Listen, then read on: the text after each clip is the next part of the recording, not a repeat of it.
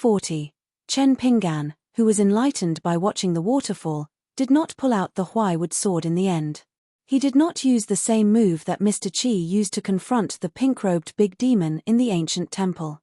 Chen Pinggan said to himself, "What's going on? Why do I think it's wrong to use the sword? Could it be that boxing and swordsmanship are two completely different things? One can make up for one's stupidity with hard work, while the other only depends on talent." Chen Pinggan did not know that it was not because he had poor comprehension, nor was it because he did not have the talent for swordsmanship. It was because the swords he saw, whether it was the people holding the swords or their swordsmanship, were too advanced for Chen Pinggan, who was in the three realms of martial arts. But the problem was that Chen Pinggan's eyesight was very good. He could see many things that ordinary martial artists could not see. This brought an invisible burden to Chen Pinggan. Every time he wanted to use the sword, Chen Pinggan, who was used to pursuing perfection, would feel that the long sword in the scabbard was thousands of pounds heavy. What Chen Pinggan saw and heard along the way, whether it was Wei Jin of the Wind Snow Temple, who was ranked as the land sword immortal, splitting the boundary of the ghost in the bridal dress, or Shu Ruo, who unsheathed his long sword and used the visualization of a mountain to resist Wei Jin's sword, or Qi Jingquan's casual sword, which easily cut open the Primeval Golden Light formation of White Emperor City. This was very different from Ning Yao's ancestral house in Mud Bottle Alley, when she practiced the basic stance of the mountain-shaking fist manual several times. Chen Pinggan could barely keep up with Ning Yao's movements and even figure out some of the gist of boxing. This was because the old man surnamed Kui had already come to a conclusion after flipping through the fist manual. The stance of the mountain-quaking fist was actually very crude and not worth mentioning, so anyone could imitate it. It was just like Jiao Shu in Yanji County. After peeking at Chen Pinggan's stance, he could also temper his body and strengthen it. But the most precious thing about the mountain-shaking fist was that it was a martial artist. Therefore, it was easy to learn the mountain-shaking fist, but difficult to master it thoroughly. How difficult was it? For example, the motto of the mountain-quaking fist was, "Those who practice my fist can face the enemy Dao ancestor, and can only be defeated, but cannot retreat." Kui Dong's grandfather, a top-notch martial artist who had returned to the pinnacle of the 10th realm, had ever used his fist when he encountered Lu Chen? No. No matter what the old man's concerns and reasons were, if one only looked at the result, the old man still did not throw out that punch. From this, it could be seen that it was not an exaggeration to say that it was as difficult as ascending to the heavens for the younger generation to completely grasp the essence of the fist art that the Hanshan manual advocated. The waterfall crashed into the pool, splashing water everywhere. It was as if millions of pearls had shattered, and mist rose. Alliance, practicing the sword is so difficult. Chen Pinggan was in a daze. He scratched his head and drank a mouthful of wine, feeling somewhat helpless. He stood on the railing of the waterside pavilion and looked around. In the end, his gaze was still fixed on the waterfall. Although he no longer had the thought of using his sword, he remembered the barefoot old man who had helped him temper his third realm physique. When the barefoot old man mentioned the steaming cloud swamp-style fist stance, he said that when this fist first appeared, it caused the curtain of rain between heaven and earth to retreat into the sky. At this moment, Chen Pinggan was looking at the huge waterfall rushing down. He wondered if the old man from the bamboo house could make the waterfall surge up and the water recede if he threw out a punch. Once he switched from the unfamiliar sword drawing to the familiar punch, Chen Pinggan immediately gained confidence. This confidence came from the hundreds of thousands of stances and the fact that he had faced the enemy without retreating. Chen Pinggan looked at the spectacular waterfall and suddenly had a strange thought. If he threw out a punch with all his strength, would he be able to break through the curtain of water of the waterfall? Would he be lucky enough to break through it, and still have a trace of the fist aura to smash into the tough stone wall behind the waterfall? He wondered if Xu Yuanxia and the other martial artists of Jianghu who had reached the Qi refining realm could punch a hole in the stone wall. Chen Pinggan was somewhat tempted. But Chen Pinggan quickly jumped off the railing and sat on the long bench of the waterside pavilion, drinking wine like a tourist who admired the famous scenery of a mountain villa. Chen Pinggan looked at the other side of the road. A moment later, a group of people in bright clothes slowly walked over. Some were laughing loudly and had a heroic spirit, Some were gentle and elegant, and there were also women with graceful bearing, smiling like flowers. In the middle of the three people in the lead was a handsome young master with a jade pendant hanging on one side of his waist and an uncommon short sword hanging on the other side. He had a dignified appearance. On his left was a man with a saber. He walked like a dragon and tiger, looking around proudly. On his right was a young scholar with a square headscarf and a folding fan in his hand. Behind the three people, there were several women and young girls, all of whom had an extraordinary appearance. Further behind, there was a group of retainers and attendants. Most of them were young and strong men with sharp eyes and an imposing manner. One of them carried a hard horn bow on his back and was the most eye-catching. An indescribable Jianghu aura rushed towards the waterside pavilion. The waterside viewing path of the Swordwater Mountain Villa was a broken path. The end point was this waterside pavilion. The other party was crowded on the small path and there was almost no space. Chen Pinggan could only temporarily stay in the waterside pavilion, thinking that he would find a chance to leave after they entered the waterside pavilion. The three people in the lead and the women went up the stairs one after another. The retainers each took a side and guarded outside the waterside pavilion. As for Chen Pinggan, who carried a sword box on his back, most of them only glanced at him and did not pay him any attention. After seeing Chen Pinggan, his gaze paused slightly, as if he was waiting for Chen Pinggan to take the initiative to speak. But after meeting his gaze, Chen Pinggan appeared somewhat wooden. The young master smiled slightly and nodded his head in greeting. In reality, he was somewhat puzzled. Of all the heroes of Jianghu who had entered the mountain villa, there was actually someone who did not recognize him. Chen Pinggan then nodded his head and returned the greeting. Just as Chen Pinggan planned to take the opportunity to leave the waterside pavilion, a young lady sitting beside the handsome young master looked at Chen Pinggan and said gently, "Young master, if you are here to admire the scenery, and have not enjoyed yourself to the fullest, you do not need to leave." Chen Pinggan was startled, because he could not understand the official language of the Comb Water Nation that the lady spoke. The lady understood tacitly, and immediately repeated herself in the language of the Aquarius continent. Chen Pinggan then understood. The lady was about 17 or 18 years old, her height was not inferior to any man, her face was cold as ice, and at her waist hung an exquisite scabbard that was wrapped in gold threads. Just that her posture of hanging the blade was rarely seen, as it was hanging in the opposite direction. This point was exactly the same as the middle-aged man.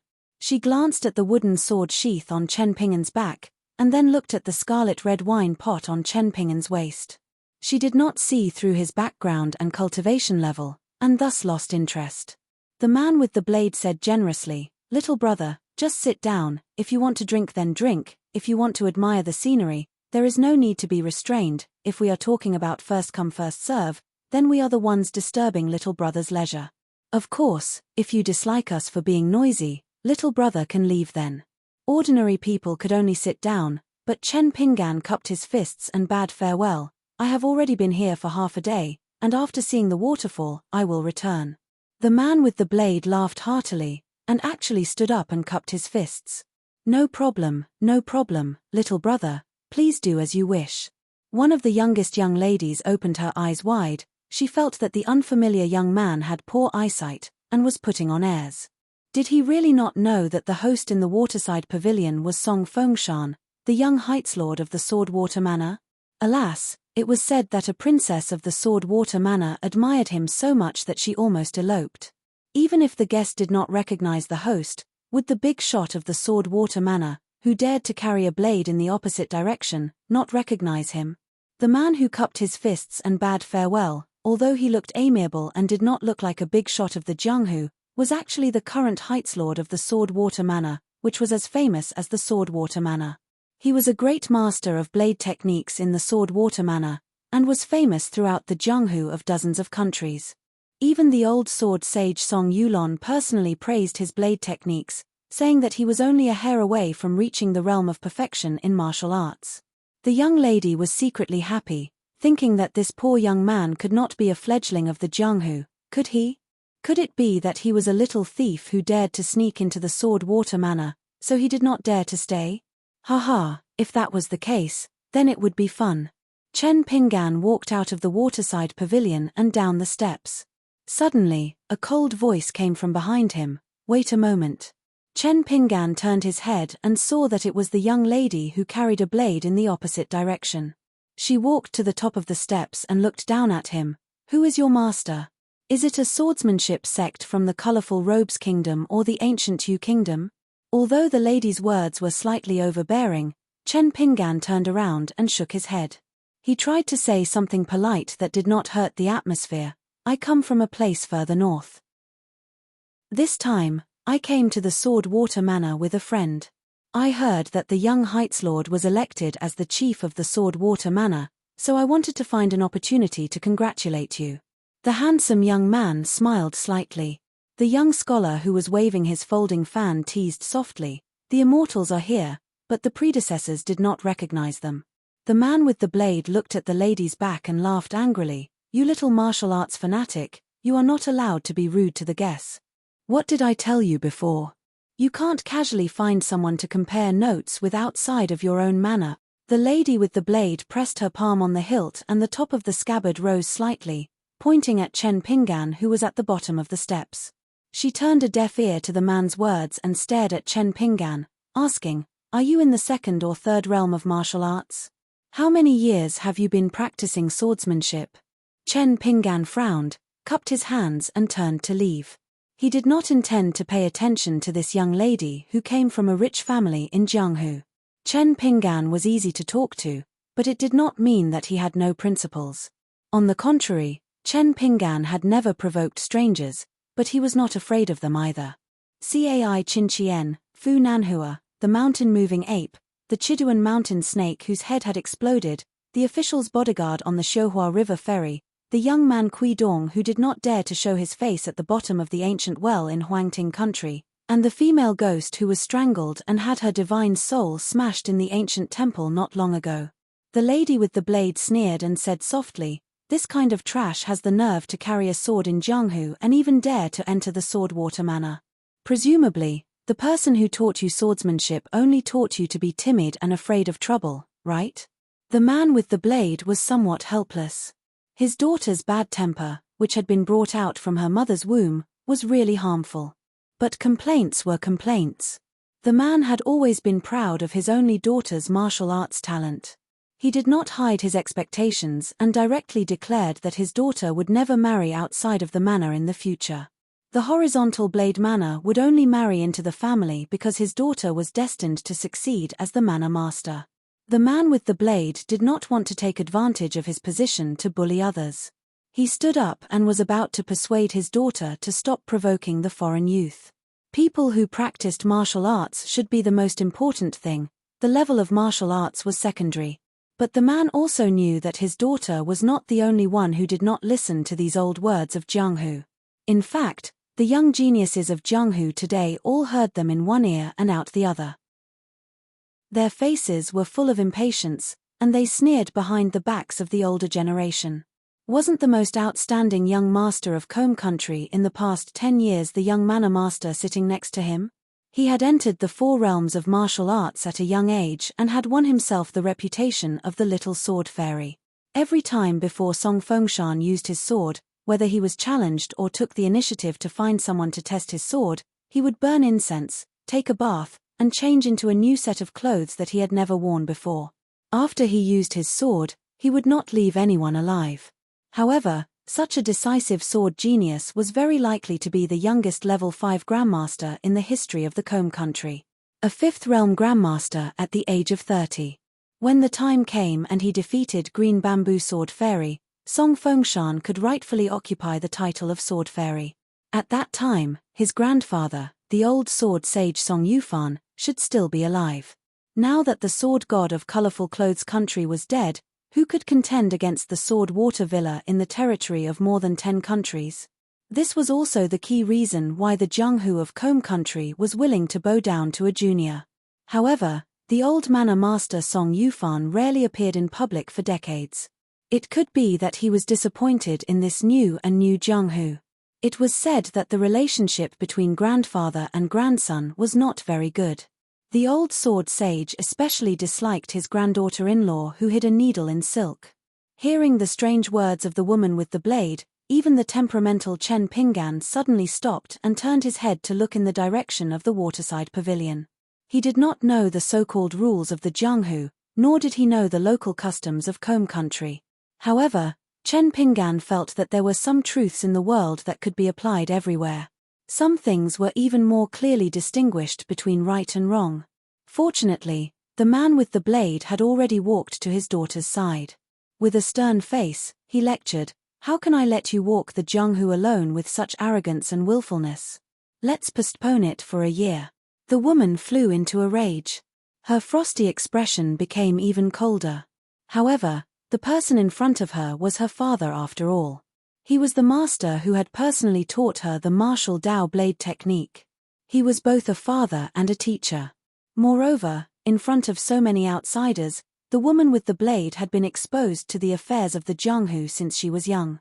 No matter how unwilling she was, she still snorted coldly and did not continue to hurt him. She turned and walked to the bench of the waterside pavilion. The man apologized to Chen Pinggan. "Little brother, I, Wang Yiran, apologize to you on behalf of my daughter." Chen Pinggan nodded and turned to walk away. Chen Pinggan's impression of this young woman was terrible to the extreme because she reminded him of Zhu He and Zhu Lu, and they were in a similar situation. Her father was clearly a reasonable and forthright person who treated others well, so why did the daughter they taught have to be so arrogant and self-centered? It was strange. When Chen Pinggan thought of Zhu Lu, who had tried to assassinate him, he thought of the mastermind behind it, Li Baoping's second brother, Li Baozhen. This was an unavoidable hatred.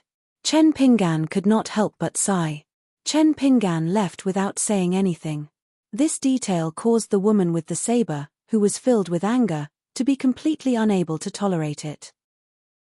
She suddenly stood up and said with a stern expression, "The manor lord of the horizontal saber villa personally apologized to you, and you actually didn't even let out a fart? Do you have a mother but not a father to teach you?" Chen Pinggan expressionlessly turned around and tightened the string tied to the sword sheath on his back. "If you want to compare notes, then let's compare notes."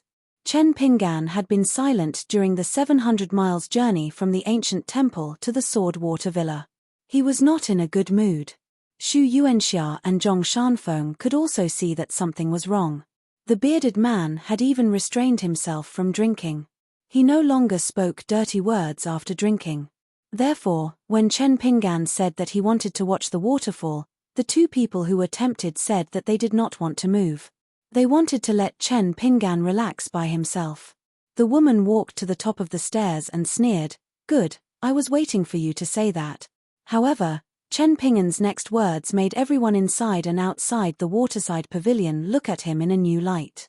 They were terrified. Does a verbal agreement of life and death count? The saber grandmaster, Wang Yiran, whose name shook the Combe nation, said in a deep voice, "Little brother, I can spar. Regardless of the outcome, I will not interfere. However, I hope that there is no need to fight to the death." The woman with the blade was about to speak when Wang Yiran glared at her fiercely. The woman had never seen her father so strict. She was so scared that she kept quiet out of fear. She no longer dared to speak harshly to that damned foreign youth. Wang Yiran stared at Chen Pinggan. "If you are willing to fight only after signing a life and death agreement, I will not agree. However, if it is only to compare notes, even if my attacks are a bit heavy, I am willing to let my daughter suffer. I hope that she can use this opportunity to know the depth of the Jianghu. Don't be so arrogant and think that you are invincible just because you learned some mediocre martial art." At the end of his words, the man turned his head and glanced at his daughter. In front of so many outsiders, these words could be said to be very heavy. Teach your son in front of your face and teach your wife behind your back. This was probably the old rule of the Jianghu. Chen Pinggan took a deep breath, then let's compare note. Wang Yiran, who was standing next to his daughter, said in a low voice, "Shanhu, remember to act appropriately. Don't make your Jianghu path narrower and narrower." Obviously, Wang Yiran was more optimistic about his daughter. However, as a father, he still had to speak the truth. The woman with the blade looked at the youth on the path outside the waterside pavilion. The corner of her mouth twitched. "Father, I know what to do." She held the hilt of her blade and smiled slightly. She tapped her toes and leaped high toward the young swordsman who did not know the immensity of heaven and earth. The moment the woman unsheathed her famous blade, there was a dull vibration on the path. The figure in the corner of everyone's eyes suddenly disappeared. The next moment, the youth with the box came in front of the woman with the blade. He punched her in the forehead and used the force to bounce back to his original position. He withdrew his fist and stood still.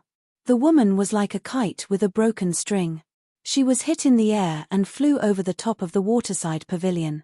Finally, she fell into the pool under the waterfall. It was unknown whether she was alive or dead. The two sides were comparing notes. On one side, the thunder was loud and the rain was small, nothing. On the other side, there was no thunder, but the attack was a rainstorm. Chen Pinggan turned and left. He took off the blade-strengthening gourd, raised it high and drank a mouthful of wine, leaving the people in the waterside pavilion to see his back. It turned out that the clay bodhisattva also had anger. 241. Wang Yiran looked solemn and twisted his body. He didn't care whether he would scare the other women and their families in the waterside pavilion. He stepped on the railing and quickly rushed to the pool to fish out his daughter who had fallen into the water. The young master of the Sword Water Manor was calm as usual. The young scholar who was waving his fan said, "I didn't expect him to be such a hidden expert." The scholar closed his fan and looked at the teen with the sword on his back who was walking further and further away. He was definitely a martial master, Four Realms master. Was he the last disciple of the sword god of the beautiful robe nation? Because the underworld was dangerous and his master had died in the forest, he had to disguise himself as a foreigner and travel alone to hide. Otherwise, he really couldn't think of anyone who could teach such a young martial arts genius who reached the martial master realm earlier than Song Fengshan. Song Fengshan's wife, that beautiful and virtuous young woman, couldn't help but ask softly, "Will Shanhu be okay?" Song Fengshan used his thumb and index finger to rub the short sword at his waist. He smiled and didn't say anything. The scholar smiled and explained, "Don't worry, madam. Miss Liu is fine." The young man's punch was skillful. He only knocked Miss Wang out with the external force of his fist. "It's just a superficial wound. It won't hurt her body or spirit." The young man stopped at the last minute. "It's probably like what Manor Head Wang said. He doesn't want his Jianghu path to become narrower."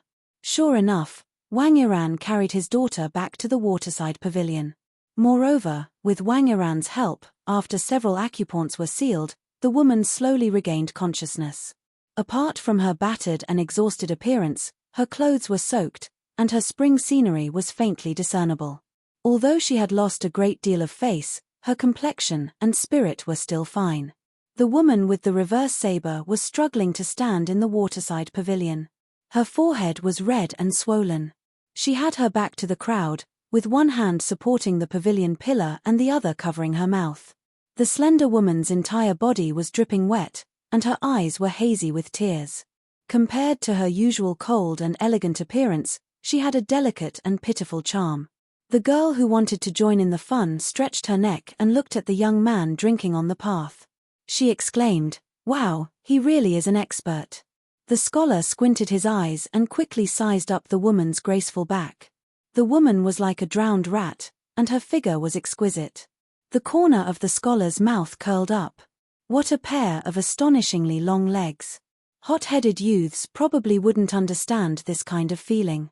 Only an experienced grandson of a wealthy family like him knew that this kind of feeling was the most hurtful to a man's body.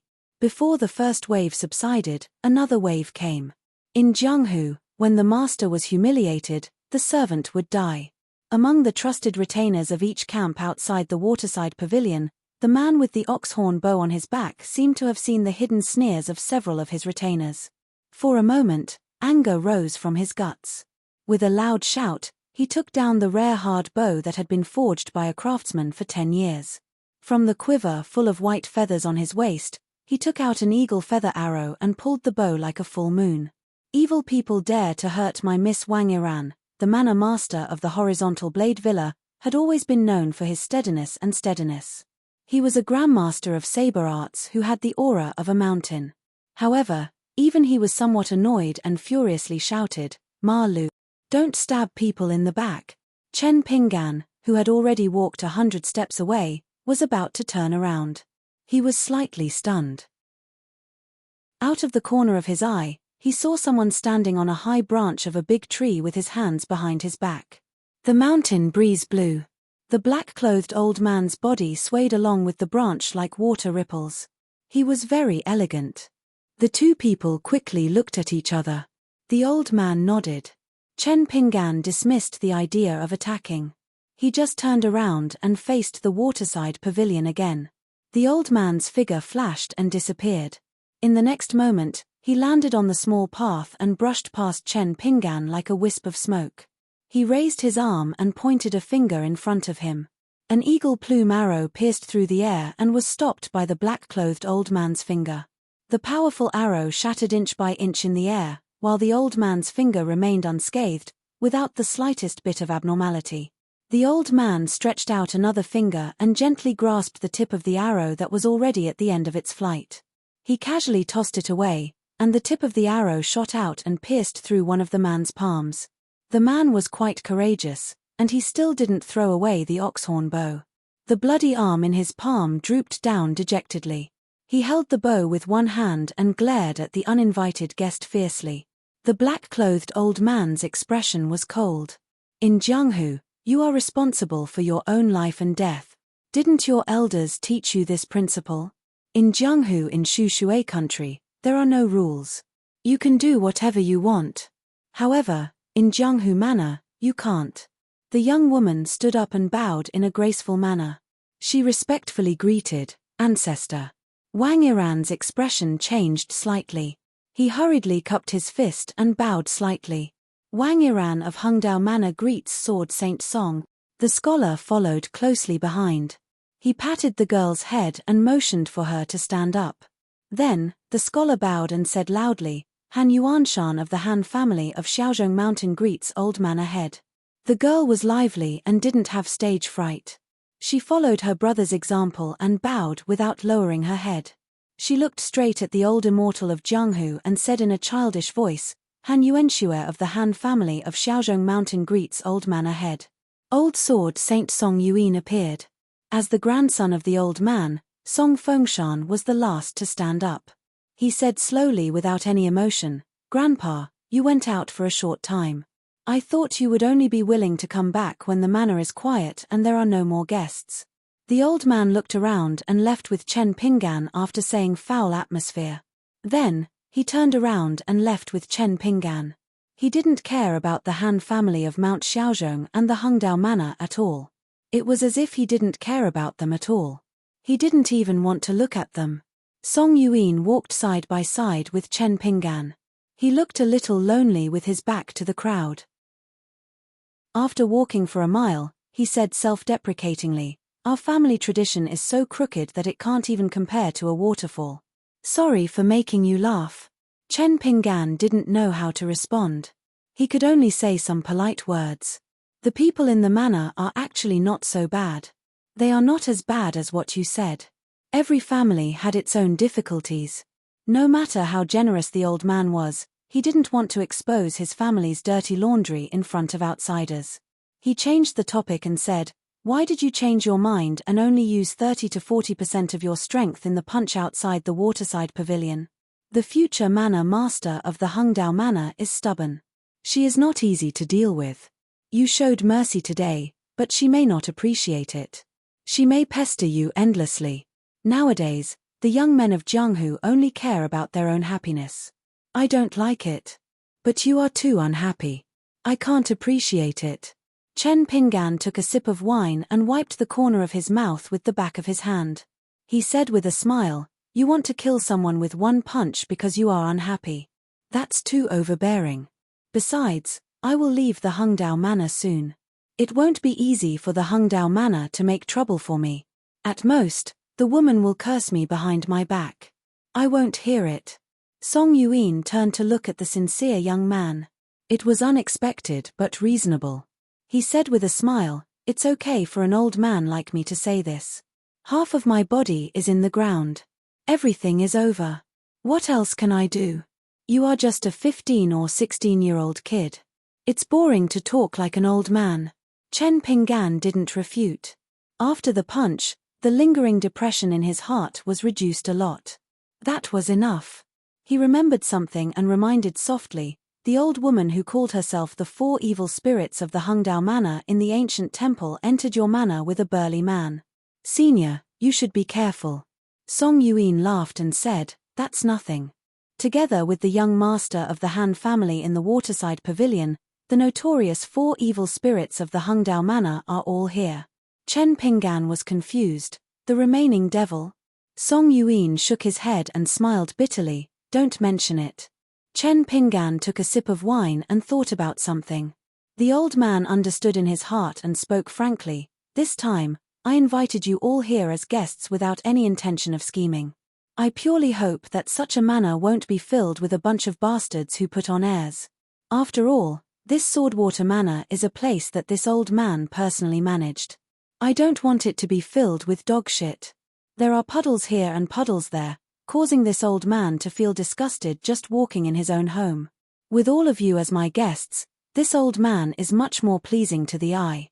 Chen Pinggan didn't know whether to laugh or cry. This old man was too straightforward. Chen Pinggan didn't know that Song Yuan's reputation in Jianghu was not only because of his increasingly famous title of Sword Sage, but also because of the nickname Iron Lump given by his peers. It was to say that Song Yuan was a serious man, not only in his family, but also in Jianghu.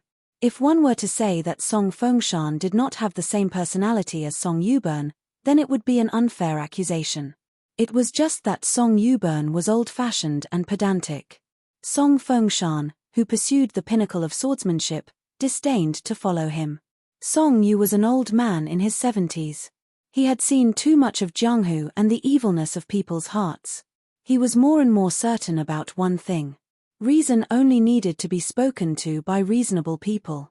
Otherwise, the rusty old iron sword on his waist would be the reason why he, Song Yu, burned. Song Yuan liked to travel Jianghu alone with a sword. Over the years, he had seen a lot of talented young people.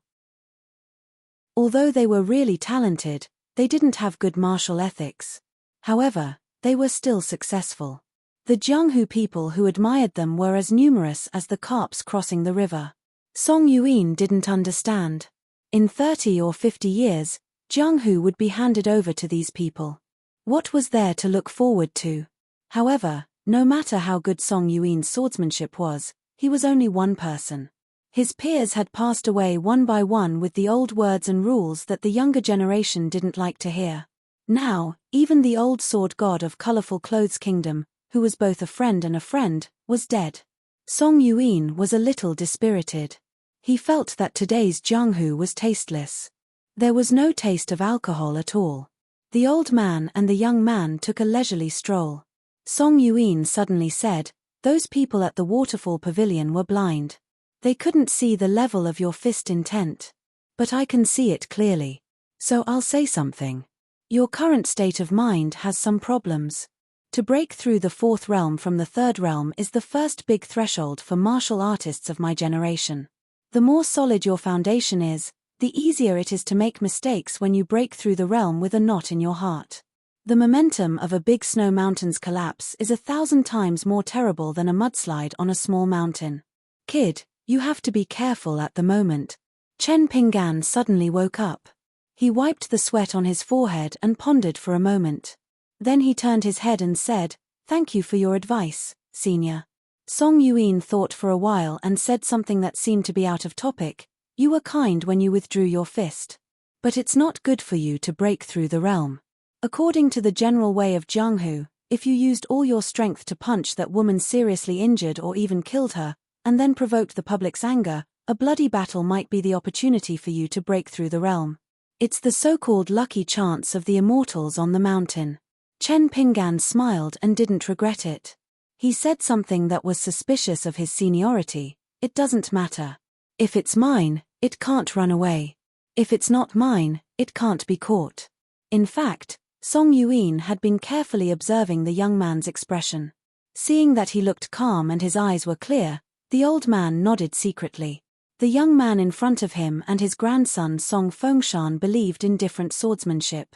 Although it was hard to say who was right and who could go faster and further, Song Yuin personally felt that the young man who traveled with a sword but had poor swordsmanship was more to his taste. In the matter of educating children and grandchildren, a scholarly family was indeed more capable than a Jianghu sect. Song Yuin was convinced. In his early years, he devoted himself to swordsmanship, so he didn't know how to cultivate and shape the family style. At most, he could only scold and beat him. Now looking back, the old man could only feel guilty and regretful. In fact, the old man didn't think that he was much better than Wang Yiran of Horizontal Blade Villa. The etiquette came from the aristocratic family, and the method came from the sect. The etiquette and rules were influenced by the real aristocratic family since childhood. The magic arts of the immortals on the mountain were passed down in an orderly manner since ancient times. Song Yuin had a deep feeling about this. He once traveled to the southern stream country and had interacted with the famous people there. Although they had different personalities, they did have their own style. Even if they were just weak scholars, they still made people feel ashamed of their inferiority. On the side of the road between the waterfall and the Sword Water Villa, there was a lovely and exquisite pavilion with a raised eave. It hung a plaque with the words landscape and a couplet white stones, clear water. It was simple and unique. Song Yuin obviously had a special affection for this pavilion. He pulled Chen Pinggan and sat on the bench in the pavilion, facing each other. The old man held his sword on his knees and the young man carried his sword on his back. One was known as a sage in swordsmanship in Jianghu, while the other was not even confident to use his sword. The view was broad and the distant mountains were dark. The mountain breeze was refreshing, making people feel relaxed and happy. Song Yuin sat there quietly. He didn't deliberately chat with the young man, but just thought about something. His grandson, Song Fengshan, was not ambitious about the affairs in Jianghu. It was more the granddaughter-in-law who added fuel to the fire. She talked to his grandson all day long, making him think that it was just a small matter. He wanted to be the chief of the Wulin Alliance, and he wanted to have connections with both the underworld and the government. Otherwise, with Song Fengshan's nature, he wouldn't have paid attention to the Princess Royal of the Comb Water Country. The four evils of the Comb Water Country was said in the last 10 years. It was not widely spread in Jianghu. Generally, only Jianghu grandmasters who reached the position of Wang Yiran heard about it. The leader was the burly man who came with the devil Mami this time.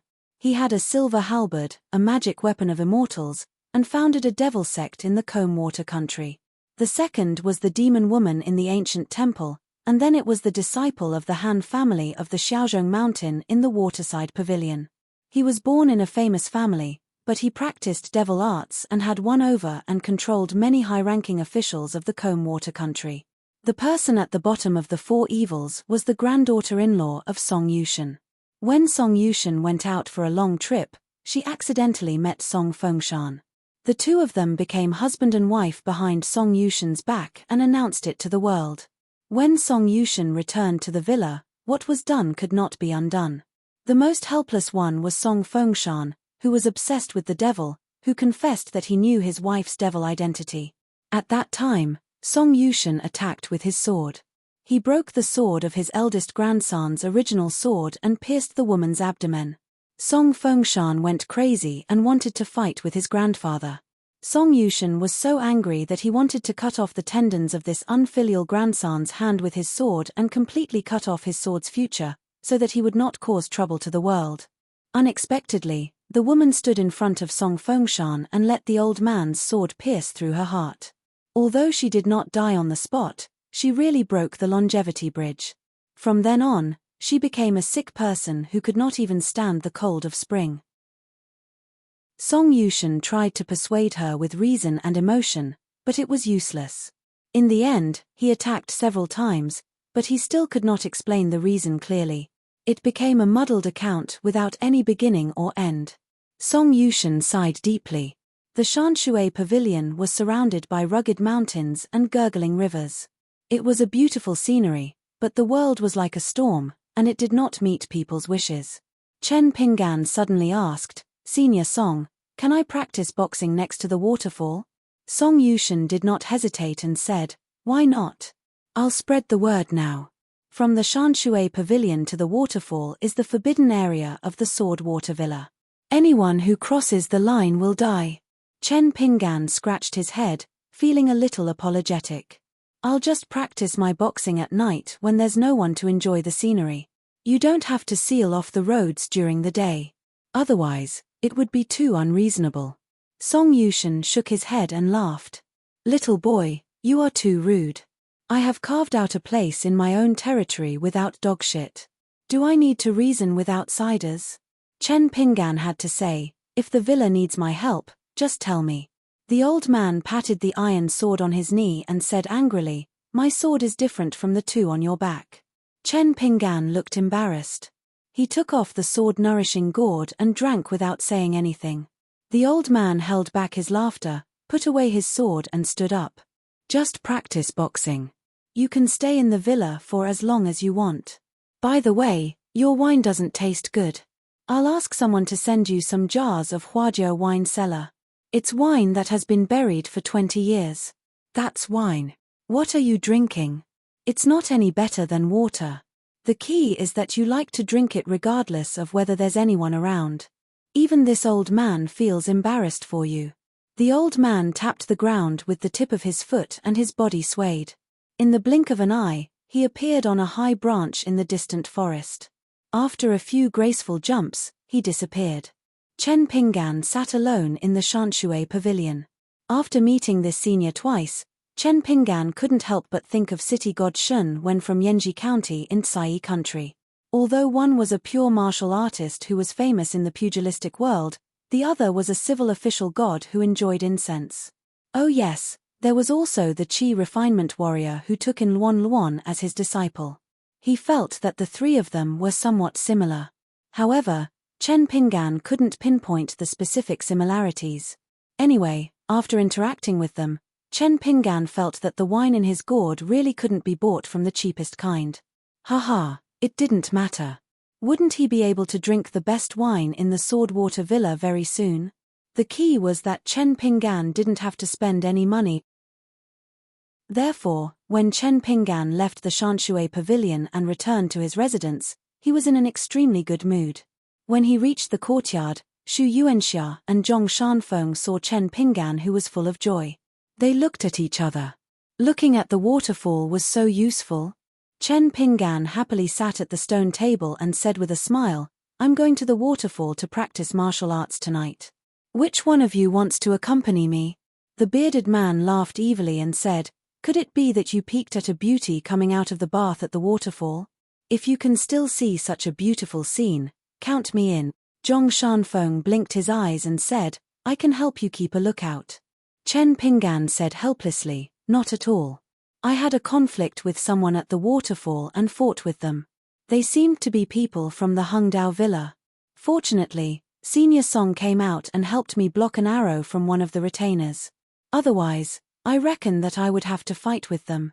At that time, the two of you might be dragged into the water by me.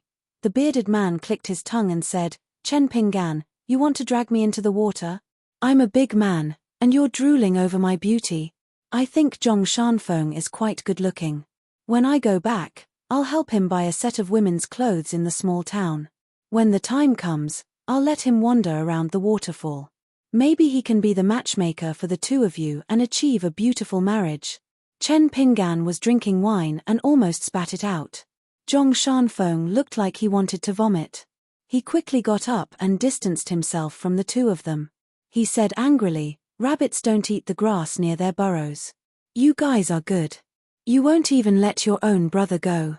This is too much. Chen Pinggan quietly changed to a stone stool and distanced himself from Xu Yuanxia. The bearded man touched his beard and said, What? You're willing to sacrifice yourself for your brother. Can't you just change into a woman's clothes? You're not loyal enough as a brother. Zhong Shanfeng cupped his fists and begged for mercy. He retreated and said, I'm going to study the ancient books in the house. You guys are loyal. You can talk slowly. Xu Yuanxia laughed heartily.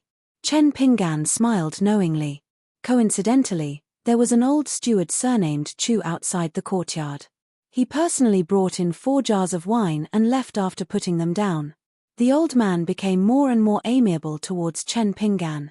Zhong Shanfeng actually didn't like to drink. Chen Pinggan wanted to share 2 jars with Xu Yuanxia. Xu Yuanxia hesitated for a moment and shook her head with a smile. 1 jar is enough for me.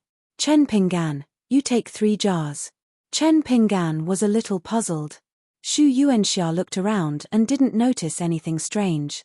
She pointed at the red wine jar on Chen Pinggan's waist and said softly, "You really think I can't see any clues? Wouldn't I have wasted most of my life in Jianghu? I was just too embarrassed to say it before." It's similar to Zhong Shanfeng calling himself Zhong Shan. Who roams Jianghu would have a little secret. Your wine jar is either a legendary celestial item or the more precious sword-cultivating gourd, right? The bearded man pointed at his eyes and said, "I already have fiery eyes of truth." Chen Pinggan didn't deny it. He said softly, "I'm sorry for hiding it from you for so long." Xu Yuanxia rolled her eyes and said, "Nonsense. It's not about being sorry. In Jianghu, if you're not careful, you'll really be sorry for your friends." Speaking of this, the bearded man looked lonely. He opened a jar of wine from a villa that had been sealed for a long time and poured it into his ordinary wine jar. He shook it after filling it up. "I'm not being polite. I've suffered a lot." Xu Yuanxia gulped down the wine. Anyway, there was still half a jar of wine. She would drink until she was full before she got drunk. Chen Pinggan saw that the bearded man was in a bad mood, so he didn't say anything. He drank with Xu Yuanxia, but he drank slowly while the bearded man drank like a cow. Xu Yuanxia drank a jar of wine in one breath. Her beard was stained with wine. She wiped it and asked with a smile, "Your wine jar is filled with the same wine. Will it taste different?" Chen Pinggan smiled and threw it to the bearded man. "Try it yourself." Xu Yuanxia raised the sword-cultivating gourd and took a big gulp. After throwing it back to Chen Pinggan, she said happily, "It should taste better." Chen Pinggan chuckled. *T. The wine in my wine jar is the cheapest one I bought from a small town. How can it be compared to the 20-year-old Huajia wine cellar in the villa? Xu Yuanxia was a little drunk. Her face was red. She stood up and walked to her room, planning to sleep. She turned her head and grinned. How can the wine of the future great sword immortal not taste good? It's delicious. Xu Yuanxia turned her head and staggered. She shook her head and said to herself, "I, Xu Yuanxia, can boast about this for the rest of my life." 242, 11,000-word chapter. As night fell, the Sword Water Villa was brightly lit. The courtyards of various sizes were filled with guests, toasting each other and drinking countless jars of fine wine. After the event, it was said that even the small town could smell the fragrance of wine from the villa. Chen Pinggan asked old steward Chu about the Immortals Ferry. There was indeed such a place in the Combe country.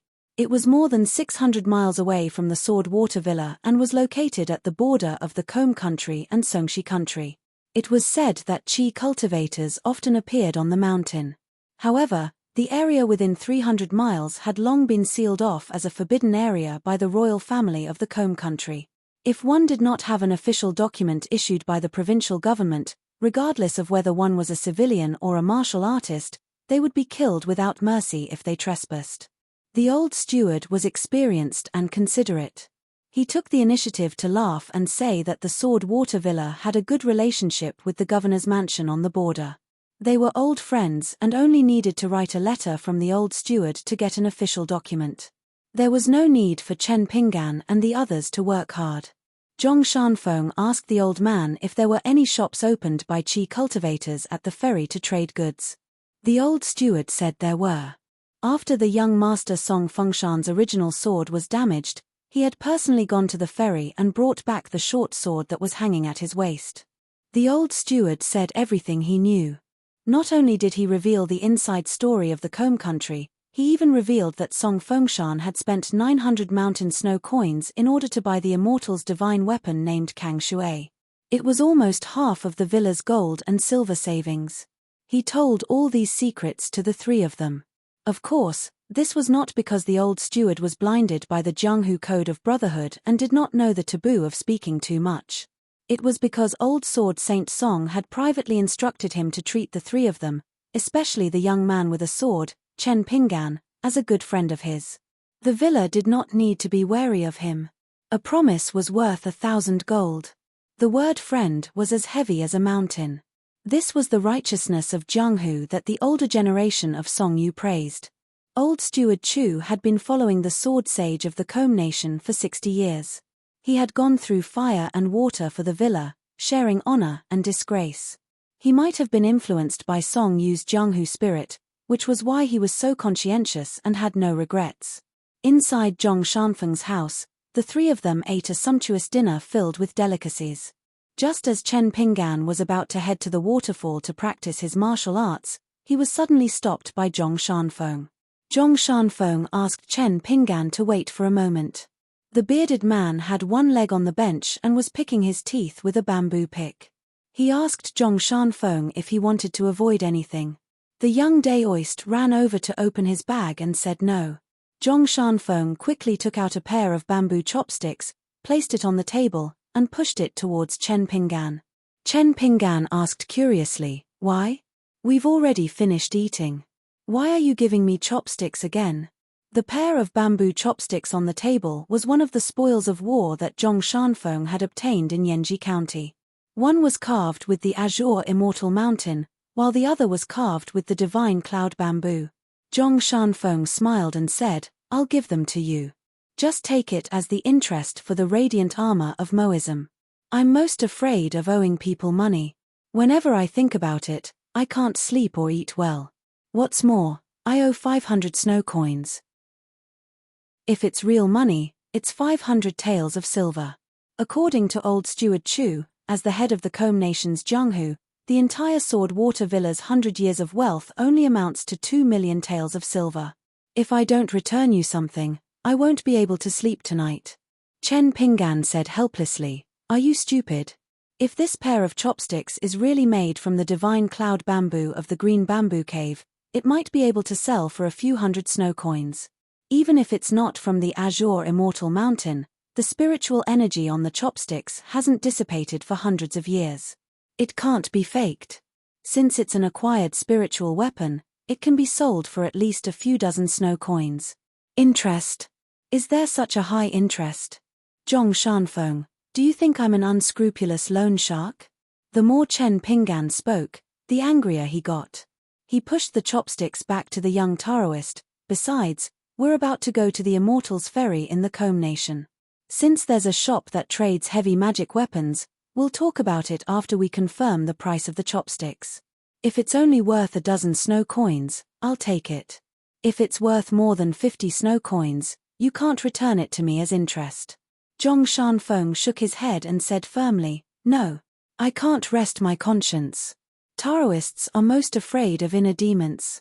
Chen Pinggan, don't hinder my cultivation of Tao." Chen Pinggan stood up and scolded with a smile, "You can talk nonsense. Get lost, get lost. There's no room for discussion. Take it back. Otherwise, let's fight. Whoever wins will have the final say." Zhong Shanfeng was silent. Chen Pinggan pushed the door open and left. He went to the waterfall to practice his boxing. Zhong Shanfeng sighed and looked at the bearded man. "What should we do?" Xu Yuanxia took pleasure in his misfortune and said, "Compared to Chen Pinggan, you're still miles away from being the child of wealth." Zhong Shanfeng was a little depressed. He poured himself a bowl of wine and took a sip. His face immediately turned red. It turned out that during the life-and-death battle in the beautiful Robes Nation's Yanji County, the young Taoist had a flash of inspiration. He poured spiritual qi into an armor pill, and a radiant armor protected his body. That was how he had blocked the demon's fatal blow for Taoist Chongmiao. The old Taoist who knew his stuff was shocked. He cried out in disbelief. This was a military treasure. He had only heard of the beautiful Robes Nation in the central region of the Aquarius continent. The ancient Yu Nation's imperial treasury had a priceless armor pill. It was rumored that the #1 martial artist of the Songshi nation had offered 6,000 xiaoxue coins to purchase it from the ancient Yu nation's emperor, but he was rejected. Ever since then, the young Taoist had been haunted by this matter, but he didn't know how to broach the subject with Chen Pinggan. Later, after the incident at the ancient temple, Chen Pinggan was abnormally depressed on the 700 Li mountain path. Zhong Shanfeng found it even more difficult to speak frankly with Chen Pinggan. Now that they had arrived at the Swordwater Manor and were about to head to the Immortals Ferry, Zhong Shanfeng couldn't stand the torment in his heart. Thus, he confided in the bearded man, who was experienced in Jianghu. Xu Yuanxia helped the young Taoist confirm two things. First, Chen Pinggan definitely knew the true value of the armor pill. When he had casually offered 500 xiaoxue coins, he had deliberately given it to Zhong Shanfeng at a price of half. Second, according to Zhong Shanfeng's description, when Chen Pinggan was on the Kuan boat in the North Continent, he stayed in the heavenly room. Although there was no doubt that the youth who carried his sword south came from a poor background, he clearly had his own unique opportunities. Moreover, Chen Pinggan didn't seem to care much about money, at least to his friends. Therefore, this was no longer purely a matter of owing money, but a troublesome matter of owing a huge favor. In the end, Xu Yuanxia didn't directly tell Zhong Shanfeng what to do. Instead, she said two sentences. First, don't take the kindness of a friend as a matter of course. The second sentence was that blood-related brothers should settle their debts clearly. Only then can a friendship last. Don't think that you can forget everything after becoming friends. That's the naive thinking of a child who hasn't grown up. Therefore, Zhong Shanfeng wanted to use interest as an excuse, hoping to give away the pair of mysterious bamboo chopsticks from the Qingshan mountain. The reason why he didn't use the white bowl that could slowly absorb the aura of heaven and earth and condense it into a drop of sweet dew was because Zhong Shanfeng was a qi cultivator. To Zhong Shanfeng, the white bowl was a necessity on the path of cultivation. It could be said that it was a timely help after a long drought. On the other hand, Chen Pinggan was purely a martial artist. He didn't need it. At most, it was just icing on the cake. Even if he received the white bowl, he would probably sell it at a discount and exchange it for some xiaoxue coins. Zhong Shanfeng drank wine. His face was flushed red. He said drunkenly, "Brother Xu, can you give me a suggestion?" "I really can't think of a way." The bearded man said seriously, "If you really can't, why don't you wear a woman's clothes?" I think that Chen Pinggan didn't have the slightest interest in women and female ghosts. He didn't hesitate to fight or kill. Listening to the bearded man's nonsense, the young Daoist sighed. He knocked his head on the table and passed out drunk. What a good way to say that if you have wine today, you should drink in the morning and worry about tomorrow. Xu Yuanxia stroked his beard with the palm of his hand. Two images appeared in his mind. They were both in the dilapidated ancient temple. The young man said to a graceful woman that the weather was cold and stretched out his hand to warm himself by the fire. After the woman turned into a female ghost, the young man grabbed her neck and punched her until her soul dissipated. Xu Yuanxia recalled that at the dinner table just now, Chen Pinggan mentioned the waterfall disturbance. A young woman with a reverse saber was punched into the pool by him. The man quivered and said in fear, "Chen Pinggan, don't tell me you really like men." In the main hall of the Swordwater Villa, the guests and the host were drinking happily. The fragrance of the wine was intoxicating. The hall was covered with a large colorful carpet. It was a unique lichen from Xinyu County of colorful clothes country. The old villa master, Song Yuxian, was still unwilling to show up to welcome the guests. The young villa master, Song Fengshan, sat on the main seat. Beside him was his virtuous wife who managed the internal and external affairs of the villa. Although the young woman was good at managing the household, she had a good sense of propriety. She treated people well and never hid her husband's glory. Even though Song Fengshan was always in seclusion to comprehend the sword, the reputation of this little sword fairy in the Jianghu of the Combe country was getting bigger and bigger. In the end, it was so big that he could hold a martial arts assembly. The leaders of the top Jianghu sects in the Combe country were all present tonight. In addition to these famous Jianghu big shots and righteous leaders, There were also a considerable number of Jianghu loose immortals. Some old seniors who had not appeared in Jianghu for a long time were mostly old. There were even 2 old legends who took the opportunity to reunite and participate in the grand event. They gave enough face to the Sword Water Villa. The brother and sister who came from the Han family of the small mountain, the scholar Han Yuanshan and the girl Han Yuanxue, did not sit at the front because their identities were special. They belonged to the family of officials. If their seats were too conspicuous tonight, it would be displeasing to both the Sword Water Villa and the Han family. It would inevitably cause many Jianghu heroes to grumble. The father and daughter, Wang Iran and Wang Shanhu of the Hengdao Villa, sat more important than the Han siblings. They were separated by a few tables of wine. The girl Han Yuanxue complained about this. She felt that she was neglected by the villa. The Han family should not be in such a situation anywhere in the Combe country. Han Yuanshan, who looked like an elegant scholar, gently waved a folding fan in one hand and raised a cup to drink with the other. He did not mind at all. However, this person's other identity was shocking. He was one of the 4 evil spirits of the Combe country. Although the Combe country had an immortal ferry, there were no sects in the country. Therefore, the 4 evil spirits, which had a bad reputation, to a large extent, meant that the 4 evil spirits were the most outstanding masters of the Combe country. They looked down on Jianghu and looked down on martial artists.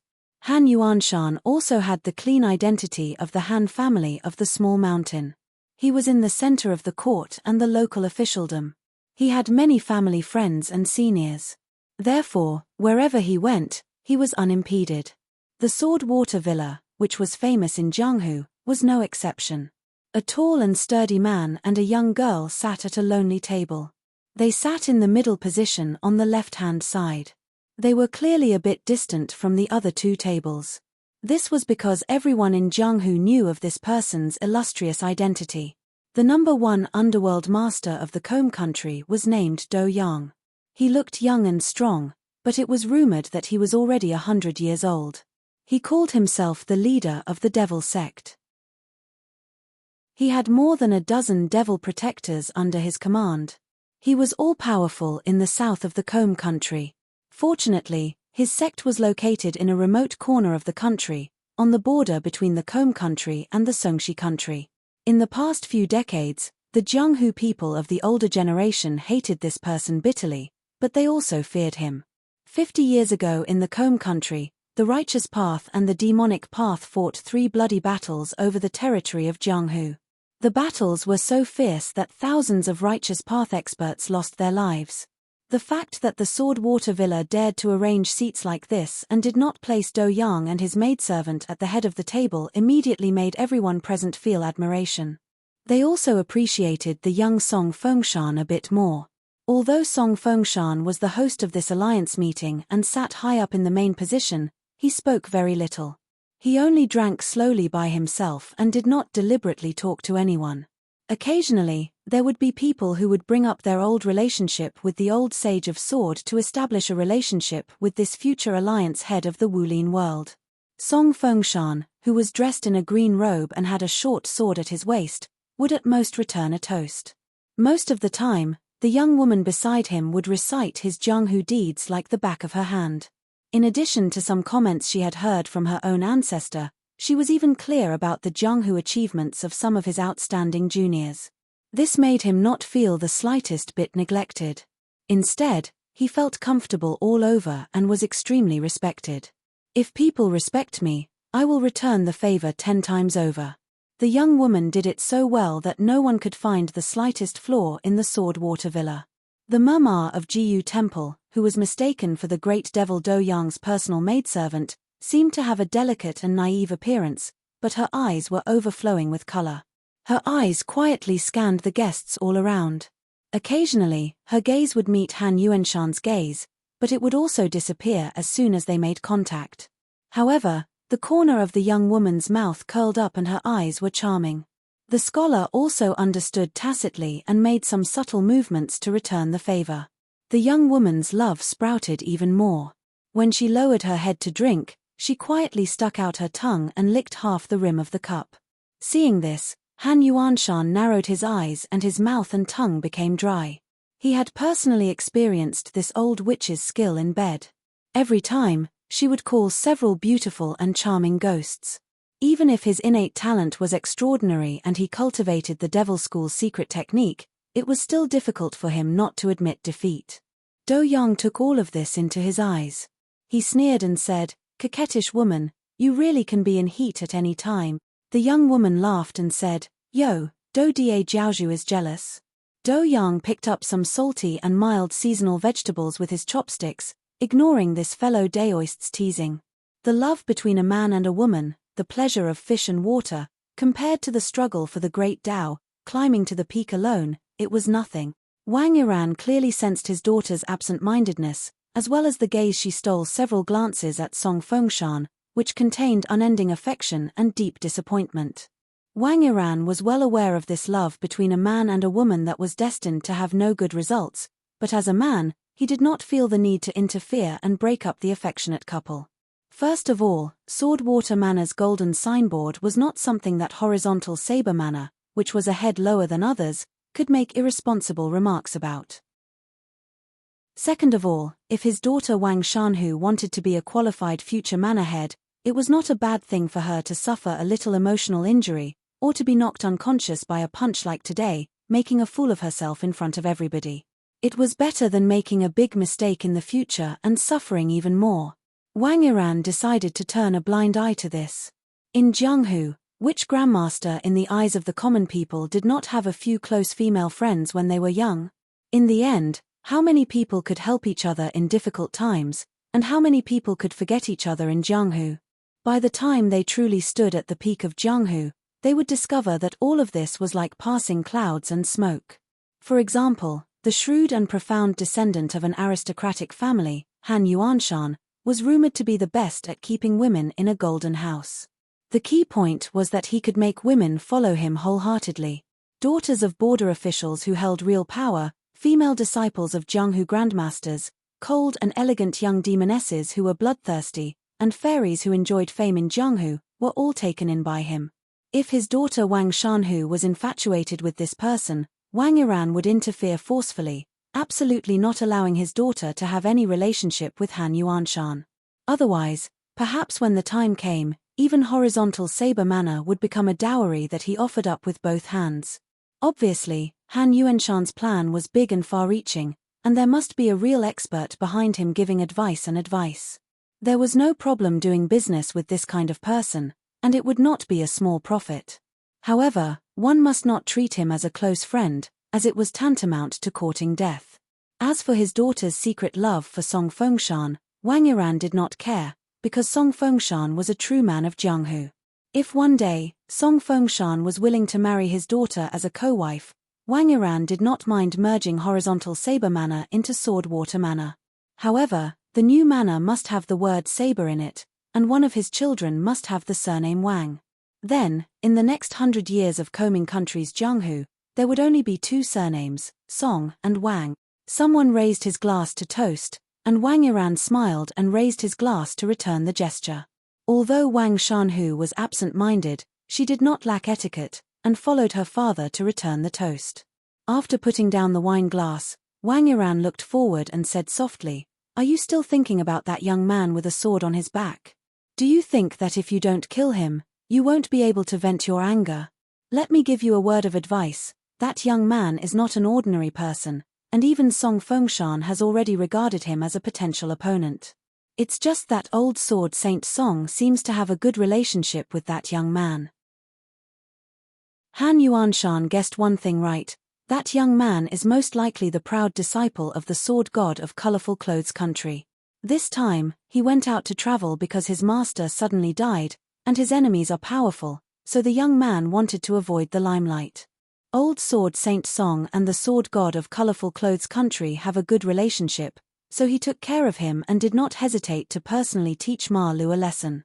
The young woman clenched the hilt of her saber and lowered her eyes. "Father, are we just going to let it go?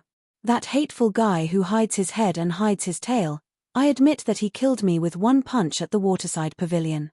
Even if he seriously injured me with one punch, I still admit defeat. But he humiliated me like this. In front of so many outsiders, how can I walk Jungho in the future? Do I have to hide in the horizontal saber manner for the rest of my life?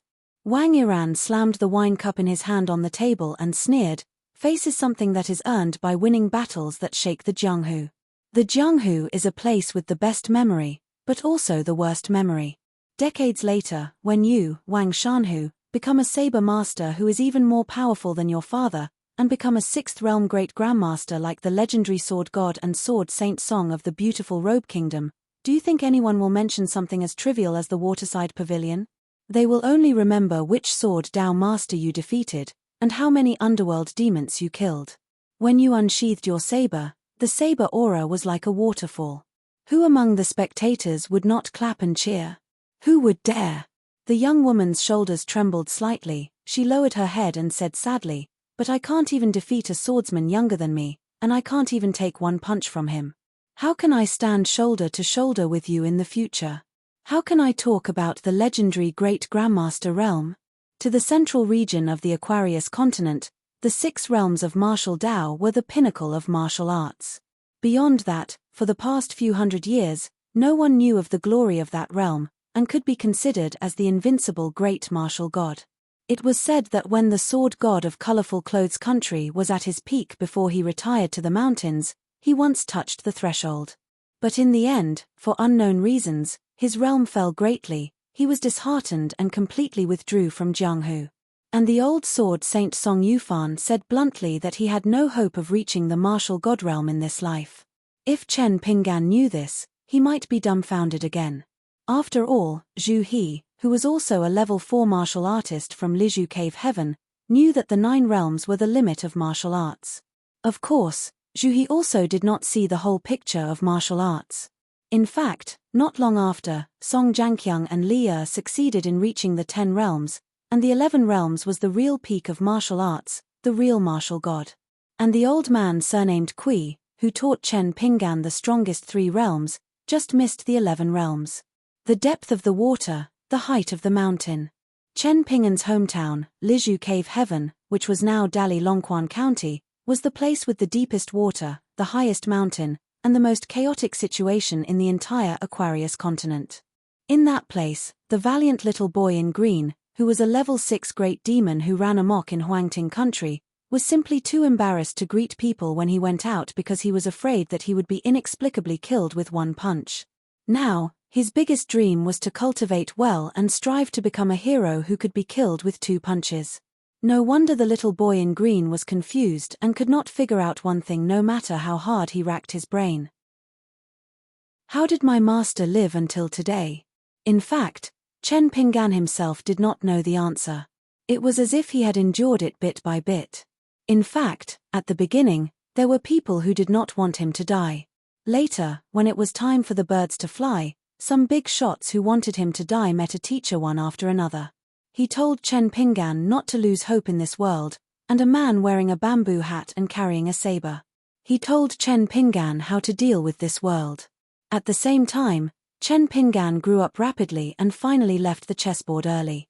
However, during this process, the hardships of life, the difficult choices that involved one's heart, the many undercurrents and dangers that surged, the young man in Mud Bottle Alley had to undergo mental and physical training.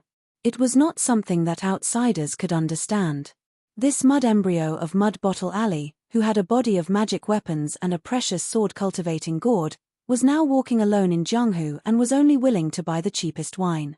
Of course, he immediately began to practice boxing in a new way that was different from the 6-step stance walking and the sword furnace stance.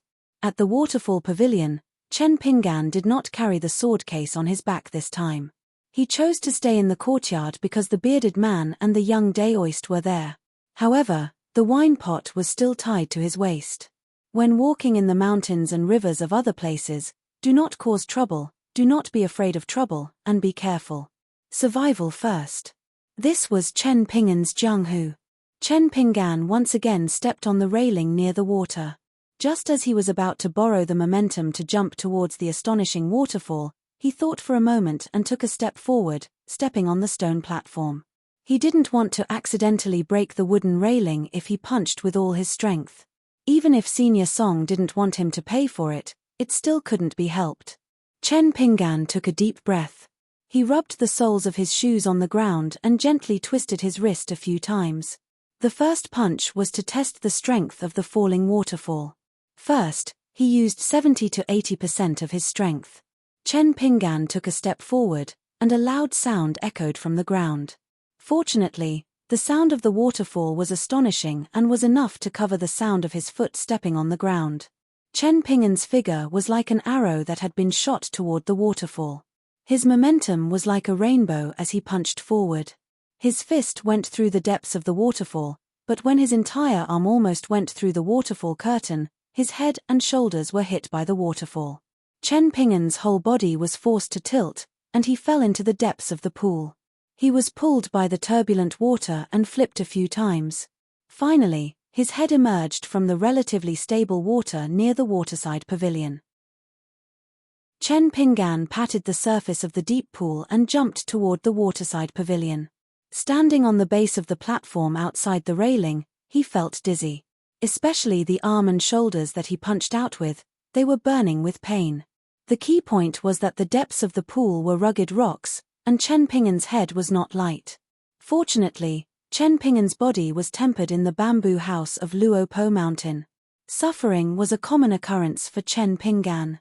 This was far from harming the foundation of his body and the depths of his divine soul. Even if it was not a scratch, Chen Pinggan still felt quite relaxed. For the second punch, Chen Pinggan used 90% of his strength, and he opened the way with the iron horse chisel formation that the old man surnamed Kui taught him. He tried to break through the water curtain with his fist and hit the stone wall behind the waterfall. Unfortunately, when his fist slightly touched the surface of the stone wall, his whole body was smashed into the bottom of the water by the torrential water as if a mountain was pressing down on him. Once again emerging from the water, Chen Pinggan returned to the edge of the waterside pavilion and stood still. This time, he did not change the rapidly flowing qi. He held back the genuine qi that was like a fire dragon patrolling in all directions. In a spurt of energy, he once again delivered a very powerful punch to the waterfall. This time, Chen Pinggan's fist successfully hit the cold stone wall at the end of the waterfall curtain, but it was weak. Not to mention making a pit, it probably did not even leave a trace. Under the moonlight, Chen Pinggan, whose Dantian's qi was surging, could not calm down. He could only spit out a mouthful of turbid qi and breathe slowly with the old Yang's breathing technique. The 18 holts of sword qi had long become an instinct for Chen Pinggan. He did not need to deliberately control it and it could flow on its own. It quickly passed through a dozen acupoints that were even named differently from the current qi residents. Previously, it was stuck between 6 and 7 holts, and now it was stuck between 12 and 13. It was as if it was blocked by a chasm, unable to move forward an inch. Chen Pinggan held his breath and concentrated his mind, punching towards the waterfall for the 4th time. After a dozen punches, Chen Pinggan could only stand with his back against the railing. He simply sat down cross-legged. As he stabilized his qi, he took off his wine gourd and began to drink slowly. Chen Pinggan looked up at the bright moon above his head. The book said that the moon was the brightness of one's hometown. It also said that the moon surged like a great river. It also said that the bright moon on the sea was born together with the tide. The moon in his hometown was waxing and waning. As a teenager who worked hard to make a living, he had already seen it countless times. He had seen it with Liu Xianyang and the snotty Jiyu Kan. After seeing it for a long time, Chen Pinggan did not feel anything except on the day of the Mid-Autumn Festival. He had gone traveling twice and seen the magnificent scenery of the vast plains and the moon surging like a great river. It was indeed beautiful. Now, in order to send the sword to the inverted mountain, he had to go to the southernmost old dragon city. He did not know how beautiful the scene of the bright moon on the sea would be. Chen Pinggan collected his thoughts and stood up. He put away the blade-strengthening gourd and began the next round of punches. The rule he set for himself was that he had to deliver 3 punches in one go, the cavalry chiseling formation. The barefooted old man in the bamboo building once joked that in a battle on the battlefield, with a golden spear and an armored horse, the best elite cavalry in the world would never be a coward who would fall down after 1 or 2 attacks. After being smashed by the huge waterfall again and again, Chen Ping'an's body became more and more sensitive to pain. When he was done this time, Chen Ping'an directly lay on the platform and gasped for breath. If the old man surnamed Kui had only punched Chen Ping'an from the beginning to the end at Luopa Mountain to temper his body and spirit, making him take the beating passively instead of asking Chen Ping'an to peel his skin and pull out his tendons. Without these cruel actions, perhaps Chen Ping'an would have had to stop practicing his punches today. Once, the barefoot old man looked down at Chen Ping'an, who was lying in a pool of blood, and sneered, "You can't even bear this little pain, and you still want to reach the 9th or 10th realm?" At that time, Chen Ping'an only wanted to curse the old man, but unfortunately, he did not have the strength to say a word. Compared to the pain he suffered at Luopa Mountain, this was a blessing. The further he went in Jianghu, the less he was used to suffering. Chen Ping'an thought to himself as he slowly stood up. He gritted his teeth and punched again. After a quarter of an hour, the waterfall under the moonlight still made the pool rumble. It seemed to be mocking the young man for overestimating himself, like an ant trying to shake a tree. Chen Ping'an floated on the surface of the water. He opened his eyes wide and looked at the sky. Once again, he went ashore and punched. Chen Ping'an shouted angrily, "Open for me." A large hole was punched in the waterfall's water curtain by the strong punch, but it disappeared in an instant. Chen Ping'an's fist smashed heavily on the stone wall. His whole body almost went through the waterfall, but he was soon knocked into the bottom of the water without any suspense. After floating around the deep pool with the water, he climbed up to the base of the waterside pavilion. In this way, he intermittently stopped and rested. In the latter half of the night, a drenched Chen Ping'an sat on the railing. He lifted the wine pot with trembling hands and drank a mouthful of Huajiao aged wine. He felt his throat burning and his liver burning. He could only put away the blade-strengthening gourd, not daring to drink even a small mouthful. In the distance, the lanterns of the Sword Water Villa were hung high. The banquet was far from over. There were young women who were disciples of the villa who also served as sword attendants. They performed sword dances for the guests to liven things up. The cheers were endless. Chen Ping'an tilted his head and stared at the waterfall that seemed to be invincible in the world. Chen Ping'an punched for the last time. He used the deity drumming style. He glided over the water like a dragonfly skimming the surface of the water. When he approached the waterfall, his fist and arm pierced through the waterfall again and again. There was always a time when a person's strength was exhausted. Chen Ping'an knew that he could stop practicing martial arts tonight. He was already exhausted.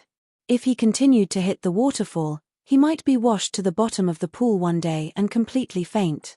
In the end, a corpse would float up. Chen Ping'an walked out of the waterside pavilion, dripping wet. He passed by the mountain water pavilion and returned to the courtyard. He slept for less than 6 hours. The next morning, Chen Ping'an ate a careless breakfast and walked 6 steps to the waterfall pavilion. He did not return until noon.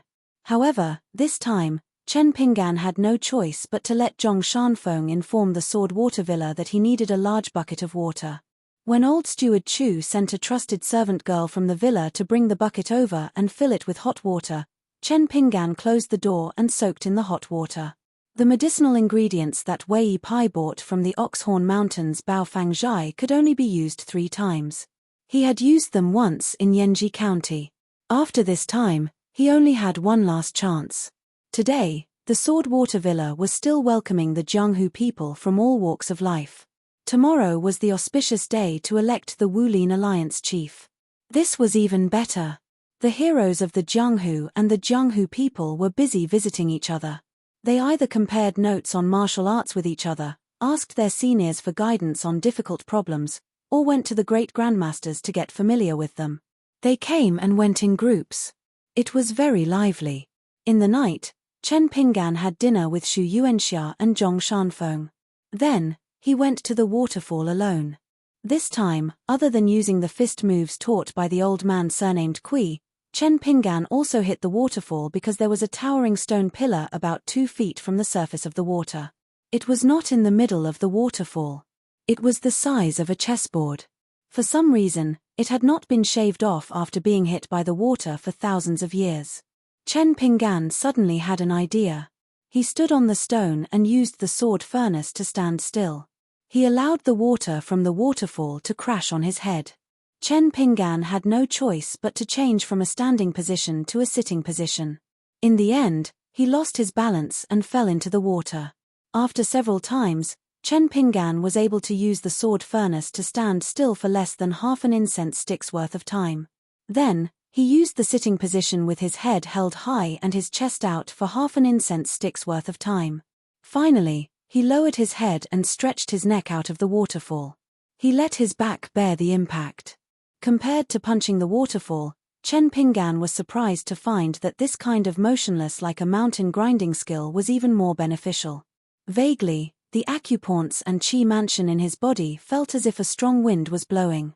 The acupoints and qi mansion in his body were loosened. The 18 holts of sword qi circulated faster and faster, as fast as thunder. After discovering this unexpected surprise, Chen Pinggan drank a mouthful of good wine. As a result, his stomach burned badly. Chen Pinggan could only jump around in the waterside pavilion and grit his teeth. He went to the bottom of the waterfall a few more times. In the latter half of the night, the moonlight was still the same. The singing and dancing of the Sword Water Villa became louder and louder. The youth walked back to the courtyard in high spirits.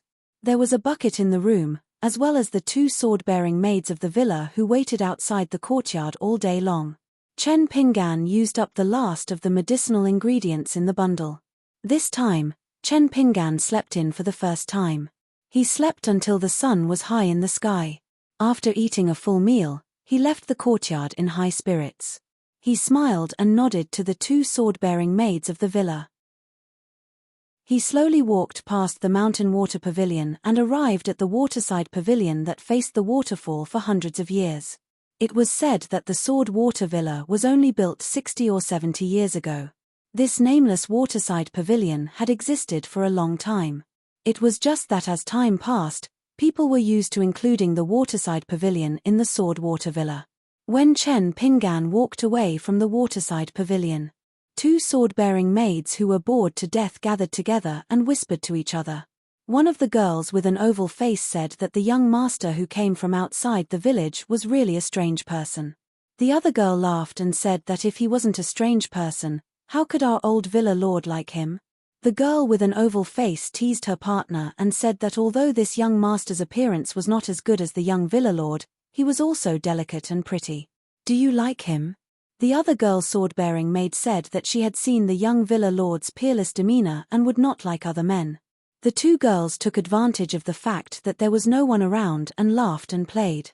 For them, practicing swordsmanship in the Sword Water Villa was a great blessing. In the future, they might be married off to a Jianghu talent with a bright future under the arrangement of their kind wife. However, the Sword Water Villa would always be their home. They would not have to worry about the Jianghu for the rest of their lives. When Chen Pinggan approached the waterside pavilion today, he found that old Senior Song was already sitting on the bench. He quickly walked up the steps and sat opposite to him. Song Yushan, who had been looking at the waterfall, retracted his gaze and looked at Chen Pinggan. He nodded and praised, "There are some signs. It's amazing." Chen Pinggan grinned. Song Yushan asked, "Is the wine brewed by this old man's farm better?" Chen Pinggan scratched his head and said, "Much better. It's just that I'll have a headache when I buy wine in the future." Song Yushan could not help but laugh. "Why? Are you short of money?" Chen Pinggan thought for a while and said honestly, "I'm not short of money now. However, drinking wine does not seem to be beneficial to practicing martial arts. I feel that it's a waste of money to spend on it. It's just that I get used to drinking. If there's no wine in the jug beside me, I'll feel empty." Song Yushan teased, "You're not a married woman. It's natural for a man to drink the best wine when he has the money. Why do you still talk about housekeeping?" Chen Pinggan shook his head hard and said, "I still have to save money. Now that drinking has become a habit, there's no way to change it. However, if I develop the habit of spending money, I'll regret it to death." Song Yushan pointed at the young man, "You can't be a rich man in your life." Chen Pinggan smiled brightly, "I have food and wine for every meal. It's already very good." Song Yushin was affected by the young man's mood and also smiled. Then who will cook for you and buy wine for you? Chen Pinggan blurted out, even if I have a wife, I'll still cook for her and buy her wine. Song Yushin spat and stared at him. Idiot. Don't you look like a fool? After you get a wife, do you just worship her like a bodhisattva? Don't you know that old and young women are all people who don't know when to stop? For the first time, Chen Pinggan was a little timid. He took off the wine gourd and took a sip. The girl he liked was said to be able to beat 100 Chen Pinggan with one hand. If he dared to have such thoughts, wouldn't he be beaten to death? Besides, he couldn't even say that he liked her. God knows what his future wife's surname would be. Of course, it would be best if his wife's surname could be Ning. Chen Pinggan laughed foolishly. Song Yushin looked at the young man who was daydreaming and said helplessly, "So you're really a fool." Song Yushin didn't want to instill the young man with the idea that a hero in Jianghu should be able to subdue his wife. He restrained his expression and said solemnly, "From 3 to 4, in addition to the impurities in the body of a martial artist which need to be purified bit by bit, you have to start to pay attention to the state of mind. The fist technique needs to be clear and unobstructed. When you understand the essence of the word clear, you have to be firm and invincible. A swordsman needs to reach the state of mind of the sword and forget about the world. Only one sword has a clear conscience and can kill ghosts and gods." Chen Pinggan, have you really made up your mind? At the end, Song Yushin's expression was fierce and his voice was loud. He was almost glaring at Chen Pinggan. Chen Pinggan's mind was firm. He nodded and said, "I will never change my mind about one thing." Song Yushin stood up. His aura was so majestic that it was like a waterfall of sword chi. He said to the young man in front of him, "How dare you say it so easily? I think you, Chen Pinggan, have never really seen through it." Chen Pinggan followed him and stood up. His eyes were bright. "Senior Song, actually, I don't really understand the true meaning of the words clear and clear. But I just think," after saying that, Chen Pinggan turned his head and pointed at the waterfall that looked like sword chi hanging from the sleeve of the immortal. "I must punch through the entire waterfall and leave a fist mark on the stone wall.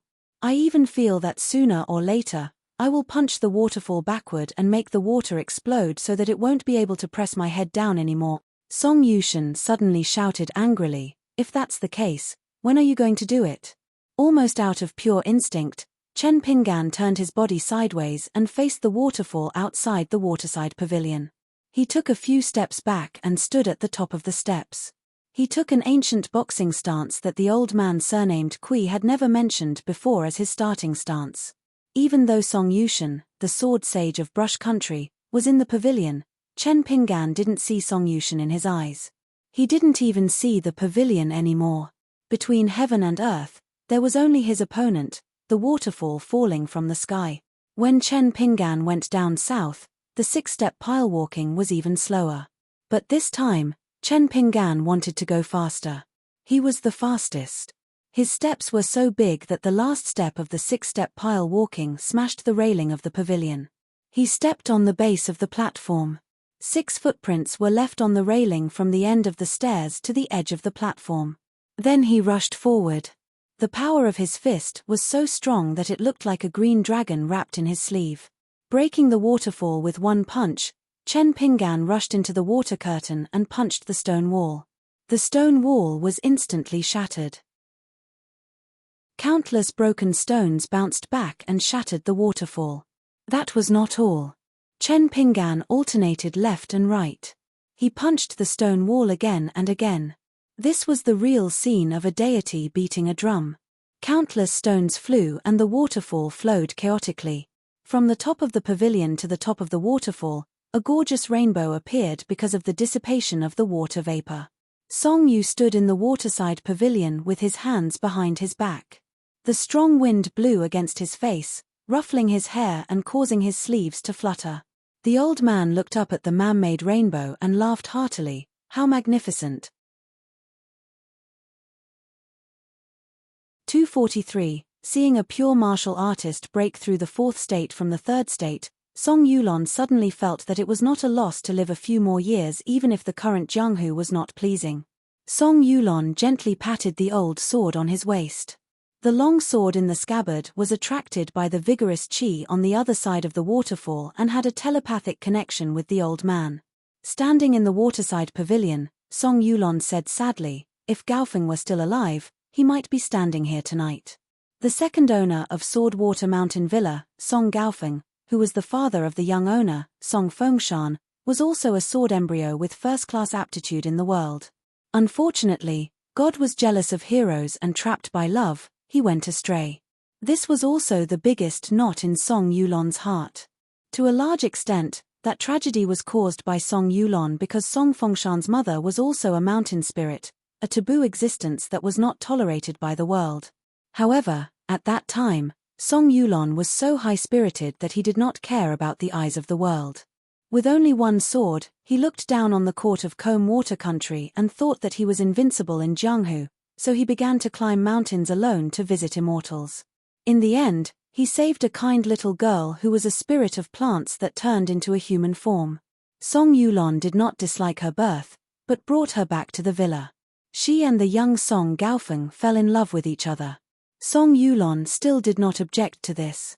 Finally, he calmly sat in the seat of honor and accepted the toast of the loving couple.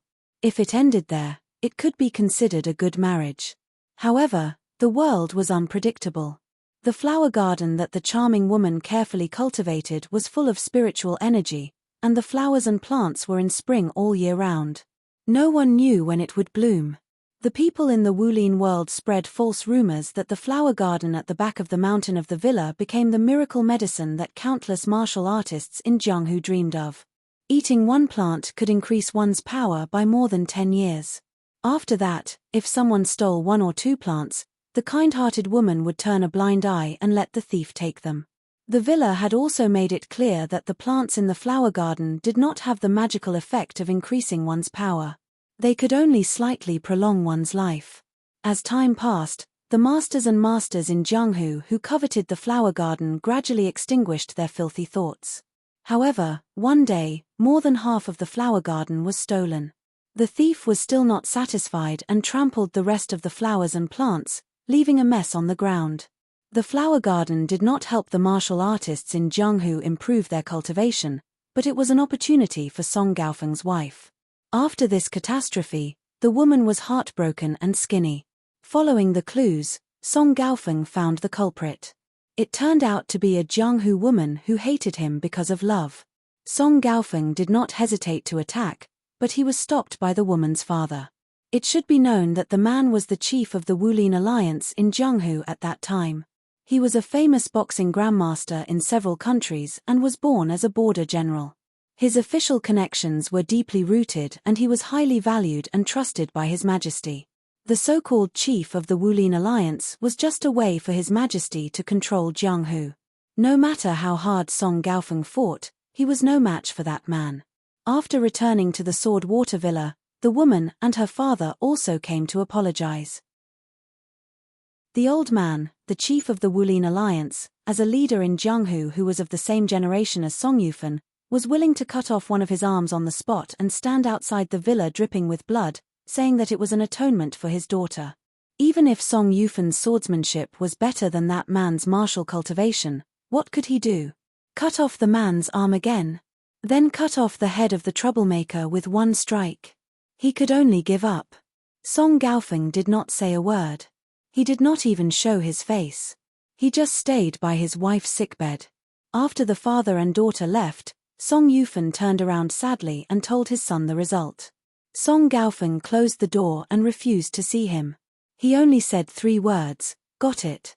In the end, Song Yufan learned that his son, Song Gaofeng, had joined the Devil Path and practiced a secret book of the Devil Path. The last time he went to Jianghu, he destroyed his face, changed his weapon, and left the sword at home. On the day that the boxing grandmaster resigned as the chief, Song Gaofeng sneaked into the mansion. Although he was seriously injured, he still succeeded in killing the enemy. When Song Gaofeng returned to the villa, he was already exhausted. In the end, he and his dying wife both closed their eyes and passed away.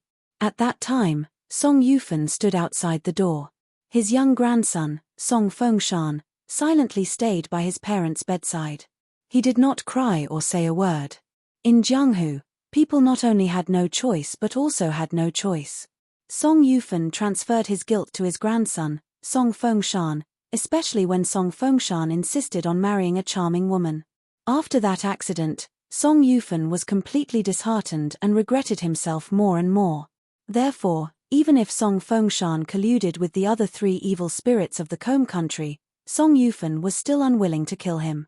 He would no longer control the stubborn Song Fengshan with his own Jianghu rules. Song Yufan was well aware of what Song Fengshan wanted to do. That night, Song Gaofeng killed the former chief of the Wulin alliance who had connections in the imperial court. However, the real culprit escaped. After that, the emperor did not want to fall out with the Sword Water Villa. Perhaps he also felt guilty, so he became the matchmaker himself. He made the poor woman who survived the disaster become the wife of a meritorious general in the Combe country. She became the highest-ranking madam of the country. Everyone knew that the old sage of sword Song Yufan followed the rules of Jianghu. Therefore, the emperor of the Combe country was not worried about the sage of sword of the Combe country. As for Song Yufan's grandson, he was very young at that time. Everyone thought that he must have a vague memory and was not destined to be a big problem. In this way, the Jianghu of the Combe country was peaceful and sunny for more than 20 years. The chief of the Wulin alliance was empty for more than 20 years. Until Song Fengshan opened the gate of the Sword Water Villa and entertained heroes from all over the country. The official chief ceremony would be held the next day. Song Yufan had long lost interest in Jianghu. However, he was not careless about everything. Why did he often travel alone in Jianghu for so many years? Was it because he wanted to relax? Out of sight, out of mind, of his grandson? Absolutely not. However, Song Yufan clearly knew that one day, a dark cloud would descend upon the city and directly attack the Sword Water Manor, the place where he had spent his entire life. His grandson, Song Fengshan, would step over the boundary and secretly become the target of public criticism under the seemingly splendid circumstances. Song Yufan had another knot in his heart. The first knot in his heart was that he felt guilty toward his son, Song Gaofeng. The second knot in his heart was that the Jianghu rules that he had followed were completely different from what his grandson had done. The sage of sword of the Combe country was hesitating whether he should draw his sword against the imperial court. Once he drew his sword, Song Yufan actually did not care whether he would challenge the emperor's dignity or not. However, it went against Song Yufan's conscience. Because deep down, the old man had never agreed with Song Fengshan's Jianghu. He could not tell anyone about all of this. Song Yufan's previous trip to Jianghu was originally to find a senior in Jianghu who was both a friend and a foe. The sage of sword of the colorful robes country, whose martial virtues and martial arts were as high as the clouds. Song Yufan not only wanted to learn from the sword but also wanted to untie this knot in his heart. Unfortunately, the old man who was so good at swordsmanship had died. As a result, Song Yufan could only turn back halfway, which resulted in that encounter at the ancient temple. The black-shirted old man was filled with mixed feelings. His thoughts were all over the place, such that he didn't notice that the teen who punched out and broke through didn't leave the waterfall for a long time. When Song Yufan sensed that something was wrong and was about to go check it out, he saw Chen Pinggan slowly walk out of the waterfall. He jumped back and landed in the pavilion. His bloody hands were wrapped in cotton. Song Yufan put away those annoying thoughts and smiled. "You have tasted the wine of the villa. Now that you are at Master Realm, how is it? Isn't it better?" However, Chen Pinggan's next words made the old man's eyes widen. "It seems like I am just a little bit away from breaking through. Now it is like breaking through the waterfall with a punch. I am just one step away." Song Yuzai sized up the young man's restrained momentum. His fist intent was like a torrential waterfall, which was worthy of the evaluation of Qi Wuqian. The old man was stunned. "You are clearly in the fourth state. I can even pat my chest and say that I have never seen a more solid and stable third state or the brand new fourth state than you. Chen Pinggan, how can you still feel that you are one step away?" Chen Pinggan said helplessly, "Senior Song, I am just a little bit away. I don't know the reason but I know. But now that I know the general direction and have a path to take, I won't be like a headless fly running around." Before I reach Old Dragon City, I'll be able to endure it bit by bit. If I'm lucky, I might be able to break through by the time I reach your Brushwater Nation's immortal ferry. But my luck has always been bad. The chances of me breaking through by Old Dragon City are higher. Song Yufan put his hands behind his back and walked around the teen slowly before stopping. He said in amazement, "There is always someone better than you. I have learned a lot today." Song Yufan laughed, "Let's go and drink. No matter what, even if you didn't break through completely, it is still something worth celebrating." Chen Pinggan shook the wine gourd. There was still a lot of wine, so he nodded and smiled. "Okay." Song Yufan suddenly asked, "There is a restaurant in the town outside the villa that serves hot pot. The ingredients are so good that the guests can eat their tongues off. The wine is also good. Do you want to try it? It is lunchtime now. I have a good relationship with the manager there, so I can give you a 20% discount." When Chen Pinggan heard the 20% discount, he immediately said generously, "Then I will pay." Song Yufan laughed, "Oh? Let's make it clear in advance. A hot pot meal with good wine in the restaurant costs at least 5 or 6 taels of silver."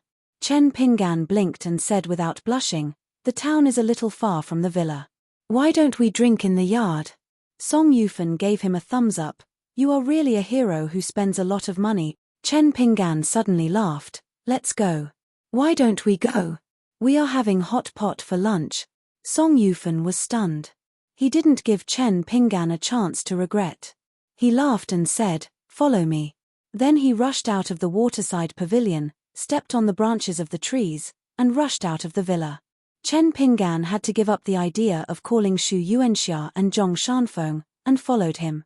When they passed the top of the waterside pavilion, Chen Pinggan turned to look at the waterfall and smiled. On the stone wall behind the waterfall curtain, the teenager secretly carved 2 lines with his finger. From top to bottom, he wrote the name of a girl on one line, and Chen Pinggan was here on the other line. The teenager hoped that the next time he came to the Sword Water Villa, the girl would be with him.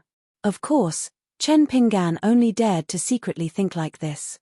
In Clay Bottle Alley and Apricot Blossom Alley, as long as there was a wedding or funeral, the neighbors were willing to take the initiative to help. This was the same rule as adding soil to the grave. It was passed down from generation to generation, so there was no need to reason. Today, someone from Apricot Blossom Lane was getting married to a rich woman from Peach Blossom Lane. The family in Apricot Blossom Lane had a good reputation. Even an old woman like Granny Ma, who had a bad reputation, was close to this family. Therefore, there were nearly 20 tables of wine. As long as you gave a red packet, whether it was a piece of silver or a few copper coins, you could eat at the table and enjoy the happy atmosphere. At the table, there were a few unfamiliar faces. The leader was an old man from an old house in Clay Bottle Alley. He was dressed like a rich man and often wandered around the town. Over time, he became familiar with him. His surname was Cow, and the neighbors were used to calling him Old Cow. Old Cow was kind to everyone and greeted everyone with a smile. He didn't have the arrogance of a rich man and could chat with the people around him for a long time. Old Han, who was married to this family, often chatted with him. So today, he came to the wedding and gave a big red packet to give face. The old man, who had changed into new clothes, specially brought his son and daughter-in-law to toast. Old Cow brought 3 people with him. All of them had the surname Cow. The handsome young man, Cow Jun, also lived in the old house of the Cow family in Clay Bottle Alley.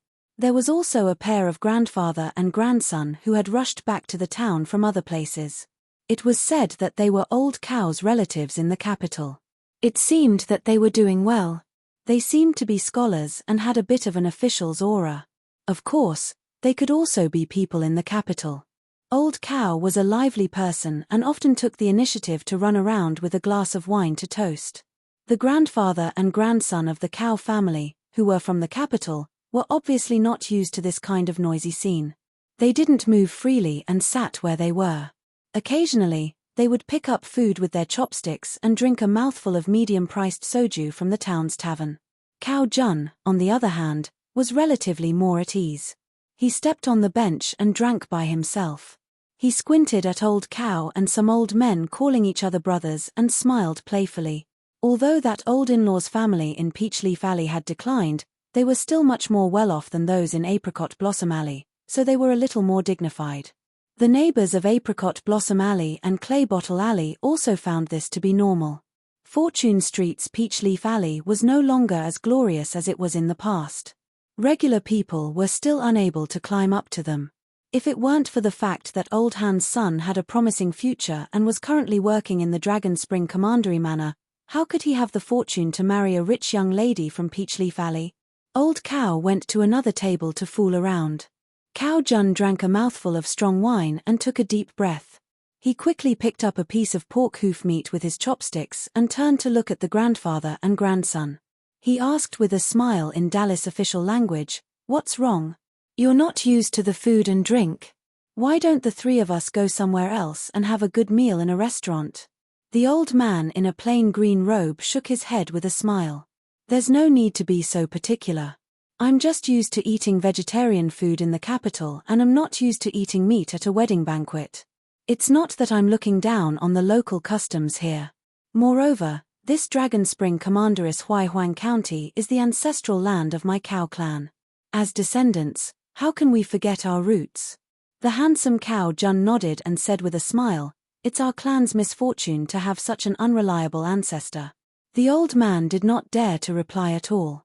Even if the old man was an important minister who supported the country in the Dali dynasty, he still did not have the courage to criticize a clan's ancestor who was an 11th realm sword cultivator.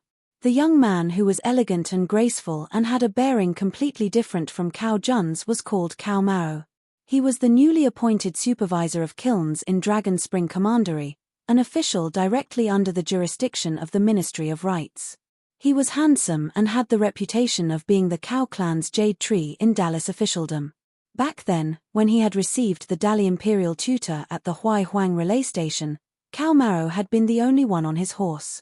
He reeked of alcohol as he staggered off his horse and entered the relay station. It was enough to show that this noble young master of the capital was different from the rest. When Cow Shi returned to his seat, even Cow Mao subconsciously sat up straight. The green-robed old man even sat upright. He put down his chopsticks and picked up the wine pot, taking the initiative to pour wine for his ancestor, Cow Shi, who was separated by countless generations. Cow Shi finished the wine in one go and put down the wine cup. Looking at the endless stream of guests who came in to congratulate him, he stood up and said, "Stop squatting in the latrine pit. Let's make room for the people behind us. Let's go." The four of them left the courtyard. The courtyards of the few houses near the alley were filled with tables. Cow Shi led the three of them into Clay Bottle Alley and asked casually, "Your emperor has returned to the capital?" The old man answered respectfully, "Ancestor, His Majesty the Emperor is unwell. He has already returned to the capital from the relay station in Dragon Spring Commandery." When Cow Shi passed by the Jiu family's ancestral house, he turned to look at the dilapidated door and the old spring couplets. He stopped in his tracks and said, "It is said that the mother and son of this family have been brought to the Bookslip Lake's Qingxia Island by true Lord Jiejiang. The little brat named Jiu can obtained a great opportunity before he left the small town. He can control a water dragon that is comparable to a 10th level Qi cultivator.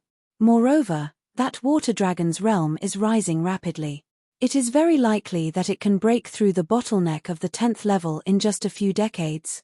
The old man nodded and said, "Under the personal arrangement of the imperial tutor, the Dali Imperial Court specially built a new spy agency. It is responsible for recording the growth experiences of these children in Dragon Pearl Grotto Heaven. Apart from Jiu Kan, there are also Ma Kushuan in Apricot Blossom Alley, Zhao Yarrow in Fulu Street, and Mai and Xielingqi in the Xie family. Most of them are from small towns. However, there are also foreign Qi cultivators who obtained opportunities here, such as Jiao Xian, the prince of the Great Sui Kingdom. There are a total of 16 of them."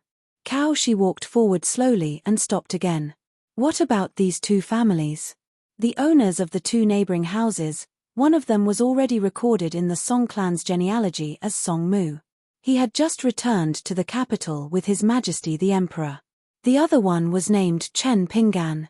He had already traveled to the south. However, he owned 2 shops in the small town and 5 mountains in the western mountains. The old man said with an awkward expression, among the 16 people, His Highness and Chen Pinggan shouldn't be included. Cao Shi said, what about Li Shishing? As the pillar of Dali, the Qingshan elder shook his head and said, also no. Cao Shi turned to look at Cao Jun, who had 2 swords hanging from his waist. You have fought with Li Shishing before. He defeated you, a 9th level sword cultivator, with his 6th level cultivation. What do you think? Cao Jun said unhappily, what else can I do? He is powerful, and I am just a good-for-nothing. Cao Shi laughed and said, after this, you good-for-nothing will soon go to the border and join the army. If you are lucky, you can stay beside Dali's vassal king, Song Jianqiang. You can follow the Dali steel cavalry down south. Who knows, you might not stop until you reach the center of Aquarius continent. What do you think? Cao Jun said straightforwardly, just eat and wait for death. Dali's #1 aristocratic family, Cao Maro, admired Cao Jun from the bottom of his heart. Although he looked to be around the same age as this sword cultivator, he was actually 60 years older than him. In this period of time, they often drank together. He knew that Cao Jun was frivolous and did not care about anything. It was something that came from his bones, and not something that he said. Cao Shi said sternly, in 10 years, if you can't kill 1 or 2 10th realm old bastards, I will personally kill you. Cao Jun hugged the back of his head and laughed at Cao Mao, after I die, remember to help me collect my body and bury it at the immortal tomb. I feel that the feng shui there is not bad. Being neighbors with many Buddhist bodhisattvas and Taoist heavenly officials will make my mood better. Because I don't have to listen to people nagging, my ears will be quiet, and no one will disturb my dreams. Cao Shi flew into a rage and said, you little B*****. Do you know, in order to repair the sword chi lotus pond in your lake, I had to pay a price? When Cao Jun laughed, his eyes squinted into slits, making him look like a sly fox. How would I know? Why don't you tell me? Cao Shi laughed coldly, to have a descendant like you, it is also the misfortune of the family. No matter how much smoke rises from the ancestral tomb, it is useless. Scram, quickly go to the capital and find Song Jianqiang, then go straight to the southern border. I don't want to see you again for the next 10 years. Cao Jun left as soon as he said that. He rose from the ground and laughed wantonly, riding the wind towards the north. Supervisor Cao Maro, who knew the rules of this world, was just about to remind him, but it was already too late. In the sword shop by the Dragon Whisker River to the south of the town, a military saint sneered, forgetful thing. Somewhere in the blue sky of Longquan County, the scene of water gushing out from the mouth of a spring appeared, and a longsword slowly rose up. Ruan Cheng, are you not going to give me face? Cao Shi's face was gloomy. He flicked his wrist, and the jade-green rope-like lifebound flying sword was the sword immortal Cao Shi's greatest reliance to be able to move unhindered in the south-swirling continent. It was a half-immortal weapon refined by an ancient deity into a sword. When Cao Shi's mind moved, the jade-green rope on his wrist did not reveal its true form, but it trembled slightly, and slivers of green water vapor flowed out, quickly sweeping towards the sky where Cao Jun's figure had disappeared. Ruan Cheng's sword from the mouth of the spring slashed towards the head of the sword immortal Cao Jun, who had broken the rules. It was so fast that it far exceeded the speed of Cao Jun riding the wind towards the north. If there were no accidents, Cao Jun would be beheaded before he could even leave the borders of the old Pearl Grotto heaven. Fortunately, between Ruan Cheng's flying sword and Cao Jun's figure, a surging river of water appeared out of thin air. The river cut off the sky, blocking the path of Ruan Cheng's flying sword. The sword cut through the river water that was only a few kilometers wide, and the jade-green river actually folded on both ends, pressing down on the flying sword that continued to sweep forward. The river slammed against the shore, constantly blocking the flying sword that was like a small boat. Even though the river water was endless, the flying sword controlled by the military saint of the Wind Snow Temple still cleaved through the river water, advancing courageously. Cao Jun's figure did not stop, but he turned around and unsheathed the long sword at his waist, perfectly striking the tip of Ruan Cheng's flying sword. Cao Jun's long sword was sent flying high into the air, and he vomited a mouthful of blood. However, his figure flew backwards at an even faster speed. The river water that was 100 miles long rolled into a ball, tightly wrapping around Yuan Cheng's flying sword. In the jade-green river water ball, sword aura constantly shot out until the river water finally shattered and turned into raindrops all over the sky. However, before the raindrops fell to the ground, they condensed into wisps of jade-green sword aura again, leisurely returning to the small town of Mud Bottle Alley. Yuan Cheng's unscathed natal flying sword hovered in the sky, pausing for a moment. A small pool appeared under the long sword, and the flying sword slowly descended into the pool, disappearing into the air. The swordsman from the Hassa continent, who had previously suffered a punch from Yuan Cheng, successfully left the battlefield. Cao Jun laughed heartily. Good wind, with strength, send me to the sky. Thank you, Saint Yuan and Old Ancestor, for sending me off together. In Mud Bottle Alley, the old pillar of the Cao family had mixed feelings. Although he was not a qi cultivator, there was no lack of experts on the mountain among the family's guests. However, he had only seen such earth-shattering fights with his own eyes. Cao Maro, the supervisor of kilns of the Cao family in the capital, asked, Old Ancestor, what if this angered the saint here? Cao Shi sneered and said, I can't defeat the 12th realm Daoist heavenly lord of the North Continent, but do you think I can't defeat a new 11th realm Daoist from the Aquarius continent? Cao Jun can embarrass the Cao family, but I won't embarrass the qi cultivators of the Hassa continent. At this moment, the pillar of the Cao family and the supervisor of kilns, Cao Mao, finally realized why this seemingly kind old ancestor in the small town could become the gatekeeper of the magnificent town building by the sea. A man stood at the other end of Mud Bottle Alley. Then let's try it out. Cao Shi grinned and said, sure, you pick the place, I pick the time. The man from the sword shop who came to criticize without hesitation said, in the mountains in the west, there is a valley with a radius of 100 miles. It is deserted. Now, there is a formation restriction set up by Dali. It is enough for you and me to determine the winner. Cao Shi nodded vigorously and said, okay, we will fight 100 years later. Yuan Cheng was stunned for a moment. He spat on the ground and turned to leave. Cao Maro covered his face with his hands. The pillar of the Cao family did not know whether to laugh or cry. Cao Shi rolled his eyes and said, what? This is called a battle of wits, you know nothing. Cao Shi took the lead and walked into his old house. Just as the grandfather and grandson behind him were about to follow, the door slammed shut. Cao Maro and Dallas' grandfather looked at each other and smiled bitterly. They had no choice but to leave Mud Bottle Alley and go to the inspection office to secretly discuss the next layout of the family. The storm in the north of the Aquarius continent was brewing, and the situation was favorable for the Dali dynasty. Of course, the sooner they entered the battlefield, the more benefits they would gain. Moreover, the Cao family had a piece of great news today. Old Ancestor Cao Shi would stay in the Aquarius continent for a while, and the genius swordsman Cao Jun would join the Dali border army. Presumably, the emperor would be more or less grateful for this.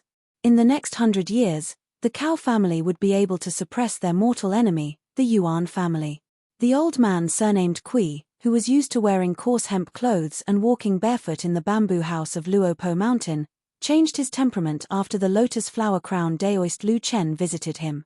He changed into a scholar's green cloth and made himself a bamboo cane to walk through the forest and a pair of climbing wooden clogs. He often went down the mountain to purchase ancient books and stationery. He decorated the second floor of the bamboo house like a study of a scholarly family, and whenever he was free, he would pick up his brush and paint. The little boy in green and the little girl in pink looked at each other and mistakenly thought that the old man had gone mad. Later on, the little girl in pink looked at the old man's calligraphy and often chatted with the old man. Only then did she realize that the old man was a true Confucian scholar. He was an expert in zither, chess, calligraphy, and painting. He was even more knowledgeable about the orthodox Confucian studies. The little boy in green clothes was a heartless and cowardly person. All he wanted was for the old man to practice martial arts properly and become a big shot in this small world as soon as possible so that he could be at ease. Therefore, he often beat around the bush with the old man, telling him that there were hidden dragons and crouching tigers in Longquan County and that the old man should not lower his guard. He also earnestly told the old man about the treacherous Jianghu of Great Li, and that the old man still needed to rely on his top-notch cultivation base to intimidate the weak. Unfortunately, the old man was not willing to pay any attention to this fellow. At most, he would chat with the little girl in pink who was asking for advice. As for the so-called martial arts, it was as if he had just thrown it on the ground and never picked it up again. The little boy in green sighed helplessly, lamenting that it was better to rely on oneself than to rely on others.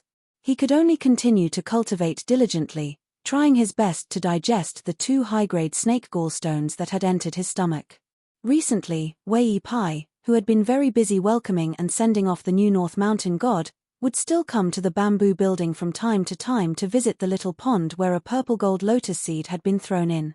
Other than the purple gold lotus seed that had been left in Luopa Mountain, Chen Pinggan had listened to Wei Pai's suggestion back then.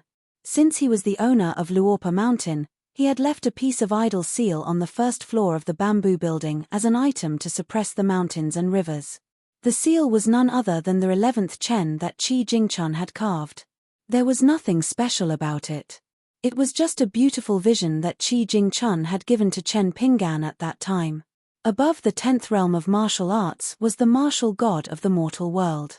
He could stand shoulder to shoulder with the Qi cultivators at the peak of the world. The little girl in pink regarded this with extreme importance. It was almost more important than the book box that the young man Kui Dong had entrusted to her. 3 times a day in the morning, noon, and night, she would secretly take out the small seal that her master had taught her and use a silk handkerchief to carefully wipe it. No matter how the little boy in green cheated her, she would not allow him to have a share of it. Now, the little girl in pink from Huangting Country's Jilan building had already broken through the last threshold of the lower 5 realms with the help of the snake gallstone that Chen Pinggan had given her. She had ascended to the first realm of the middle 5 realms, the cave realm. After that, it was the 7th Sea View realm, the 8th Dragon Gate realm, the 9th Golden Elixir realm, and the 10th Nascent Soul realm. It was still a long way to go and was out of reach. However, compared to the little boy in green who suddenly wanted to improve himself, the little girl in pink was more natural. Other than tidying up the bamboo building every day until it was spotless, she would flip through books and enjoy the scenery. Her state of mind was peaceful. Compared to the ferocious imperial river water snake and the demonic fire python of the library, she was more relaxed and casual. So now, it was the little boy in green who would despise her for being stupid and lazy, not knowing how to make progress. On this night, the little boy in green was meditating and cultivating at the edge of the cliff. The little girl in pink was sitting on a bamboo chair and eating melon seeds. The old man surnamed Kui went downstairs and moved a bamboo chair to sit beside the little girl. He said softly, "The 1,000-year-old Kui family, the top scholarly family in the Aquarius continent, was unable to give birth to a fire python with spiritual intelligence like you. From this, it can be seen that opportunities are hard to come by." The little girl in pink smiled obediently and asked, "Grandpa Kui, do you think my master has broken through the realm?" The old man gloated, "How can the strongest 3 realms of the martial way that I personally cultivated be so easy to break through? I reckon it's still early. Who knows, maybe when he reaches the southernmost old dragon city, Chen Pinggan's realm will still be the same. He will stay at the bottleneck of the 3 realms and drink to drown his sorrows every day. Then, he will become a depressed alcoholic." The little girl in pink complained softly, "Half of my master's fist was taught by you, Grandpa Kui. If my master doesn't break through the realm, how can you be happy?" The old man laughed, "Oh you're not a martial artist. You don't know the weight of the strongest 3 realms in the world. When I killed Sun Shujian, who was at the peak of the 6th realm, with 1 punch, I only used the strength of the 5th realm. Why? It's because the foundation of a martial artist is different. If the foundation is bad, it's like a tall building that swings in the wind. If the foundation is good, it's like a famous mountain that stands tall on the earth. A little wind and rain is nothing, it's just a tickle." The little girl in pink said worriedly, "My grandpa has no one to take care of him. When he's outside, he has to do everything himself. Will it affect his practice?" The old man glanced at the back of the little boy in green and retracted his gaze. He looked at the worried little girl and sighed. To be able to let the two of you stay together without fighting, Chen Pinggan must have taught you well. I wonder if Chen Pinggan will still be able to treat people with fairness when the family business expands in the future. Whether the rules of a small family are good or not and whether the family style of a rich family is upright are two different things. The little girl in pink raised her head and said innocently, "If that day really comes, Grandpa Kui, will you help my master?" The old man stroked the little fire python's head. "There are some family matters that outsiders can't help with." The old man stood up slowly and pointed into the distance. "Think about it. If that day really comes and Chen Pinggan establishes a sect, there will be you, the little water snake, and the black snake from Chiduan Mountain who has golden lines under its belly and 4 dragon claws. There will be so many mountains. In the future, every mountain will have an expert overseeing it. For example, the one who acknowledged Chen Pinggan as his teacher, and the children who call Chen Pinggan their junior uncle. Then, all of you will become immortal mansions in the eyes of the world. There will be sect elders who will want to recruit disciples. Chen Pinggan has gathered 10, 100, or even thousands of people under him. Once there is a conflict within his own family, Chen Pinggan will have both his palms and the back of his hands. It won't be a matter that can be resolved with a punch or a sword. How should he deal with it? The girl in the pink dress had read the history books of various countries in Jilan Tower. She knew how tricky this problem was. She didn't even have the mood to eat melon seeds. Old Man Kui smiled and said, "Actually, there's no need to be too worried. There's one good thing about Chen Pinggan. Perhaps not many people will notice it." The girl in the pink dress waited for a long time, but the old man didn't continue. She couldn't help but ask, "Grandpa Kui, my master already has so many good points. Is there anything good that I don't know about?" The old man laughed heartily. "There's one good thing about this little girl of yours. She's a bootlicker, especially towards your master. She's able to silently moisten things with the spring wind and rain." The girl in the pink dress blushed. She thought to herself that she wasn't bootlickering. Her master was just that good. The old man returned to his bamboo chair and no longer kept her in suspense. He smiled and said, "Chen Pinggan is very easy to talk to. Everyone close to him will take this as a matter of course. However, one day, Chen Pinggan will become very difficult to talk to regarding certain matters. In fact, he might even become the most difficult person to talk to. When that happens, strange things will happen. Everyone will feel guilty and afraid. They definitely won't be the first to refute anything." The girl in the pink dress quickly clasped her hands together and murmured, "I don't want my master to be angry." The old man sighed. After he had killed someone outside the bamboo house, he had aggressively asked Chen Pinggan, "Do you want to practice boxing with me or learn how to be a person with me?" This was the old man's heartfelt words. In fact, he was also an arrogant old man who admitted that he wouldn't be able to convince Chen Pinggan on the matter of being a person. However, if that wasn't the case, why would the old man be willing to take Chen Pinggan as his successor for his boxing skills? If he wanted to take in a disciple, he had to take in someone who had a chance of surpassing him in the future. One was enough. Otherwise, so what if he took in a bunch of level 9 or level 10 disciples? Wouldn't they still be a few ants under the big picture? The girl in the pink dress suddenly asked timidly, "If one day, Grandpa Kui, you did something wrong and my master got angry, would you be afraid?" The old man knocked the little girl's head and stood up to leave. He said angrily, "Little girl, you really don't know how to chat." The little boy in green who had been eavesdropping by the cliff turned around with a smirk and gave the girl in the pink dress a thumbs up. The girl in the pink dress started munching on sunflower seeds happily. She thought to herself, "I'm not the one who's awesome. It's my master who's awesome." Old Man Yang of the Yang family's shop had been guarding that small backyard year after year. For countless years, generation after generation of descendants of the Yang family, other than the head of the Yang family who had taken over the Yang family and some hidden figures who were lucky enough to become Qi refinement warriors, knew about that shocking secret and carefully guarded that secret for the old man. The rest of the descendants of the Yang family, regardless of whether it was the descendants of the Yang family who died of old age or the shop assistants who went in and out of the medicine shop, generation after generation. They only knew that the Yang family had such an old senior who was of the same age as their elders in the Yang family's shop. That was all. They only knew that the old man did not step out of the house all year round. He had a strange temperament and was not easy to deal with. However, he was very good at treating illnesses and saving lives.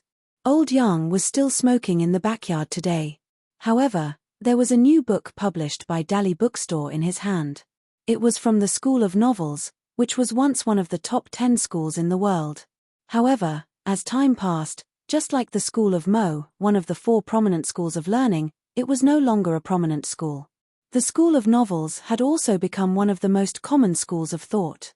Most of them wrote some unorthodox unofficial histories of the officials, as well as erotic literature that the common people loved. Of course, they also criticized current affairs. A large part of the reputations of many emperors and kings in history were actually ruined by the words of the School of Novels. For example, some capable officials who spent their lives on political reform ended up being the most familiar thing to the later generations, not the good ways to govern the country, but things like having 10 women in a night and not being happy without a woman. Another example was that some of the great gentlemen and sages of the Confucian school, who had made great contributions, established virtue, and established the 3 immortal immortals, would actually sleep at night in a nunnery. In the end, they only became a shameless old man, and the great etiquette and principles contained in these people's moral essays all became empty talk and jokes. Therefore, there was once a sage of the Confucian school who had to say angrily, "The School of Novels is the #1 school of ruining the country and the people." However, the sage of rights, who set and controlled the rules of the world, still treated them with the greatest tolerance, just like how he treated the demon clan. Therefore, old Yang, who was reading the novel at this moment, didn't like the fight between the 3rd and 4th schools in the Central Plains. At most, old Yang was willing to give a thumbs up and say good to the 4th school of philosophy. As for the 3rd, he was the scholarly sage who ranked 3rd in the Confucian temple even though he was conferred as a secondary sage. Old Yang didn't like him at all. He thought that sanctimonious was the most appropriate way to describe this person. The novel in Old Yang's hand was bought by the shop assistant from the bookstore street in Longquan County City. It was filled with the experiences of many heroes in the Jianghu who became famous. When they were in a desperate situation, they would always say some heroic words that made their hearts ache. They were all about how they resented the heavens for not opening their eyes. Every time Old Yang read these, he seemed to be quite happy. However, in the end, he closed the book and said cheerfully, "You young people, just let the heavens go." After laughing, the old man kept the book and exhaled a cloud of smoke. Then, he shook out a small object that looked like a small temple from his sleeve and threw it on the ground. After thinking for a while, he knocked the ground beside his feet with the bamboo pipe and said softly, "Song Ching, come out." Green smoke rolled out from the entrance of the small temple on the ground. Soon, it condensed into the appearance of an old man. When he saw Old Yang, he bowed deeply and said in a deep voice, "Greetings, Divine Lord." Old Yang turned a deaf ear to him and only ordered, "You are allowed to leave this territory. Within the Aquarius continent, your realm is still the same as before. You are the guardian of Cao Jun, a disciple of the Cao clan in Mud Bottle Alley. As long as Cao Jun repairs the Heart Lake Sword Pool, your branch of the Song clan will definitely rise in this general trend and enjoy the glory of the mortal world for at least 100 years. After that, your family's descendants will have no one to blame but themselves." The old man was only in the shape of a ghost, but there was still green smoke that condensed into a long sword hanging on his waist. The sword chi was gone, but the sword will was abundant. Obviously, the old man must have been a swordsman when he was alive. After hearing Old Yang's promise, the old man showed joy on his face. He bowed again and said, "Thank you, Divine Lord, for your grace." Old Yang then waved his sleeve. Immediately, golden talismans covered the body of the old man with green smoke. It was a protective talisman that ensured that the old man with the otherworldly item could walk freely in the world. The latter's spirit was stabilized, his aura skyrocketed, and his sword will flourished. If not for the smoke that Old Yang breathed out to cover him, he would probably be furious and alert all the Qi cultivators in the Longquan County. Old Yang said, "Go." Cao Jun has already gone to the capital of Dali. You can tell him directly about this matter. Song Qing, if you dare to break the rules, not only will your soul be scattered on the spot, I will also guarantee that your branch of the Song clan will be completely eradicated. I will cut off your bloodline and there will be no trace of your branch of the Song clan for thousands of years to come. The old man clasped his fist and said solemnly, I won't dare to offend you, Divine Lord. Old Yang sneered and said, it's useless to say more. I will see what you do. The old man received the order and disappeared in a flash. After the otherworldly item in the small temple disappeared, Old Yang raised his head and looked at the vast and heavy sky. He was speechless for a long time. In the end, he said helplessly, God is watching over us. Whatever we do, God is watching. If that's really the case, why do we have to do this? On the second floor of a restaurant in a small town outside the Swordwater Villa, an old man and a young man sat opposite each other by the window. They were eating hot pot. The table was filled with dishes. Spring bamboo shoots, yellow throats, lamb meat, goose intestines, duck blood, of course. There were also 2 pots of good wine and a plate of fresh spicy sauce that he had made himself. It was bright red and could make people who didn't eat spicy food feel numb. In fact, Chen Pinggan didn't eat spicy food that much. However, he couldn't stand Senior Song's persuasion. He said that the restaurant had more than 7 kinds of homemade spicy sauces and that it would be a pity if one of them was missing. Therefore, Chen Pinggan forced himself to add a spoonful of each dish. Since Song Yusha never showed his real identity in the villa or the town, the chubby restaurant manager didn't know who the sword sage was. He didn't even know who the old master of the Swordwater Villa was. He only knew that Brother Song was an expert in food and wouldn't let his hot pot and good wine go to waste. Therefore, when he saw the old man come with his friends, he was very happy. He personally led them to the second floor and picked a good seat. From the beginning to the end, he didn't need the waiter to serve the dishes and wine. The manager did everything himself. Chen Pinggan was sweating profusely and his face was flushed. However, he couldn't beat the delicious food in front of him. Besides, he was paying the bill this time. If he didn't eat as much as possible, Chen Pinggan would feel uncomfortable. Song Yusha looked at the young man who was eating freely. When he couldn't stand the spicy food, he would even drink a mouthful of wine stupidly. It was really spicy. However, he was unwilling to put down his chopsticks. He stared at the food in the hot pot that was about to be eaten. Song Yusha was in a good mood. Compared to the past, when he came here alone, the old man ate much faster. Song Yusha picked up a cup of wine and stopped calling himself old man. He suddenly said, Chen Pinggan, actually, according to the old rules, I shouldn't appear in the waterside pavilion. When a martial artist breaks through the realm, it's the same as when a chi cultivator goes into seclusion on the mountain. The most taboo is to be seen by outsiders. Therefore, I punish myself with a cup of wine. The old man drank the wine in the cup in one gulp. Chen Pinggan quickly picked up the wine cup and swallowed the food in his mouth. He drank a cup of wine with the old man and poured another cup to toast the old man.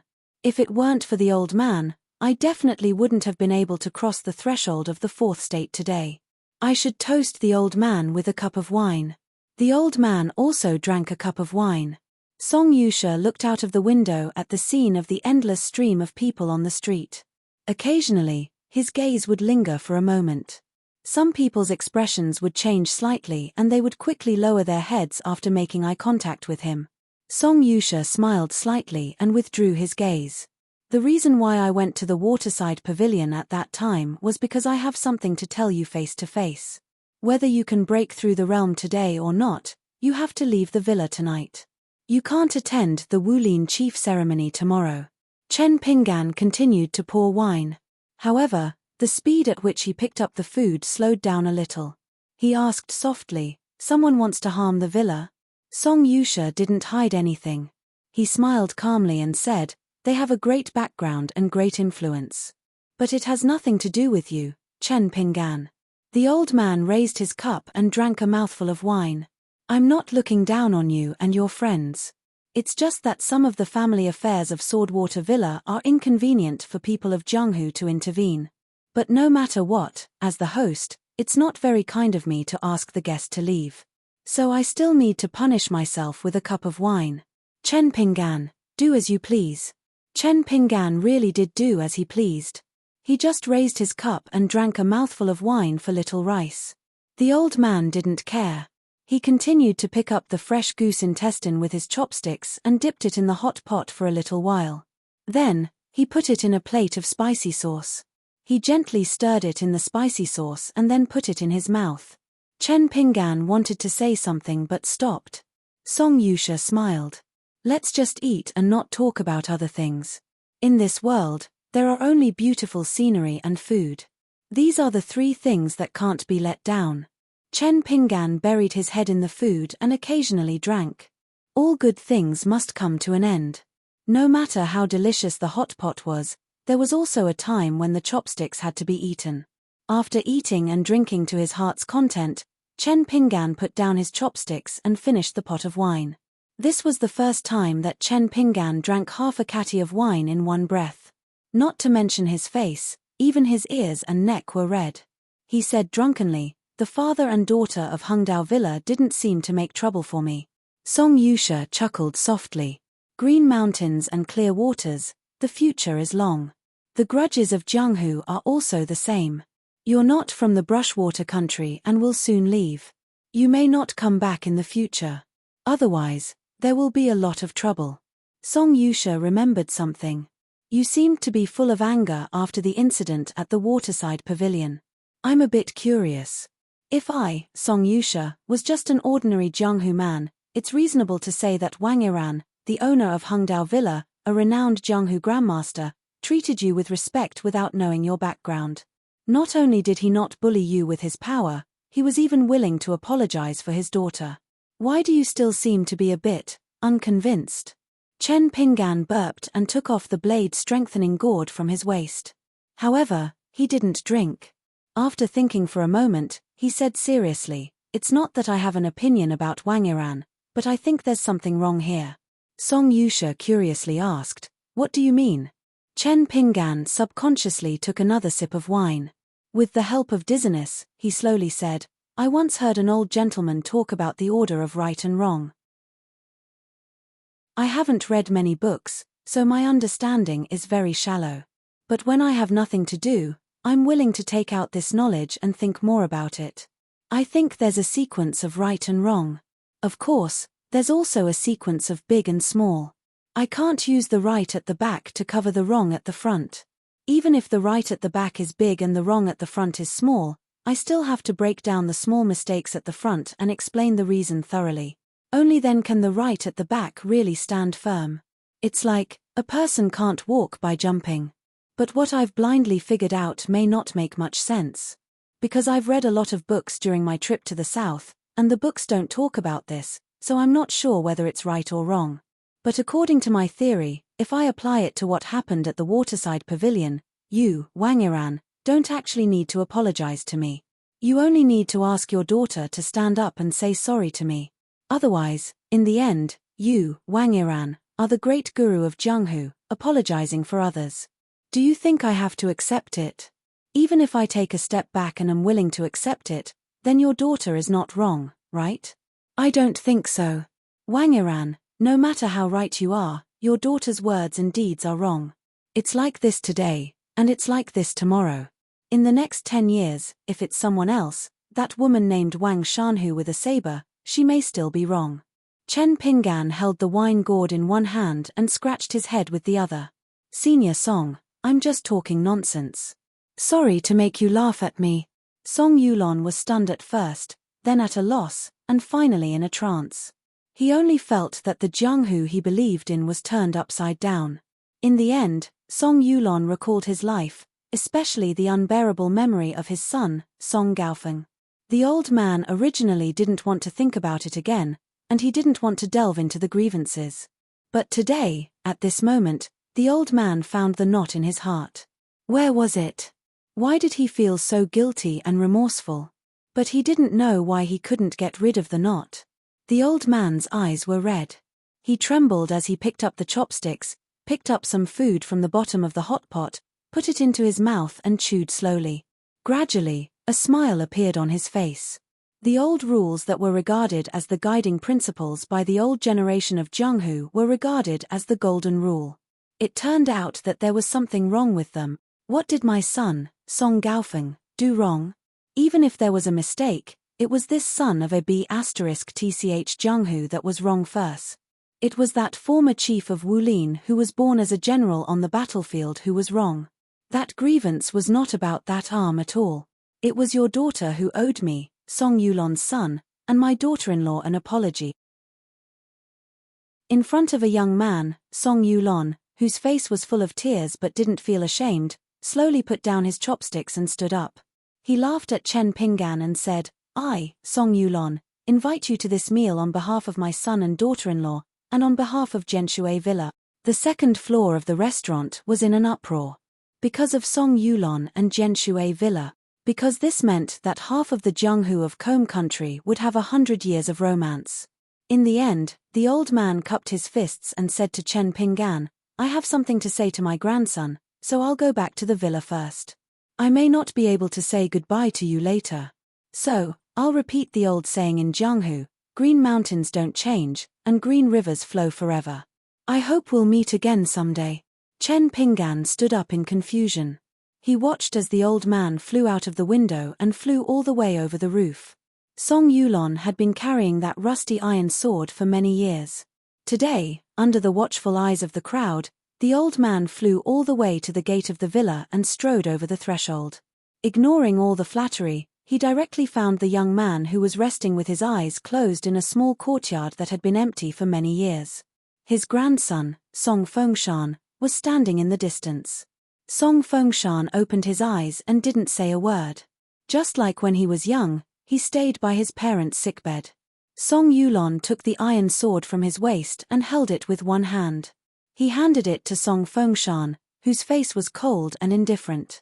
The latter asked, "Why?"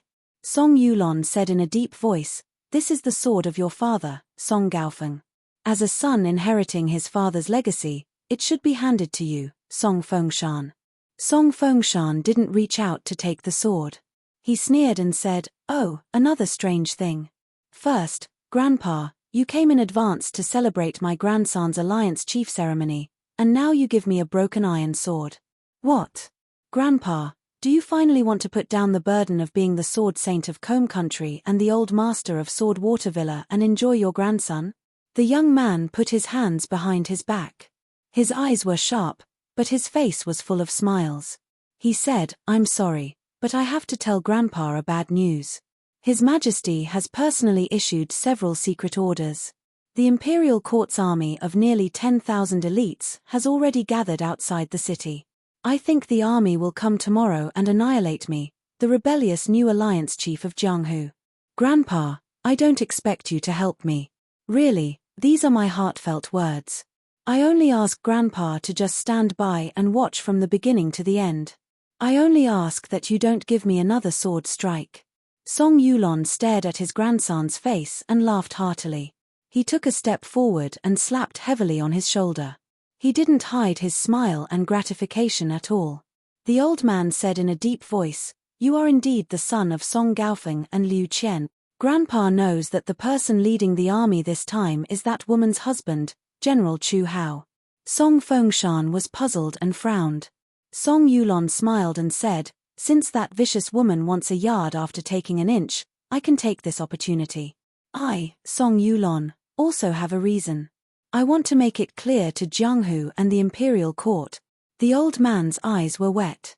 He raised his other hand and gently smoothed his grandson's frown. He murmured, "After so many years, Grandpa should do something for you." The young man took a step back and lowered his head. He raised his hand and covered his face with his arm.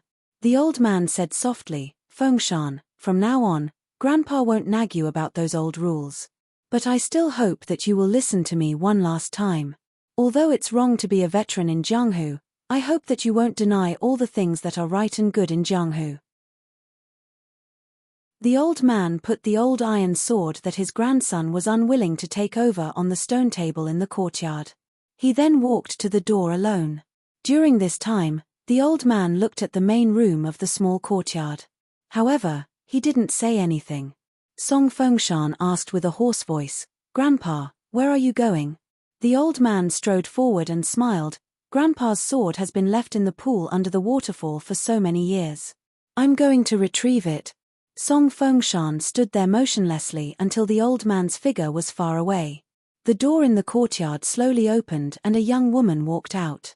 "Aren't you going to stop Grandpa?" Song Fengshan wiped away his tears and reached out to gently press the sword on the table. He smiled confidently and said, "Since we already have a plan, everything is under our control. Don't you want to see a man with a sword standing in front of the army and preventing the army from advancing? Anyway, as your grandson, I want to see it.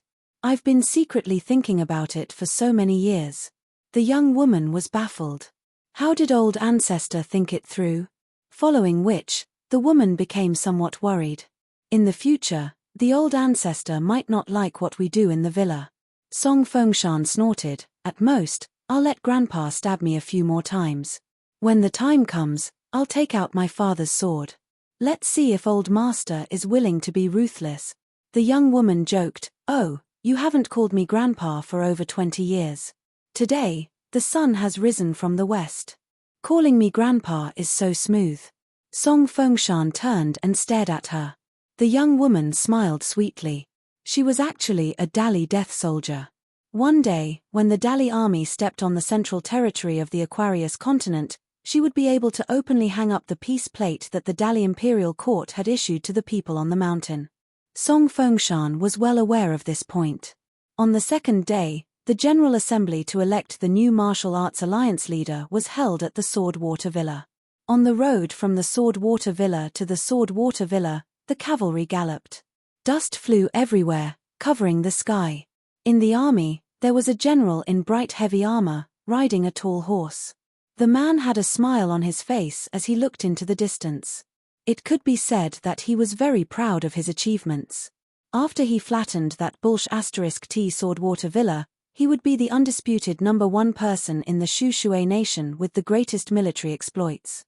The great general suddenly squinted his eyes. In front of the army, a black-robed old man who was hailed as the sword saint of the Sword Water country took out his sword from the waterfall and stood in front of the army. But behind the old man, there was a young man carrying a sword with a wine gourd hanging on his waist. Before punching the thousands of soldiers and horses, the young man took out the sword-strengthening gourd and drank a big mouthful of wine. AP Pap. 244. 10,000 Words Chapter. The sword hanging on Song Yufan's waist was taken from the waterfall yesterday. It was a divine weapon that even the Qi cultivators in the mountains had to avoid. It was named Iran. In fact, the place where Song Yufan first saw this sword was in the deep pool under the waterfall. It was at the foot of the waterfall where Chen Pingan practiced the sword furnace stance under the waterfall. There was a hidden mechanism in the boulder. That year, Song Yufan got this sword by chance. His swordsmanship and the famous sword complemented each other. That was how he became the future sword sage of Combe country. After the death of his son, Song Gaofeng, Song Yufan changed his sword and hid the Iran sword with a special bamboo scabbard in the boulder again. Song Yufan rummaged through the ancient books and finally found a secret record. It was said that this sword was once made by a martial god from another continent and was lost in the Aquarius continent. It was unknown where it went. There was a record of sharpening light splitting 5 mountains, sword chi cutting blasphemy. At this time, Song Yufan hung the yellow long sword in the scabbard. He looked at the imperial army that suddenly slowed down. The old man in black was worthy of the name of the sword. He stood upright without fear. There were nearly 10,000 people in the rebellion suppression army of the Combe country. 3,000 of them were the direct subordinates of General Chu Hao. They were all born in the frontier battlefield and were the first-class elite soldiers of the Combe country. In addition, there were 4,000 to 5,000 local elites drawn from the garrisons in various places. There were also more than 1,000 old constables dispatched by the provincial government and Jianghu heroes who were bought over with a lot of money. Of course, There was also a group of Jianghu masters gathered by General Chu Hao himself. Almost all of them were the rich dowry of the woman that the emperor had married personally. Although the old father-in-law died in the Jianghu vendetta, he had been the chief of Jianghu for almost 20 years before that. He also had the imperial court as his backer and secretly cultivated many shady Jianghu subordinates. Later, they all became the retainers of his son-in-law Chu Hao. Although so many years had passed, the woman who slept with Chu Hao still hated the Sword Water Villa and had a knot in her heart. Chu Hao was very clear about this. He agreed but would not act rashly. Before the emperor said anything, he would use the identity of the general's residence to provoke a martial Dao master whose swordsmanship was the best in Combe country. Therefore, the woman had a lot of complaints. Fortunately, the Sword Water Villas courting death and the emperor was enraged. Chu Hao took advantage of the opportunity to ask for help. To be honest, if a wife had a knot in her heart, it would be hard to untie it. Chu Hao, as a famous figure who had been at the border for many years, also had a knot in his heart. Yu, a woman, clearly knew that Song Gaofeng was already married. The two of them loved each other and even had a sword saint as a father. Why should he divorce his wife and marry you just because you were the daughter of the Wulin Alliance head? Then in a fit of anger, you found someone to destroy the flowerbed? If it were Chu Hao, he would have mobilized the army under him and killed until blood flowed like a river. But then again, Chu Hao was not the pitiful Song Gaofeng who suffered an unexpected calamity. Since they were already husband and wife, he had obtained the emperor's trust and married this beautiful woman. He also had more than 10 top experts of Jianghu under his command. He had killed 3 birds with 1 stone and made such a profitable deal. The ambitious and ruthless Chu Hao did not think much of this knot in his heart. In addition, the old chief of Jianghu had been killed by Song Gaofeng, who had destroyed his face, on the day he washed his hands in a golden basin. This made the woman much more restrained these years. For the most part, she was content to take care of her husband and children. In the capital of Jianghu, she had formed good relations with other titled madams. This had increased Chu Hao's prestige and made his official career much smoother. Chu Hao felt that he had to thank Song Gaofeng for teaching her a lesson. Otherwise, he would have been the one to suffer. Before leaving the capital this time, his wife had secretly followed him. Now, she was secretly living in the provincial capital. She suggested that after they flattened Jianghu Manor, the old sword Saint Song Yufan did not have to die. He could escape, but the evil spawn Song Fengshan, who was said to look like his mother, had to be burned to ashes. When the time came, she would personally take Song Fengshan's ashes and smash it on the tombs of that adulterous couple. She wanted them to personally see the end of the Song family's bloodline. The mouth of a green snake and the stinger of a wasp. Both were good, but a woman's heart was the most vicious. As expected of Chu Hao's legal wife. This was a good thing. Chu Hao collected his thoughts. He held the reins of his horse with one hand and blocked the sunlight with the other. He continued to leisurely gaze at the road. The official road here was wide, and the 2 sides of the road were flat. Not only was it suitable for infantry to form a formation, but it was also not too difficult for cavalry to charge. That old man Song, who was used to tyrannical behavior in the Jianghu, was truly a reckless man who did not know the difference between life and death. He did not know how to lead an army to war and still dared to play the hero. It was time for him to be burned to ashes along with Jianghu Manor. Chu Hao looked at the old man from the Jianghu that he had heard of even in the distant capital. The corner of his mouth twitched. He put down his arm and rubbed the golden paper knife that the emperor had bestowed him. He smiled and said, "It's a pity for this heroic spirit." That's good too. In the future, when people talk about this matter, they will only say that I, Chu Hao, killed a sword saint in front of a formation. On the battlefield, there was a saying that one could fight against 10,000 people. Unfortunately, those were just words of flattery. There were indeed fierce generals that could not be underestimated. They had astonishing physical strength and were good at personally breaking through enemy lines. If they had a divine steed as a mount, they would be like a tiger that had grown wings. However, fighting against 10,000 people? That did not exist. Chu Hao was a veteran of hundreds of battles. He was definitely not someone who would lie down and enjoy life. He had never seen such a godly person. Song Yufan stood in place. Since he had already come this far, the old man was not willing to take a step back. He only looked back helplessly. Why did you, Chen Pinggan, come here to join in the fun? Chen Pinggan had come out this time with the sword case that contained the demon-subduing sword. The rope had long been tied tightly. He ran all the way to Song Yufan's side. The old man was faintly angry. He said, "Over at the waterside pavilion, you had a conflict with the horizontal blade manor. At that time, I said, in the Jianghu, one is responsible for one's own life and death." Chen Pinggan, do you know the meaning of these words? Chen Pinggan nodded. Song Yufan laughed angrily. What do you know? That Wang Shanhu pointed the tip of her scabbard at you. She was in the Jianghu. That retainer from the horizontal blade manor was also shooting arrows from behind. My grandson, Song Fengshan, also did the same every time he looked for someone to test his sword. Today, I, Song Yufan, am blocking in front of the army. That's even more so. Song Yufan's words were like a storm. In the end, he only sighed. Chen Pinggan, you shouldn't have come. Chen Pinggan said softly, no matter what Senior Song does today, I'm only responsible for one thing, and that is to bring Senior Song out of here alive. There are so many people here. I won't kill anyone. Chen Pinggan added, I'll try my best not to kill anyone. Song Yufan took a deep breath and tried to persuade him calmly. Now the two sides are equal to two armies confronting each other. How can you not kill anyone? Do you think this is child's play? In the army, there are thousands of cavalrymen who can run and attack.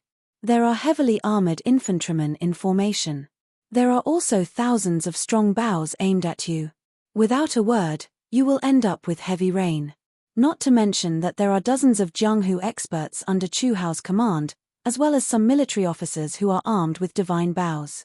They are the national weapons used by the imperial court to target qi cultivators and Jianghu grandmasters. Even I, Song Yufan, will be seriously injured if I'm shot in the vital part by an arrow. Chen Pinggan asked in reply, since the other side is so powerful, are you here to die? Song Yufan said in a deep voice, I want to capture the leader first.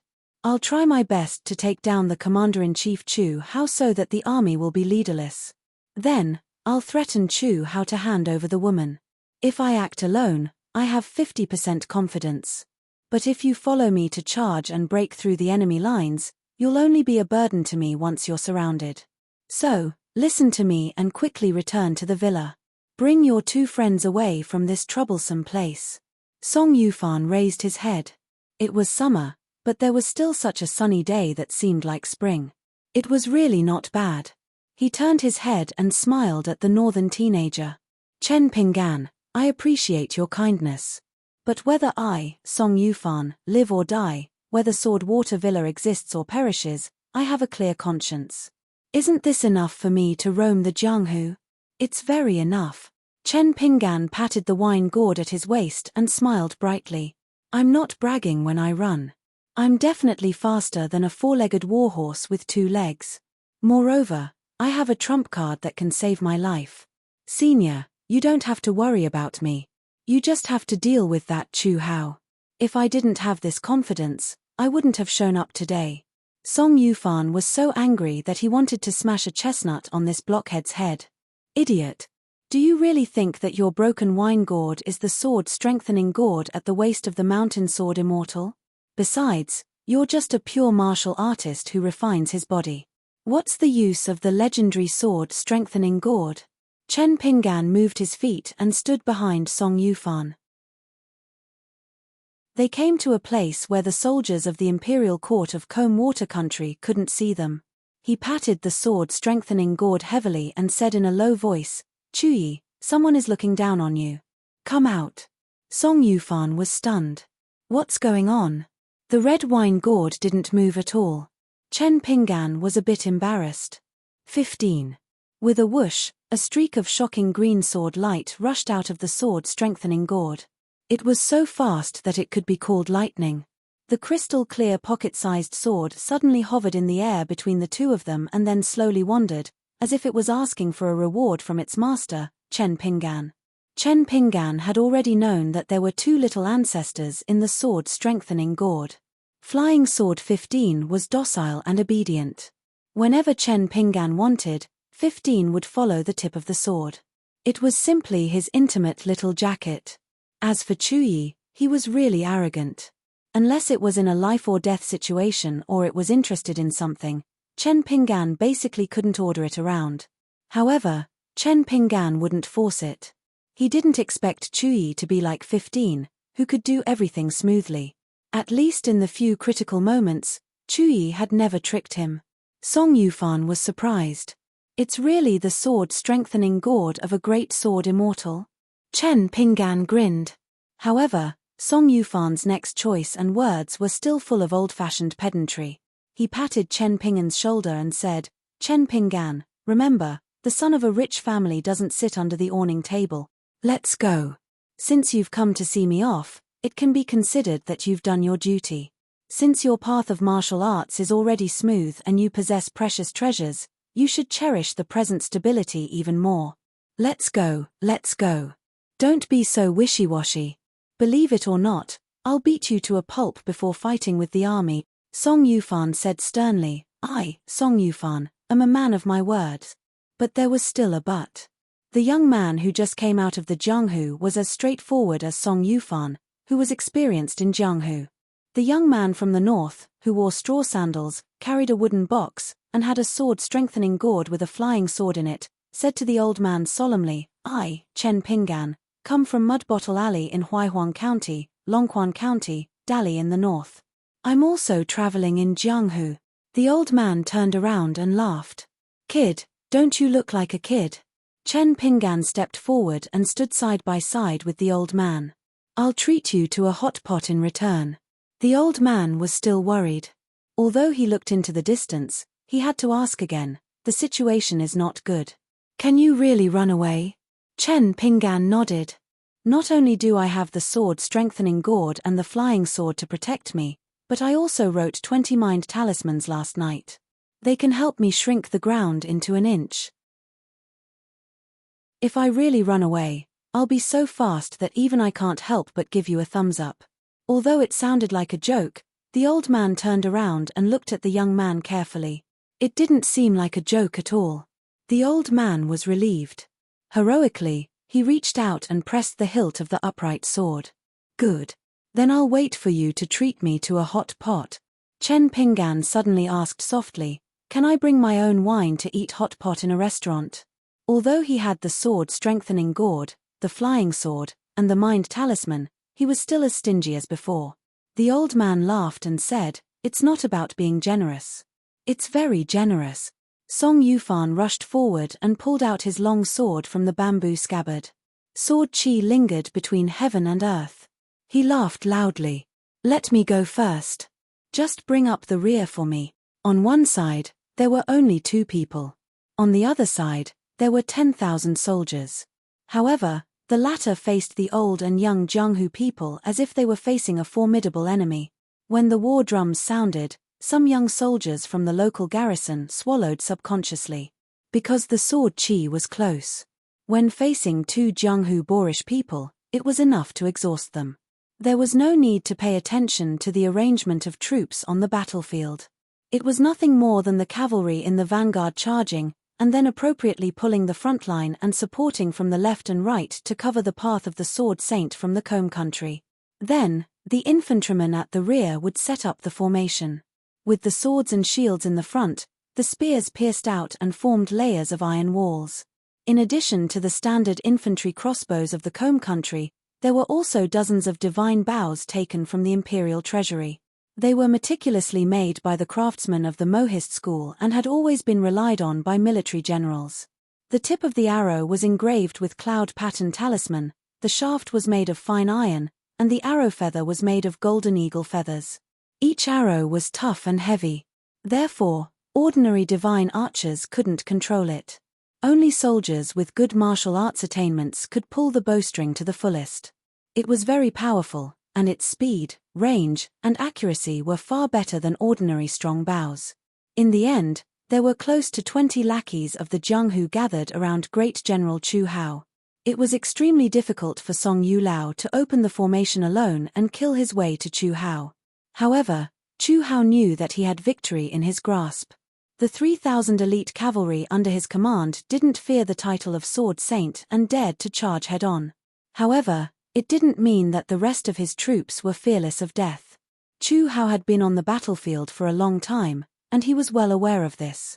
Therefore, he sent someone to pass a message to the local garrison generals.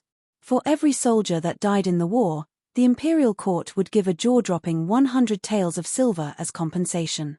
The family of the soldier that died in the war would be exempted from military service for 10 years.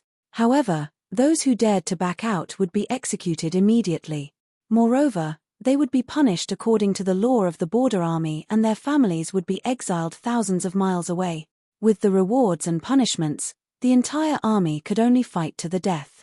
Great General Chu Hao rode his horse and stood under the mighty banner that swayed in the wind. He was very satisfied. With the army at the border, the boorish people of the Jianghu were just mantises trying to stop a chariot. The emperor had privately promised him that he could take half of the property of the Jianghu manor as a reward for the Chu clan's army. The remaining half would be handed over to the national treasury. However, he had to take care of all the compensation for the local troops alone. He wasn't allowed to trouble the Ministry of War and the Ministry of Revenue. As long as the manor was confiscated, Chu Hao would still be able to earn a lot of money. Song Yulao didn't immediately rush up to the sky to be the eye-catching target. He lowered his head, bent his waist, and held his spear as he charged forward. His aura was like a rainbow, and he was as fast as lightning. He clashed with the Chu clan's elite cavalry that had already pulled out a neat front line. The first wave of arrows rained down. The dense black dots in the sky shot over. The bowstrings that were pulled taut suddenly released, making a buzzing sound. This was only the first wave of arrows from the mounted bows. Song Yulao stomped heavily on the ground. His originally swift and violent figure became even more ethereal. He charged forward at an even faster speed. At the same time, he twisted his wrist and spun his body. The sword aura rolled. Within a radius of several feet, the majestic sword aura condensed into a ball and then suddenly exploded. The ground behind Song Yulao was instantly filled with arrows that fell in an arc. The soil was overturned and dust flew up. The remaining arrows that happened to be coming toward him were all shattered by Song Yulao's sword aura. Although Song Yulao's speed was beyond imagination and his sword aura was so strong that it opened the eyes of the soldiers on the battlefield, the second wave of arrows still followed in an orderly manner. They fell like rain. Song Yulao held his spear and his body spun like a top. Hundreds and thousands of Iran swords instantly appeared around the old sword saint of the brushwater country. The tips of the swords all pointed outside the circle. In one breath, tens of thousands of sword auras were formed. Song Yulao no longer held his sword. He put his two fingers together and made a sword sign. He pointed to the sky and shouted, "Go!" Then he stomped his foot. The sword formation in front of him and the sword aura condensed into long swords. They were swung toward the front row of elite cavalry who were charging with spears and spears. In an instant, the legs of dozens of horses were broken and the necks of 20 of them were penetrated. The path of the charging cavalry was instantly turned upside down. A towering sword soared into the sky. Under the guidance of Song Yu's sword technique, the sword chi swept out like a huge umbrella blocking the rain. When those arrows landed on the umbrella, without exception, all of them shattered into pieces. Two groups of elite cavalry on the two sides sped up and charged forward. At the same time, the archers on the sides shot their bows at Song Yulao. The remaining half-circle of sword aura behind the old man quickly filled up the semicircle sword formation and shot out again. Dozens of horses on the two sides of the cavalry were killed on the spot. The riders fell off their horses. However, Chu Hao's ability to lead troops was outstanding here. Except for a few who fainted, most of the riders floated to the ground or rolled up. They pulled out their sabers and directly charged at Song Yulao. The title of the sword saint of the Combe country, the so-called #1 person in the Jianghu, was not enough to scare these elite warriors who had been soaked in blood and laid in piles of bones. In the western region of the Aquarius continent, there were dozens of countries around the colorful dress country. Among them, the colorful dress country had the most troops and was the most powerful country on the table.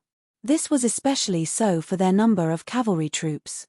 As for their actual combat strength, whether it was the ancient Yu country that produced heavy armored infantry, the Songshi country that was proficient in archery and horse riding, or the Combe country with valiant folk customs, they were all qualified to laugh at the colorful dress country's border army. It was not easy for a powerful general with the surname Ma to emerge, but he was pushed aside by the big boss at the border to retire in Yenji County.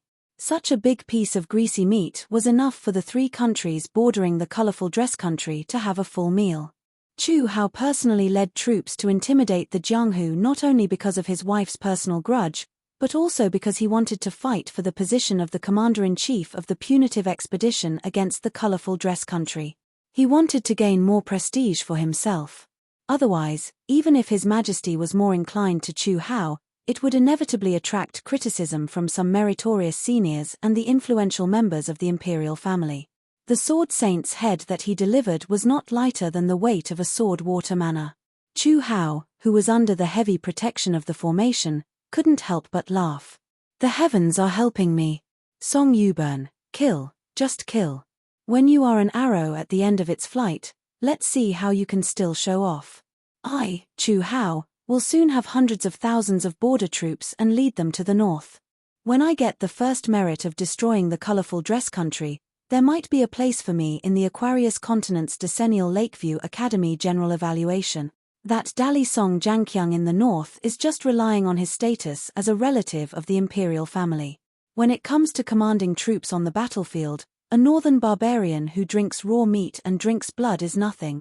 Chu Hao clenched the paper cutter that was bestowed by the imperial family.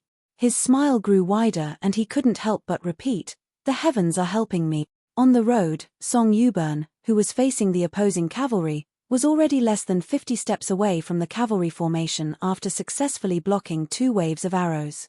With his forward speed, the cavalry had already given up on shooting and charged toward the black-clothed old man in a familiar charging posture. Song Yuburn's mind moved slightly. He rushed forward and moved a few steps to the side, dodging an extremely swift and insidious arrow. The momentum was far greater than the cavalry's previous volley of arrows. After that, the old man changed his position 3 times and perfectly dodged the special arrows. He shook his 2 fingers and controlled the long sword in the air to charge forward. He laughed and said, "Cut the horses and open the formation." Those saber-wielding cavalrymen who fell from the horses wanted to fight to the death, but their sabers missed the target. They only felt that an illusory smoke brushed past them, and the black-clothed old man was no longer in front of them. The sword swept forward like a flying sword, like a flood dragon swimming in the river. Several war horses had their legs chopped off in the blink of an eye. The sword only cared about opening up an unobstructed path for the master behind it. It either pierced through the back of the war horse, slid a huge bloody groove on the side of the horse, or pulled out a large mass of bloody intestines from the abdomen. Wherever it went, the war horse fell to the ground, the rider fell to the ground, and then a faint figure like smoke swept forward confidently. The elite cavalry formation with excellent combat power was pierced through by the sword saint of the brush country just like that. After Song Yuburn successfully broke the first formation, he found that the shields in front of him were like mountains. They were lined up in a line, and saber lights were shining between the gaps. There were also long spears that were slightly tilted like a forest. They were as tall as a man and a half. The neat spearheads were shining under the sunlight, emitting the unique aura of the battlefield. If he leaped high and flew toward the banner where the leading general was, the Chu army would definitely treat their guests by shooting down the archers in the back of the spear formation. Earlier, because Song Yuburn broke the formation too fast, the archers didn't work. But it didn't mean that the archers were not intimidating, not to mention that the archers were mixed with the magic bows of the school of Moism, which were regarded as treasures by the imperial court. Song Yuburn forced himself to take a breath of fresh qi, and the qi in his body flowed like a flood. At this moment, behind the infantry formation that Song Yuburn couldn't see, There were several top masters of the Jianghu of the Brush Country who were affiliated with the imperial court. They stepped on the heads and shoulders of the soldiers and attacked together. They calculated the gap between Song Yubern's breath and jumped high over the dense forest of spears. Each of them had a sharp weapon, and just happened to hack down on Song Yubern's head. Song Yubern tiptoed lightly, and instead of retreating, he moved forward.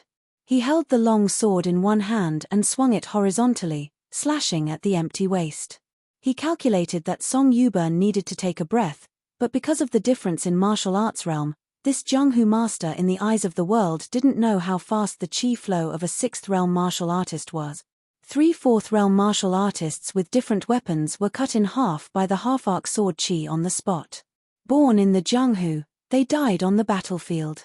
No one knew if the 3 of them would die in peace. Song Yubern swung his sword down again, and the 4 or 5 heavily armored soldiers and the people behind them were all smashed into pieces by the sword chi that tore through the air. Their armors and weapons were all smashed into pieces. The armor of the surrounding soldiers was instantly covered with blood and broken limbs. Fortunately, the heavy armored infantry formation was known for its stability. After a path was cut open by the sword chi, the soldiers at the back rushed to the front almost instantly, madly filling up the gap, and the soldiers on the left and right sides also consciously moved closer to the center. In the battlefield, those who weren't afraid of death might not survive, and those who were afraid of death would usually die. Song Yubern saw the thickness of the infantry formation in the blink of an eye when the path was opened and closed. He sighed in his heart, and his body still jumped up with the sword chi in his hand. A wave of sword chi was wantonly released, cutting down the dense rows of spears in front of him. At the same time, he held the long sword tightly, and his sword chi covered the body of the sword. The sword chi shook violently, and Song Yubern felt like he was holding a full moon, as if he could compete with the sun above his head. Song Yubern yelled, and his body grew more than 3 meters tall. His sword chi and sword chi skyrocketed at the same time. The full moon that was as big as a jade plate suddenly became extremely huge, covering Song Yubern. No matter how many arrows were shot out, it didn't change the rule of the straight line, rolling toward the huge banner. After the arrows hit the full moon, the tips of the arrows were all broken, and the arrow shafts were all shattered. When the old man in black broke the formation for the second time, the young man with a sword on his back didn't just stand by and watch. He also started to run forward, moving like a rabbit.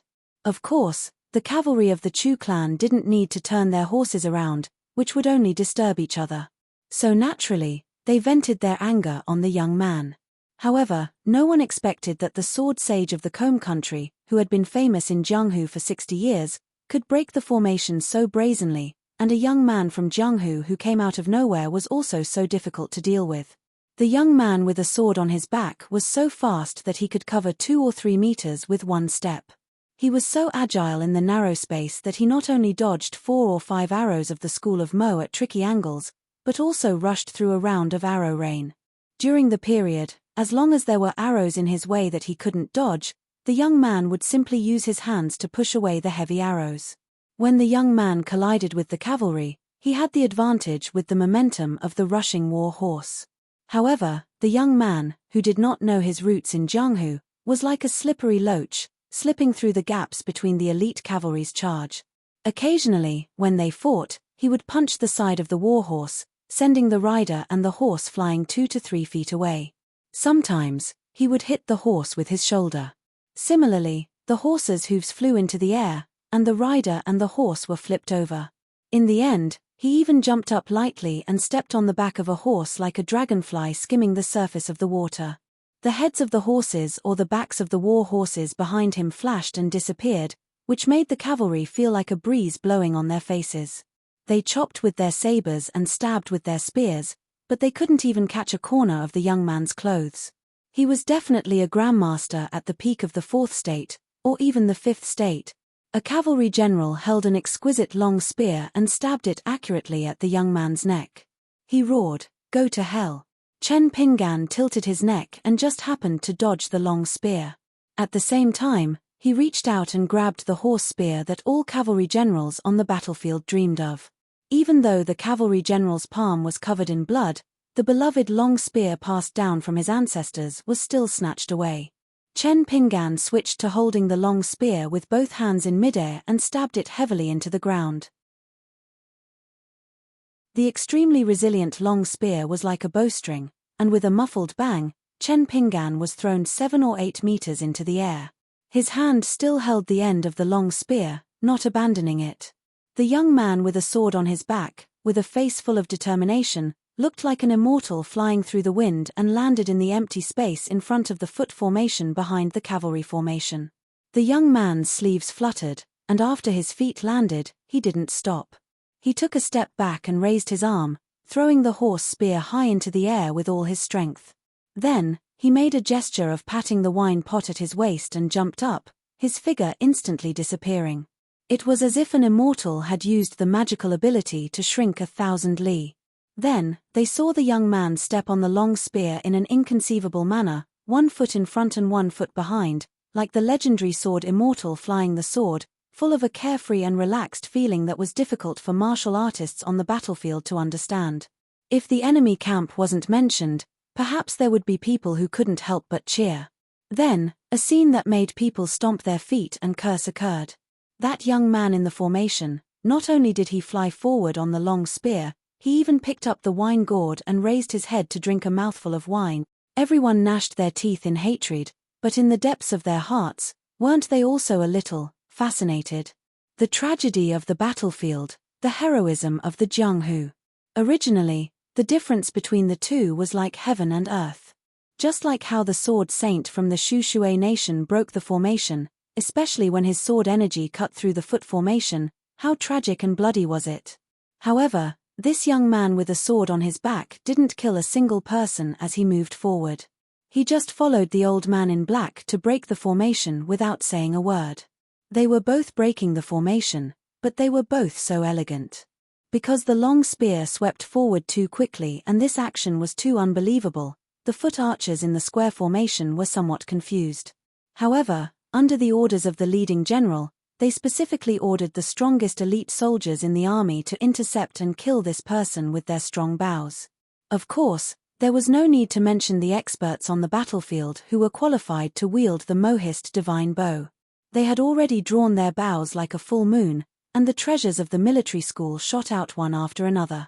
Strange phenomena appeared everywhere, and there were even more shocking surprises that appeared. From the red wine gourd on the waist of the young man with a sword on his back, 2 dazzling fireflies suddenly flew out, 1 white and 1 dark green. Under the long spear, they shattered the arrows one by one. There was no need for the young man to dodge at all. The small number of arrows that were extremely intimidating all fell to the ground without any effect. After flying for hundreds of feet, the long spear under his feet had already begun to fall. Chen Pinggan stepped on the long spear and didn't care about the long spear falling to the ground anymore. His body rose up, and he just happened to dodge the attack of a top swordsman in the Jianghu. The latter landed on the ground regretfully and looked back. His eyes were fierce and his face was full of anger. If he had not been able to stop Song Yujian earlier and had been smashed into the array by the overwhelming sword aura that was almost invulnerable, it would have been pardonable. But what was going on when he did not even get close to a nameless young man? Soldiers were trained for 1,000 days to be used in a single moment. How could he enjoy the glory and wealth under General Chu Hao in the future? Further ahead, the mass of sword energy enveloping Song Yufan, which was only 100 steps away from the commander-in-chief's banner, had already been seriously damaged by countless spears and arrows. Coupled with the continuous attacks of dozens of Jianghu experts, when a green sword energy came with the sound of wind and thunder, Song Yufan held his sword horizontally in front of him. Although the sword energy as thick as a green python finally broke the old man's full moon sword formation, it was also cut into 2 by the long sword. The sword energy whizzed past the old man's side, and dozens of heavily armored soldiers behind him were killed on the spot. Song Yufan stopped holding his sword horizontally. Traces of blood seeped out of the corner of his mouth. Even so, he didn't dare to breathe easily. It was because the person who launched the sword attack 100 steps away was at least a grandmaster in the 5th realm. That person stood under the banner next to General Chu Hao. He was wearing a green robe. One of his hands was behind his back, and the other hand was pointing the tip of his sword at Song Yufan. This person wasn't old. He looked to be in his early 30s, but his real age might be 40. The long sword in his hand wasn't some divine weapon that could cut through iron like mud. It was a piece of green bamboo that was 2 feet and 6 inches long, which was as long as the sword. He stood proudly on the back of the horse. General Chu Hao, who was much shorter than him, didn't mind at all. He was full of smiles. The swordsman who used the green bamboo as a sword smiled and said, "The bamboo sheath of Song Yufan's sword is pretty good. General Chu, can you give it to me?" Chu Hao laughed heartily and said, "Why not? Not to mention the bamboo sheath, I'll give you the sword as well." The swordsman shook his head and said with a smile, "There's no need for that. If General Chu can give this sword to your emperor, it'll also be a good story to tell." Chu Hao was enlightened. He clapped his hands and laughed. "Green bamboo sword immortal is so thoughtful. That'll be the best." Song Yufan held his breath and focused his mind. He stood in a small space that the soldiers automatically made way for. It was the young swordsman from Pine Stream Country, Green Bamboo Sword Immortal. He smiled and said, "Old Sword Saint Song, do you believe that when you take a breath, you'll die?" Song Yufan's face was cold. There was an uproar behind the old man. Chu Hao narrowed his eyes and took out a small object that looked like a silver ingot from his sleeve. He pinched it in his palm and then tilted his neck. Soon, 2 white-haired old men with long breaths walked out from beside him. One of them was wearing a brocade robe and was holding a green talisman with golden words between his fingers. The other was tall and sturdy. He held 2 axes that were engraved with auspicious cloud seal patterns. The 2 of them didn't wear any armor and were clearly not soldiers. The 2 of them looked behind Song Yufan. Compared to Green Bamboo Sword Immortal's calmness, the 2 old men who followed the army had a serious expression. As great Qi refinement warriors that were consecrated by the Combe country's royal family, they knew what it meant for a sword cultivator who had nurtured a natal flying sword to fight like a cornered beast regardless of age. Chu Hao said softly, "One of you will help Green Bamboo Sword Immortal to end the battle quickly and kill Song Yufan. The other must hold that young man back." The brawny man with the double axes strode towards Song Yufan and grinned. "I'll force the old man to take a breath." The old man in brocade robe smiled bitterly. He gathered his thoughts and threw the green talisman that he had treasured for many years into the air. In the face of a great enemy, there was nothing he could do about it. After the talisman rose into the air, it disappeared in a flash. In the blink of an eye, it appeared 150 steps away. Golden light exploded and the last golden-armored general crashed to the ground. It was 20 feet tall and stood out from the crowd. It held a great halberd in its hand, and within that dignified golden armor, there was only silver light circulating. The general didn't have a physical body. Chen Pinggan flew all the way. It seemed like he was flying in the air, but in fact, every time he landed, he would step on the 2 flying swords of Chu Yi and Chu Wu. It would be right to say that Chen Pinggan was a stubborn person. However, Chen Pinggan had changed a lot when he started to roam the Jianghu on his own and remembered the young man from Clay Bottle Alley who liked to jump across streams. At this moment, he saw the golden-armored and silver-bodied strongman not far away. It held a golden halberd and was ready to attack. It was staring at him. Chen Pinggan's heart skipped a beat. In Yanji County, Daoist Chongmiao had 2 brass strong men escorting him. One of them seemed to be a high-grade talisman that could rival a third-realm martial artist. The 20-feet-tall golden-armored strongman in front of him was estimated to have the combat strength of a 4th-realm martial artist, or even a 5th-realm martial artist. However, he dared to challenge the mountain-moving old ape of Zhengyang Mountain at the beginning of his boxing practice. When Chen Pinggan was stubborn, he wasn't afraid of anyone. After accumulating for a long time, he suddenly had a flash of inspiration. Chen Pinggan reached behind him almost naturally and grabbed the scholar-wood sword. At the same time, he said in his heart, "Chu Yi, Chu Wu, go help Senior Song deal with the swordsman and the brawny man. I'll deal with this strong man myself." The distance between them was less than 20 steps.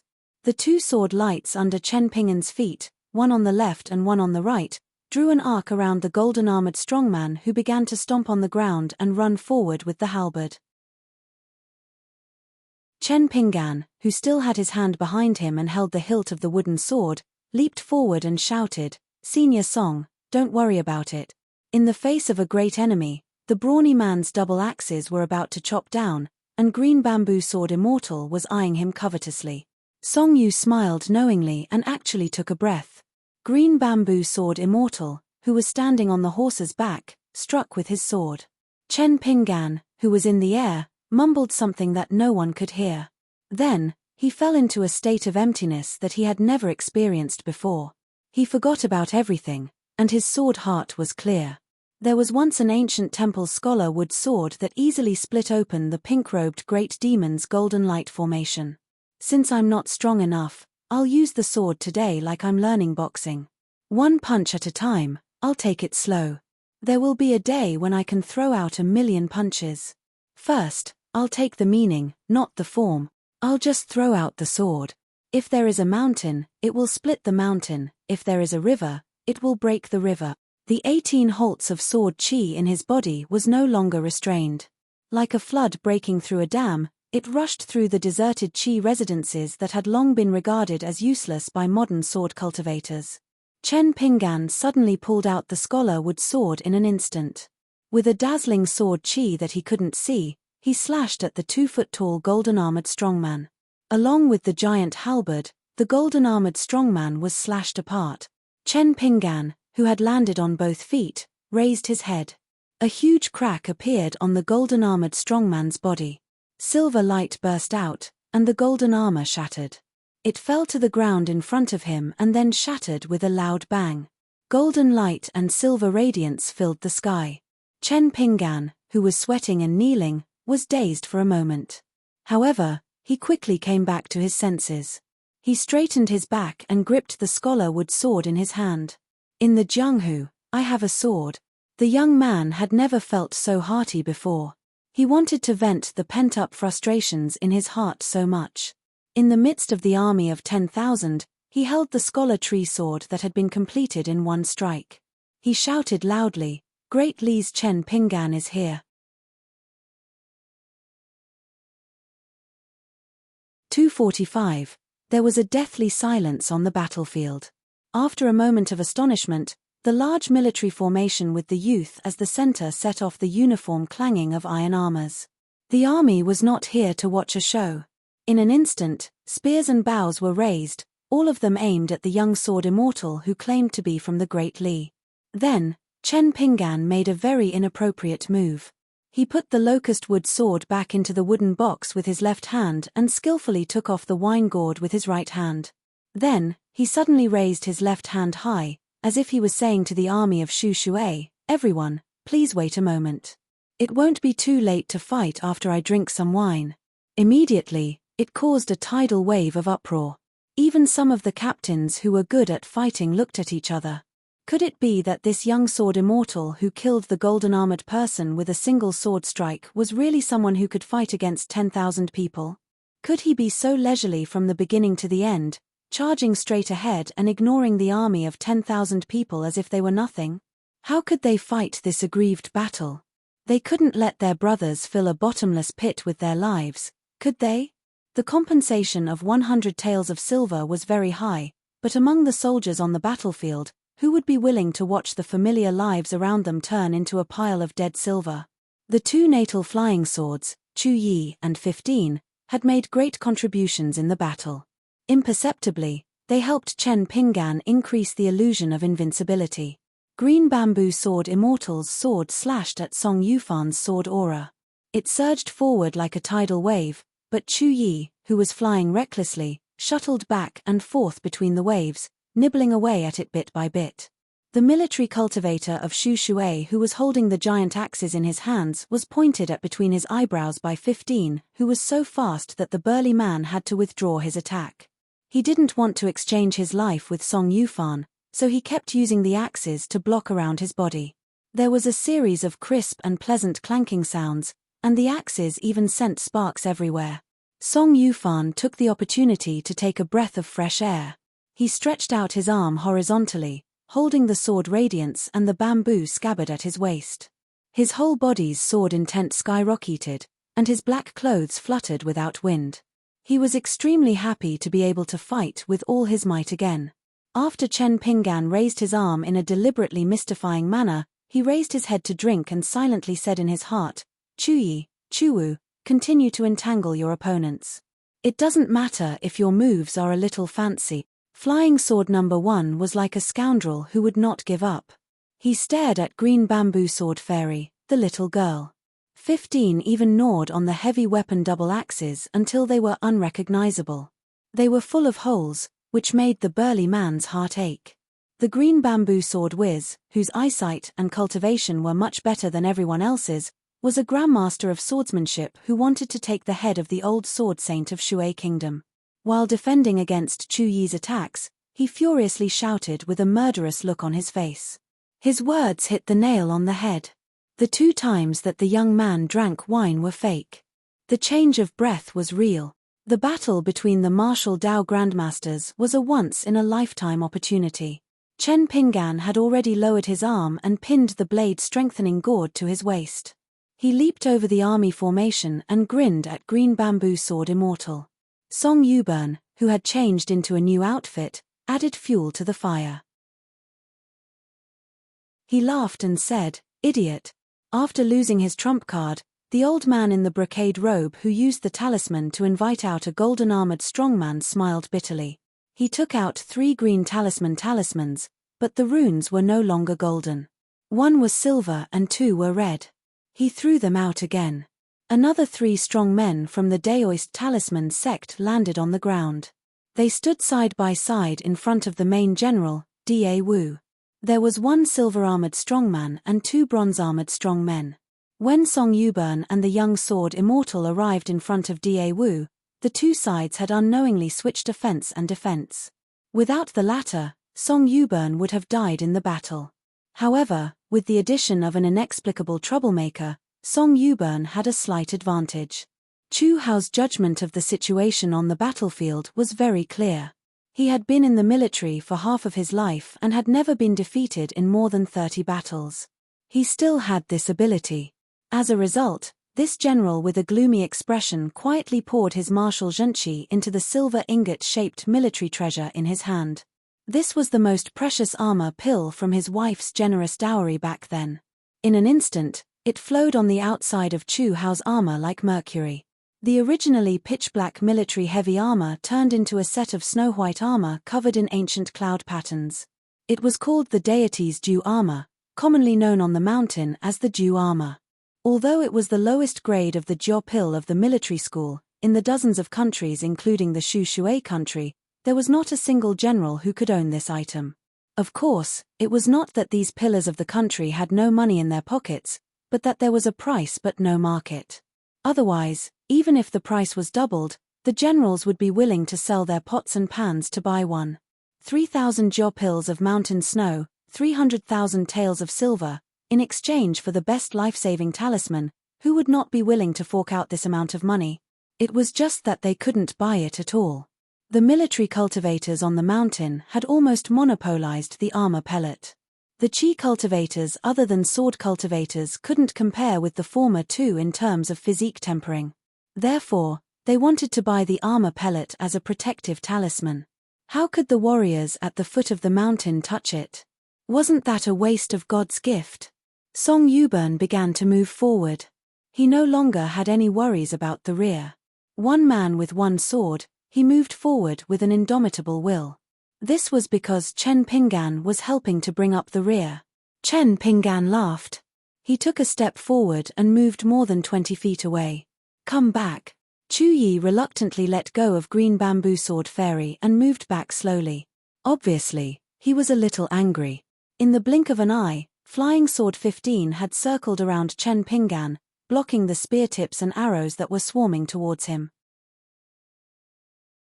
Green Bamboo Sword Fairy, who had been standing on the back of his warhorse all this time, sighed. He glanced reluctantly at the bamboo scabbard at Song Yuburn's waist. This Pine Stream Sword Fairy, whose reputation in the Jianghu was even greater than Song Fengshan's, leaned back and pushed off with the tip of his foot. In an instant, he flew backwards. He turned around in the air and stepped on the heads of the soldiers behind the banner. Just like that, he drifted far away. After completely leaving the Shu Shui army, the young sword fairy put away the piece of bamboo hanging at his waist and slowly walked towards the provincial capital. Looking back at the banner, he said regretfully, "If I want to seize that green immortal mountain bamboo scabbard again, I don't know how long I'll have to wait. If this Song Yubern can survive this time, he should be able to live for at least 20 or 30 years, right?" Green Bamboo Sword Fairy's desertion immediately caused the morale of the Shu Shui army to fall into chaos. Chu Hao's eyes were somewhat puzzled. He turned his head and looked at the formations of the various garrisons. It was only slightly better than blowing up the camp. Logically speaking, they shouldn't be in such a mess. Although these 4 garrisons of the Shu Shui army were far inferior to his own troops, 2 of them were elite infantry headquarters. They had been nurtured by border battles for many years and were far from being in such a sorry state. When Chu Hao saw the commander of one of the garrisons, not only did he not stop the terrible situation that was on the verge of collapse, he instead sat high on his horse with his arms crossed over his chest as if he was an outsider. Chu Hao's face immediately turned ashen. He was so angry that he clenched his teeth. He wanted nothing more than to urge his horse to gallop over and hack him into mincemeat. Chu Hao's expression changed greatly. He raised his butt and looked into the distance. He didn't know when, but the solid formation of the garrisons had become an obstacle to the rescue of the Chu clan's elite cavalry. It had already isolated him and dozens of his personal retainers from the 3,000 elite cavalry. Song Yubern was facing the strong man with the axe and the talisman invited by the old man in the brocade robe by himself. He still had the strength to spare and was observing Chu Hao's every move. Chen Pinggan gradually discovered the strangeness of the development of the situation. The ferocious attack of the formation gradually decreased. Except for the group of Jianghu masters who had gathered to attack him, the arrows and spears in the army became sparser and sparser. In the end, they simply watched the fire burning across the river. Moreover, there were constantly generals who looked like commandants riding their horses in the gaps of the formation, constantly telling something to some of their subordinate Decarches and elite soldiers. Song Yubern cut a brass strongman in half at the waist with his sword. The talisman who had been beaten back to his original form turned into ashes in the air. Then, he slashed 2 huge axes with his sword. A long string of dazzling sparks exploded and shot out in all directions. The hot sparks from the axes shattered the armors of the soldiers in the distance. When they hit the armors of the soldiers in the distance, they even made a slight sound of metal and stone. It could be seen how shocking the cultivation of the #1 martial artist of the Combe country on the battlefield was. After forcing back the military cultivator of the imperial court of the Combe country, Song Yubern pointed the tip of his sword at Chu Hao and said with a smile, "I've come a long way to welcome you. I only invite General Chu Hao to the villa as a guest. As for the rest of you, if you want to fight to the death, then fight to the death. Standing under my sword, you are responsible for your own life and death." Under the big banner, there was a loud bang. It turned out that Chen Pinggan had unknowingly moved the battlefield with more than 10 Jianghu experts to a place less than 50 steps away from the big banner. Then, he entrusted his back to the 2 flying swords of Chuyi and Shouwu and secretly used a mind talisman. He directly passed the small battlefield of Song Yubern and the 2 Qi cultivators and appeared 10 steps away from the horse of General Chu Hao, who was wearing the sweet dew armor. With a big stride, he stomped heavily on the ground. Then, he tilted his body upward and punched the head of the handsome horse with his right fist. The tall horse's head was smashed and its legs were broken. Chu Hao, who was second to none in the military talent of the Combe country and was only at the 3rd realm of martial arts, immediately fell forward. In the end, he happened to be punched in the chest by Chen Pinggan's left fist.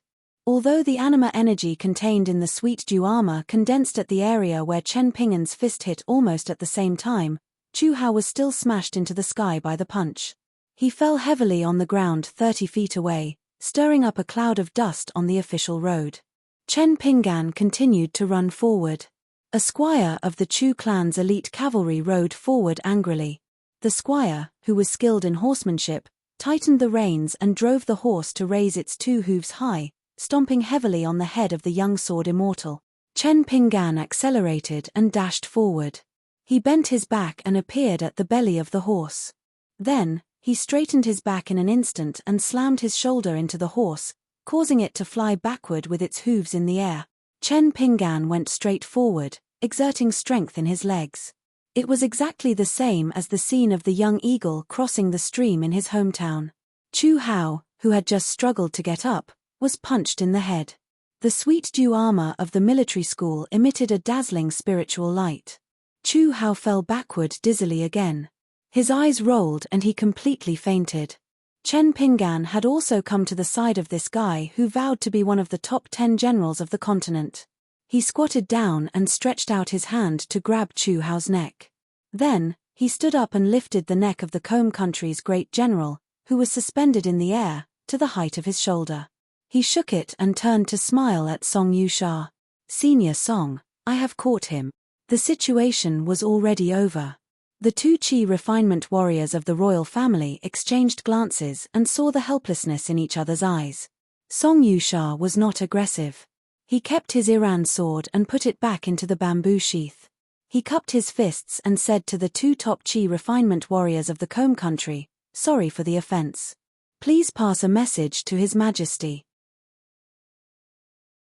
No matter how the imperial court deals with it in the future, the Sword Water Villa and I will take it on." Then, the old man dashed forward.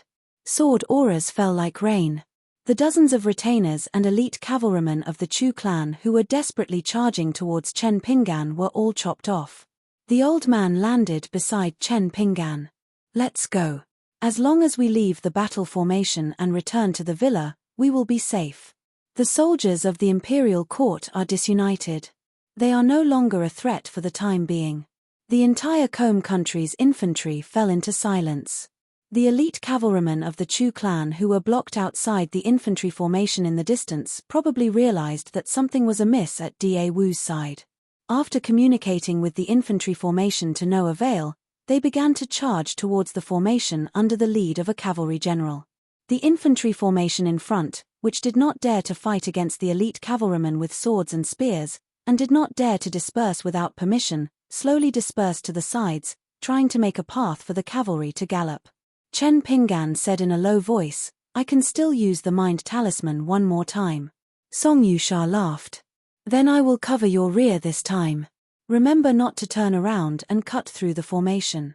Retreat to the right side and we will return via the mountain path.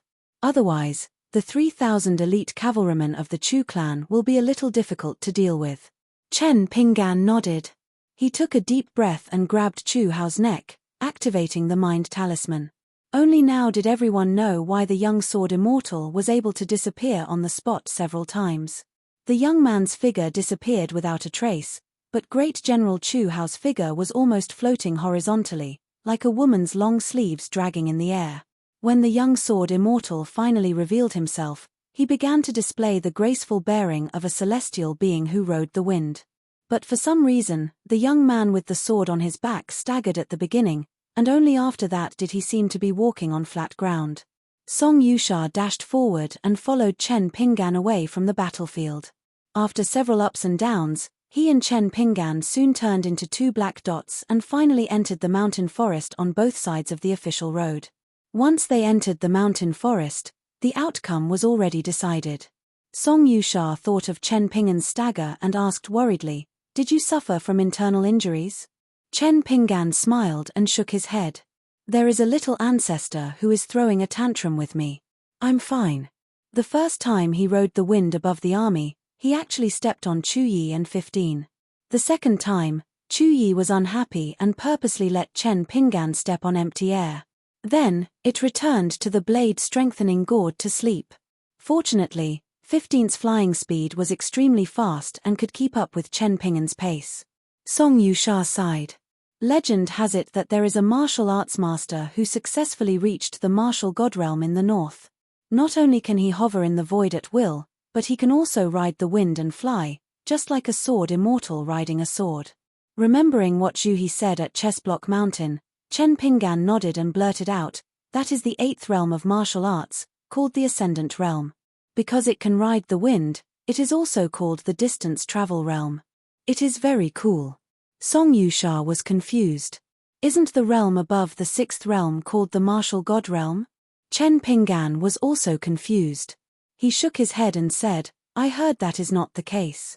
The realm above the sixth realm does start to focus on spirit refinement, but it doesn't seem to be qualified to be called martial god. I only know that the seventh realm of the golden body realm is qualified to be called master.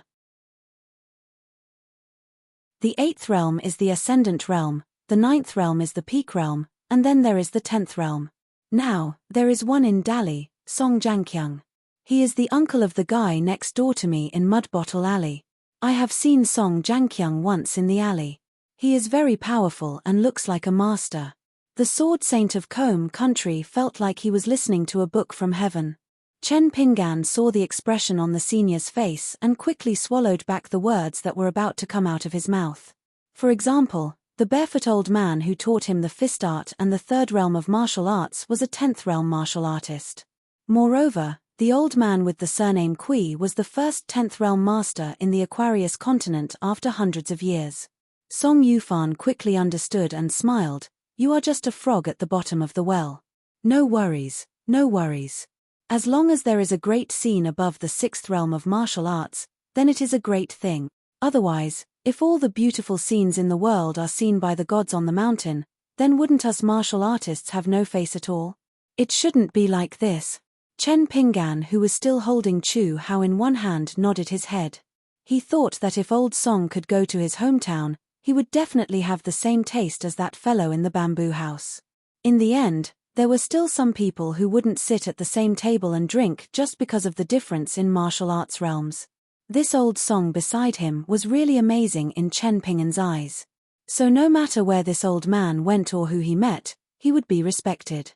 After Chu Hao's true chi was used up, the Dew armor turned back into a silver ingot and fell to the ground. Chen Pinggan picked it up with the tip of his foot and put it into his bag. Then he used a bit of strength and shook his wrist, causing that General Chu who had woken up but didn't dare to open his eyes to faint again. Song Yufan smiled knowingly. To encounter such a young sword immortal from Great Li, it could be said that Chu Hao was blessed. Chen Pinggan asked, "What's next?" Song Yufan sighed. No matter how eager the 3,000 elite cavalry are to save their master, they won't be stupid enough to attack the Sword Water Manor. My grandson Fengshan is obviously behind this imperial army. They are already in a mess and won't assist the Chu clan's elite cavalry to attack. They will only retreat to the provincial capital and wait for the changes.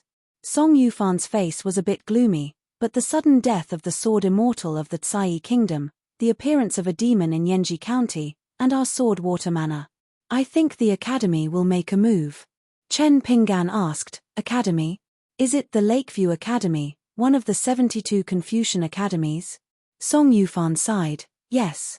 For thousands of years, the Aquarius continent has been peaceful on the mountain and at the foot of the mountain. The academy is the credit of all the imperial courts. However, I never thought that this time, the Sword Water Manor might stand opposite the Lakeview Academy. Once the teachers of the academy appear, the manor will probably be like this imperial army. The people's hearts will be scattered, and the manor's century-old reputation will be destroyed overnight. Chen Pinggan had some impression of the Lakeview Academy. First, it was as famous as the former Cliff Academy founded by Mr. Chi. Second, it was the disturbance of the wedding dress ghost. On the way back from the Great Sui Kingdom to the Huangting Kingdom, the young Kuidong mentioned some incredible inside stories that were related to the scholars of the Lakeview Academy. The last one was the first gentleman of the Lakeview Academy, Kui Minghuang, who once represented the Confucian school of the Aquarius continent to enter the Lizhu cave heaven. But why did Senior Song, who dared to take the head of a general in the army, have such complicated emotions when he mentioned the academy? Song Yufan mocked himself, facing the academy, I don't have the courage to fight to the death. I'm so worried. Chen Pinggan didn't quite understand. Song Yufan seemed to see through the young man's mind. With his hands behind his back, he slowed down in the forest and looked at the sparse sunlight shining through the leaves like grains of gold on the ground. After a moment of silence, the old man finally said helplessly, Don't you know that the words of the teachers of the academy are the greatest truth in the world? I once saw with my own eyes a sage from Lakeview Academy. At such a young age, he was able to make the sword god of colorful robes nation come out to welcome him from afar and ask for advice on morality and knowledge. The young sage was wearing a high hat and broad belt, sitting upright and still. Sitting opposite the sword god who was like a child, that lofty bearing was really another kind of invincible. Song Yufan smiled. So, 100 or 1,000 Song Yufans can't compare to the words of the academy's teacher. You are wrong and you should be punished. Chen Pinggan asked a question. What if the teachers of the academy don't make sense? What if the gentleman and sage also make mistakes? Song Yufan smiled and said, there will be the teachings of the sage. Chen Pinggan was deep in thought. He grabbed a general by the neck. The latter's feet were dragged on the ground in the forest, making rustling sounds.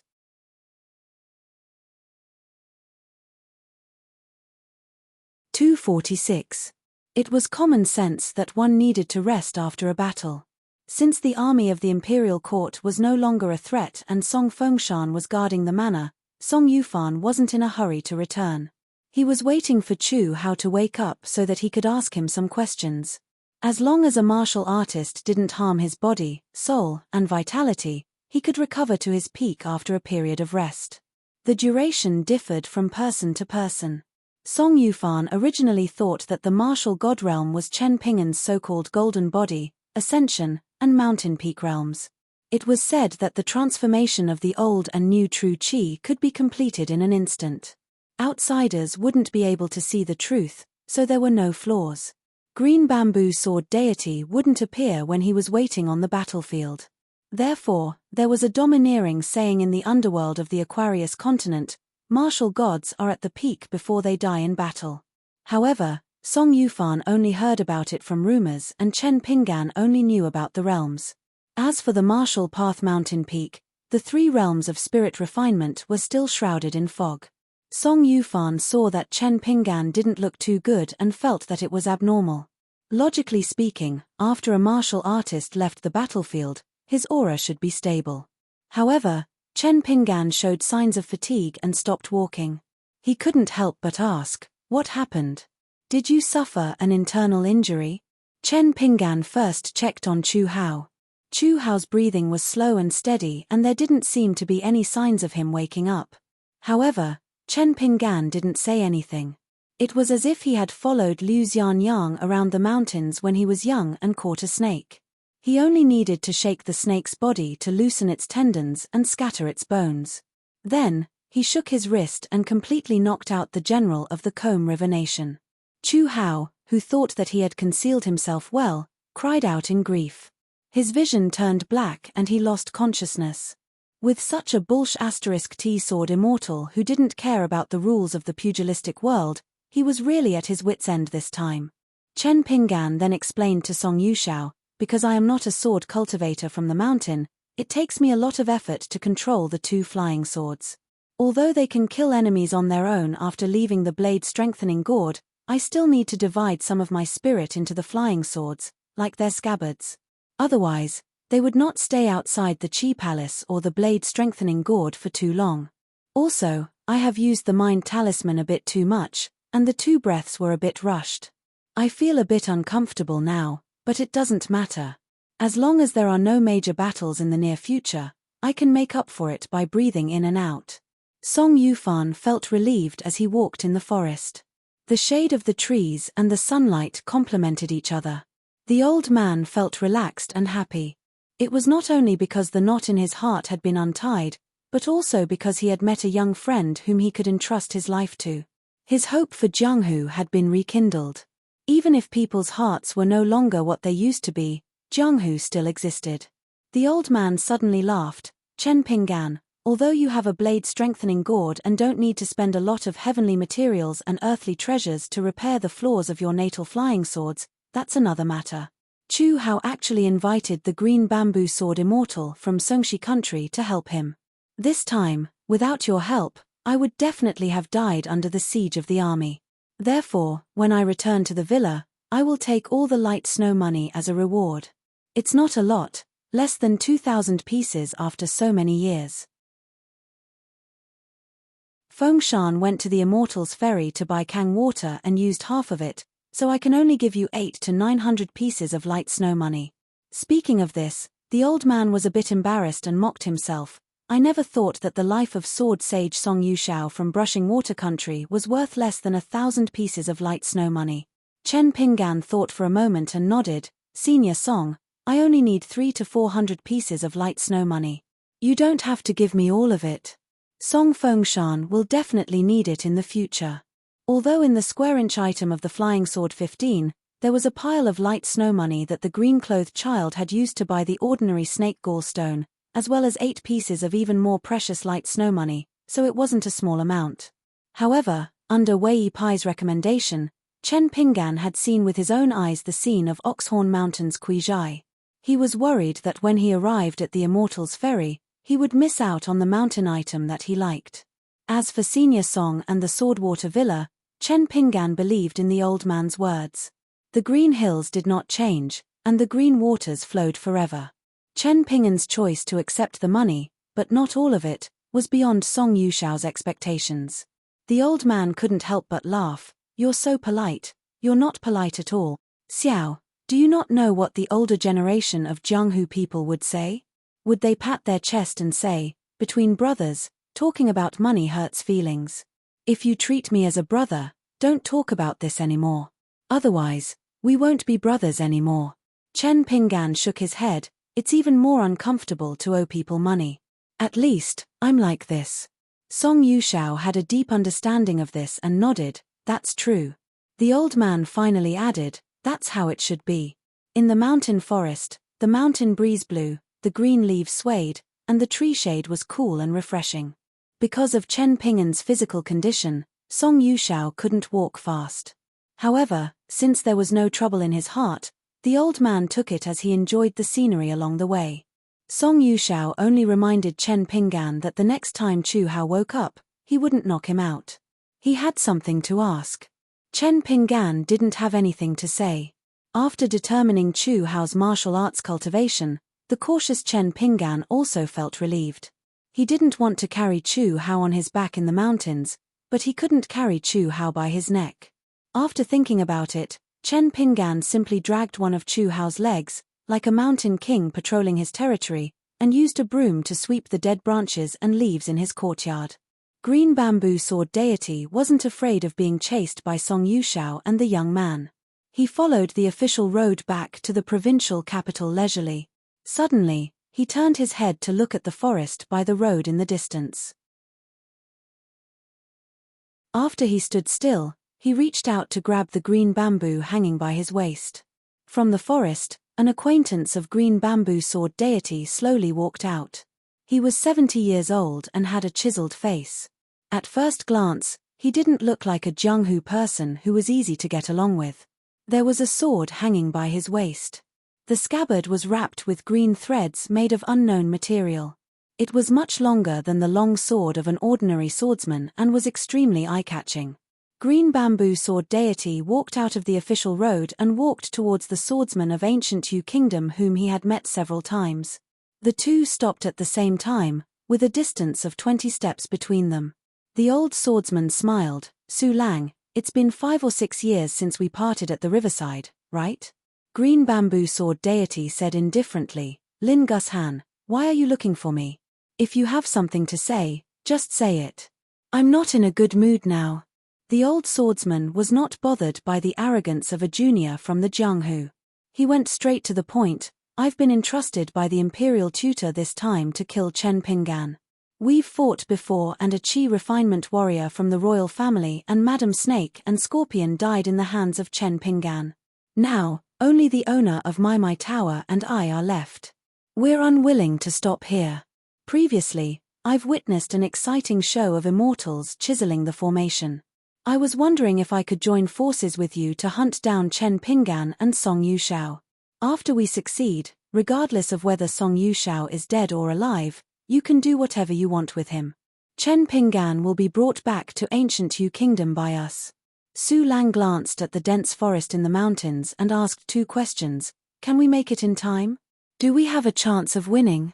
Lin Gushan, the venerable swordsman of ancient Yu Kingdom, nodded and said, "The owner of My Tower is best at assassination.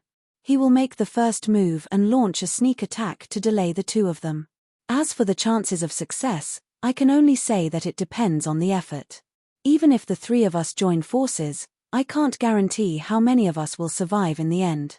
Su Lang smiled and said, "If Senior Lin says that the chances of success are high, then I won't nod my head." Lin Gushan asked, "Does this mean you've agreed?" Su Lang nodded and said, "You go and support the owner of My Tower first. I want to go back the way I came and look for the Deputy General of the Chu clan's elite cavalry as well as the two Qi refinement warriors from Combe Country. As long as the two of you can stop Song Yushao and Chen Pinggan, I can increase the chances of success." Lin Gushan was somewhat hesitant. Su Lang smiled and said, "We've joined forces in a hurry this time. We'll gather if there's an advantage, but we'll scatter if there's no advantage. It's normal that you don't trust me. But at the very least, you have to believe that beheading the old sword sage of Combe Country with your own hands is a great temptation for a sword immortal from Songshi Country." Lin Gushan sneered and said, "Are you going to take the head of the venerable swordsman of ancient Yu Kingdom's head as well? When that time comes, you'll be the only sword immortal in the pugilistic world of dozens of countries. Wouldn't that be even better?" Su Lang twirled a strand of black hair hanging down from his temples with 2 fingers on one hand. He bent his other hand and lightly tapped on the green bamboo, appearing casual and undisciplined. "Your sword, Lin Gushan, has never caught my eye." Lin Gushan, who had an extremely bad reputation in the pugilistic world, narrowed his eyes and said with a fake smile, "You sure talk big." Su Lang's expression was calm. "The truth has never been pleasant to hear." Lin Gushan sneered and said coldly, "No matter what, Song Yushao and Chen Pinggan are our true enemies today. The owner of My Tower and I will wait for good news. If you guys had come late, I can't guarantee that the vengeful owner of My Tower will not take revenge on you, Su Lang. I, Lin Gushan, will definitely seek justice from you and the royal family of Songshi Country." Su Lang extended a hand and gestured for Lin Gushan to go first. The venerable swordsman swept away. Su Lang also turned and swept towards the official road. But halfway through, Su Lang suddenly stopped. He saw an innocent and charming girl, dressed in a light yellow-pink dress, standing in the middle of the road without a speck of dust on her body. Su Lang slowly walked forward. The young girl fished out a secret letter from her sleeve. There was a vermilion seal on top of the letter to prevent the sender from opening it privately. The young girl said with a smile, "Song Fengshan wanted me to give it to you. He said you'll know once you open the letter. That guy also said that if you agree, you have to nod your head in front of me." "All right," Song Fengshan promised that in the next 60 years of the pugilistic world, you, Su Lang, will steadily occupy half of the world as a sword immortal. Su Lang pondered for a moment, then fished out 2 gloves sewn from snow-white silk from his sleeve. After putting them on, he beckoned with his hand. "Throw it over." The young girl was one of the 4 evils of the brushing water country, the nanny of the ancient temple. She left the Swordwater Manor this time to not only keep an eye on Song Yufan, but more importantly to find an opportunity to personally deliver this secret letter to Su Lang. This renowned green bamboo sword immortal was actually a relative of the royal family of the Songshi Country. However, due to his impure bloodline, he had long lost the opportunity to inherit the throne. Su Lang carefully removed the seal. After opening the letter, he quickly skimmed through the contents of the letter. The corner of his mouth hooked up. Then, with a shake of his wrist, he shattered the letter. Taking off the gloves and putting them back into his sleeve, Su Lang nodded. "Miss, you can go report to Song Fengshan. Since the Swordwater Manor is so sincere, I, Su Lang, will return the favor. Miss, tell Song Fengshan that there will soon be some good news related to the old sword saint. As for the letter, I hope Song Fengshan will keep his word." Immediately, the young girl felt light. She placed her hands behind her back and intertwined her fingers. She smiled sweetly. Although Song Fengshan doesn't understand romance, he's still very steady when doing things. We devils who've lived for hundreds of years still need to be experienced. So, Su Lang, you can rest assured. In the future, you'll be the ruler of more than 10 countries. It's better to sit on the dragon throne than to sit on the dragon throne. Su Lang smiled. Then I'll take advantage of your auspicious words. Great sword Immortal Su, if you lack someone to sleep with in the future, just let me know. I'll be at your beck and call. The young girl threw a coquettish glance at the handsome man and let out a string of bell-like laughter. Her figure fluttered and dissipated. Then, she turned into a billowing green smoke and rose from the ground. Soon, she disappeared in the air. Su Lang continued to move forward alone. However, he began to weigh the pros and cons. Was it to rush for quick success and get the benefits in his pocket early? Or was it to join forces with Song Fengshan and let him push him to the high position of the ruler of Jianghu? Su Lang suddenly laughed involuntarily. There was a suggestion in the secret letter that was really interesting. Song Fengshan promised that there would be a mighty Jianghu campaign between them every 10 years. The two of them would engage in a battle of the pinnacle. When the time came, Song Fengshan would inherit the title of Sword Sage of Swordwater Manor. As a sword sage, he would engage in a so-called battle of life and death with Su Lang, who had the title of Sword Immortal. In the letter, Song Fengshan had even chosen 3 locations for the battle. The first was when Song Fengshan challenged Su Lang. The location was chosen at the peak of the main hall of the Songshi Kingdom's imperial palace. Su Lang won. The second was chosen at the peak of the waterfall of the Swordwater Manor. Song Fengshan won by a slight margin. The third was arranged at the burial mound of Yanji County in the Tsai Kingdom. Su Lang won. Su Lang felt that it was rather interesting. Therefore, he decided to take the heads of the revered sword sage of the ancient Yu Kingdom and the head of the Mariaro sect as a form of reciprocity. Su Lang quickly saw the figures of the Combe Water Kingdom's imperial army. His mind was still filled with Song Fengshan's interlocking plans. He muttered, "Jianghu can be played like this." In the end, this sword immortal of the Songshi Kingdom did not head straight for the army. Instead, he turned abruptly and rushed towards the forest alone. It was still 3 against 2. However, this 3 was Song Yushan, Chen Pinggan, and Su Lang. They would deal with Lin Gushan and the head of the Mariaro sect together. After Su Lang entered the mountain path in the forest, he deliberately slowed down his pace.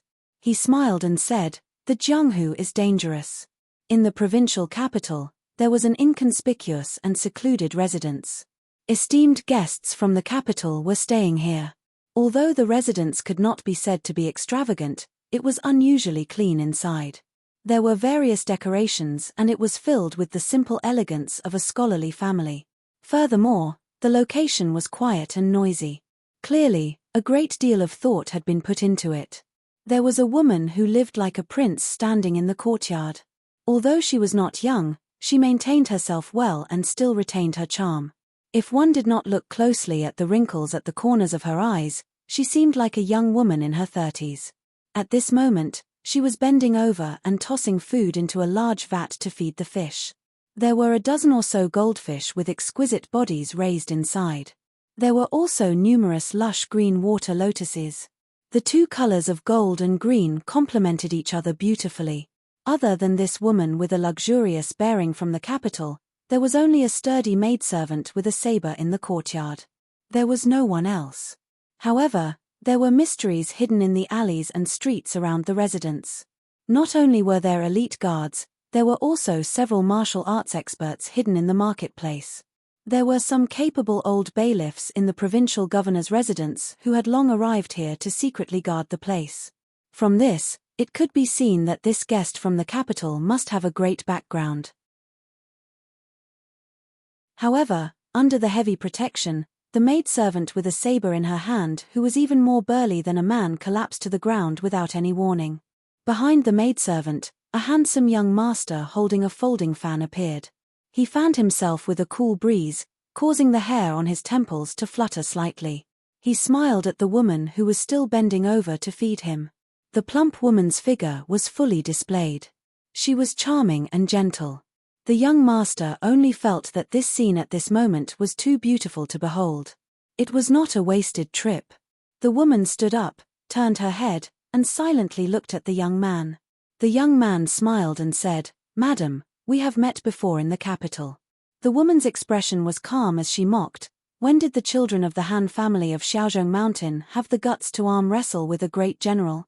After the young master put away his folding fan, he covered his face with both hands and slowly wiped it down. In the end, a face that the woman was extremely familiar with was revealed. The young man laughed in a voice that the woman was also extremely familiar with. "What about now? My good madam?" Before the woman screamed in shock, Han Yuanshan, a child of the Han family of Xiaozhong Mountain, stretched out a finger and gently shushed her. "Madam, don't worry. I, Han Yuanshan, only like to steal hearts. I have never stolen or snatched a woman's body. However, I believe that one day, madam will be willing to recommend herself to sleep with me." At this moment, Han Yuanshan, who was using the face of Chu Hao, pointed at the fish tank. After pausing for a moment, he continued, "Helping each other in difficult times, the joy of fish and water." In the Yanji county of the beautiful clothes country, there was an old Confucian scholar with a jade pendant hanging from his waist. He stood on the city wall with a serious expression. In the imperial study of the beautiful clothes country's capital, there was also an old Confucian scholar with his hands behind his back. He also had a jade pendant hanging from his waist. The old man stood by the window without saying a word. The emperor of the beautiful clothes country stood beside him in trepidation. He did not even dare to sit down. In the ancient Yu country, there was still a green-robed Confucian scholar in his 30s. He still had the same jade pendant hanging from his waist. He sat in a coarse carriage that he had hired and then looked down on the young coachman along the way. When he was still 20 miles away from the ancient Yu country, he was dumbfounded. With his good eyesight, he saw that there were thousands of elite cavalry and a large group of high officials standing there. There seemed to be a man wearing a yellow robe standing by the side of the road with his hands behind his back. It seemed like he was waiting for someone. The scholar in the carriage put down the book in his hand and said to him, "Stop the horse when we reach the relay station. Don't worry, they are waiting for me. Other than the deposit that I paid earlier, the reward that the ancient Yu country's imperial court gave you in private will be the rest of my expenses." After saying this, the young scholar packed his book box and said with a smile, "It is not easy for us to come out. Now that we have reached the Combe country, don't make our mountain chief angry again." And in the Sword Water Manor, the martial arts alliance leader ceremony was about to begin. In the main hall, there were fewer faces that had appeared at the banquet previously. However, there were many famous Jianghu bigshots, from both the good and the bad. Most of the Jianghu heroes of the Combe country were present. Song Fengshan sat high up in the main seat. When he saw these influential people, he did not have much of an emotional reaction. There were people who were opportunistic, people who harbored evil intentions, people who judged the situation before placing their bets. There were also people from the imperial court who thought that they were going to see a big joke. Not far from Song Fengshan sat his wife. She was dressed to the nines. Her graceful bearing was probably not inferior to that of the concubines in the palace. Of course, Song Fengshan had a card up his sleeve. The people below also thought that victory was in their grasp. However, neither side had expected that the arrival of an uninvited guest would destroy their many years of painstaking planning. There was no report from the gatekeeper at all, and no disciple of the Sword Water Manor moved to stop him. After seeing the person who had announced himself, almost everyone subconsciously bowed and greeted the guest with Confucian etiquette. The young man dressed in Confucian robes and a headscarf had a jade pendant hanging from his waist. With an indescribable pace and rhythm, he walked unhurriedly into the main hall where the heroes of the Sword Water Manor were gathered. After he crossed the threshold, he looked around and once again introduced himself. "Lakeview Academy, Sage Ju Ji." Within the main hall, almost everyone stood up and bowed to this person. The young man returned the greeting and then took 2 or 3 steps forward, looking at the young master of the Sword Water Manor. Song Fengshan's expression was gloomy. The young woman sitting nearby signaled with her eyes that they should not act rashly. The young sage from Lakeview Academy said calmly, "Is Han Yuanshan of the Han family of Xiaozhong Mountain in the manor?" Song Fengshan suppressed the anger in his heart and twitched the corner of his mouth. He slowly said, "Unfortunately, Han Yuanshan was in the manor yesterday, but he is no longer here today. He said that it was a sudden decision and that he wanted to travel the great rivers and mountains. May I know why this teacher from the academy is looking for him? If it's not urgent, I can pass on the message to Han Yuanshan." The young sage smiled. Han Yuanshan is a scholar of the Sword Water Kingdom and is already a disciple of our Confucian school. However, he cultivates the martial arts of the devil path. He has evil intentions and has harmed the country. I want to take him to Lakeview Academy to receive punishment. As for how to deal with him, the academy will decide when he arrives. Song Fengshan, I am not speaking as a sage of the academy. I just want to advise you that it is not too late to rein in the horse at the edge of the cliff. It is not too late to mend the pen after the sheep have been lost. Song Fengshan put his elbow on the armrest of the chair and held his cheek. He tilted his head and looked at the sage of Lakeview Academy with a smile. He calmly sized him up. It was rumored that every time these indescribably noble teachers left the academy to carry out orders, they would hang the jade pendant given by the sage of the academy on their waists. It could record what they had seen and cultivated along the way to show that their words and deeds were open and above board. The style of the jade pendant was the simplest and most elegant peace token in the world. However, different sages and gentlemen had different characters engraved on the side. However, without exception, there was a deep meaning. It often contained the expectations and advice of the sage of the academy. Song Fengshan was extremely rude and had no intention of answering. The young woman naturally had to smooth things over. She stood up and bowed to the sage of the academy. She smiled and said, "If Han Yuanshan is really like this, the Sword Water Manor will act impartially and righteously. We will do our best to help the academy capture this person." Juju looked at the woman and said in a low voice, "If the bridge of longevity had not been broken early, you would not be able to stand here and boast shamelessly. Otherwise, your end would not be any better than Han Yuanshan. People of the diabolism are stirring up trouble in Jianghu. There are chivalrous people who will get rid of the diabolism. However, if you dare to invade the mountains and rivers of a country, the academy will not let you off easily." Song Fengshan sat up straight and stared at Juju. "You better be polite when talking to my wife." "Fengshan." The young woman turned her head and called out softly. Song Fengshan saw her anxious eyes and sighed in his heart. He leaned back on the chair and did not speak anymore. At this time, Do Yang, the self-proclaimed hierarch of the diabolism, took a sip of wine and slammed the cup on the table. He sneered. The young sage turned to look at the Qi refinement warrior and said, "After I finish the business of the academy, I will take off the jade pendant on my waist. I hope that you, Do Yang, can still smile at that time." Do Yang squinted at the teacher of the academy who should be less than 30 years old and said, "Others are scared to death of the reputation of Lakeview Academy. I am also scared. However, because I know the rules of your academy, I am not afraid of you. I know clearly what the threshold of a Confucian sage is, what the bottleneck is, and how big the gap is between a gentleman and a sage. Therefore, you, Juju, don't use words to intimidate me. To put it bluntly, if you take off the jade pendant, I will still be afraid of your academy and will not dare to fight with you. However, if you, Juju, have the ability to take off the Confucian robe and headband and act like a man of Jianghu, then I, Do Yang, will not beat the shit out of you. I will take your surname." Do Yang's words were domineering and satisfying. Even some of the righteous big shots felt that although this person had committed many evil deeds and had set off many bloody storms in the Jianghu, the fact that he could say such words in front of a sage from Lakeview Academy showed that he was indeed worthy of the name Jianghu. Could the Combe country be considered as having such a big shot of the diabolism surpass the colorful clothes country and the Jiuyu country in the Jianghu? The sage Juju smiled slightly.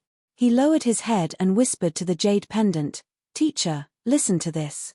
How can I tolerate this? It's fine if I don't beat up those sages of the academy. However, when I am outside and thousands of miles away from the academy, do I have to tolerate a Qi refinement warrior of the diabolism? Alright, You will definitely say that I have to tolerate it again and again and that I can be a gentleman again. However, I really can't tolerate it. What? Teacher, what do you want to say? Hey, can you hear me? Oh my, why is there a problem with the jade pendant? Teacher, you must discipline those guys in the Academy's manufacturing bureau when you go back. In that case, let's not talk anymore. When we return to the Academy, teacher, please help me change a jade pendant. In the end, the crowd saw the young master of the Academy, who was full of nonsense, reach out and tightly grasp the jade pendant that seemed to be trembling on its own. He shook it vigorously. In the end, he made a gesture with 2 fingers and turned it gently. A breeze lingered around the jade pendant and wrapped it up like a cocoon. Only then did the young sage take off the jade pendant with a smile and put it in his sleeve. The young woman walked to Song Fengshan's side when no one was paying attention.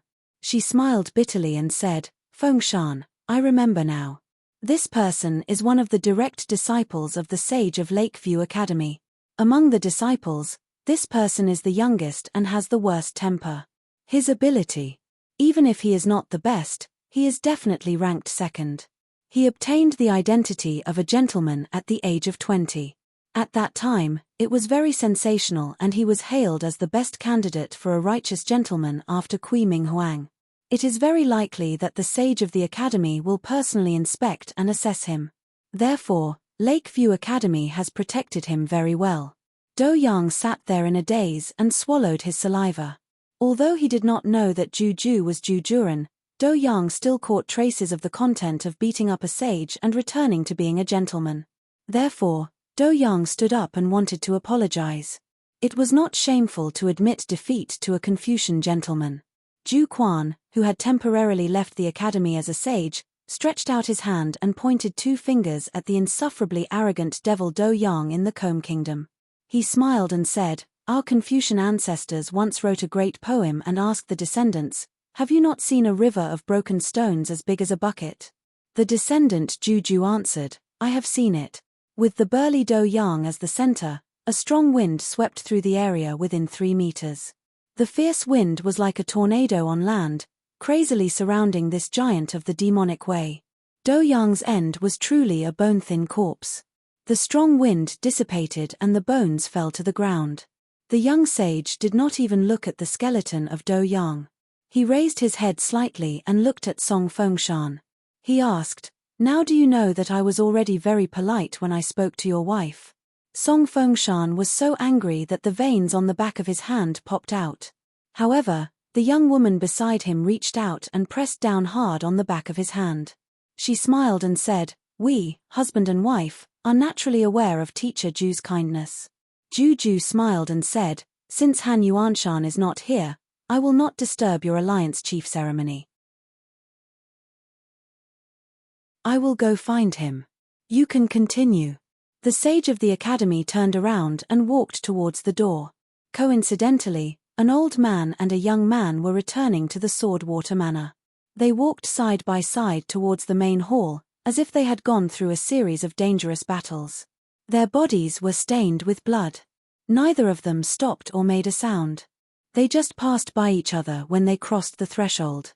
The young sage kept staring at the youth with the sword on his back. The latter felt strange and looked back at him. Their gazes met.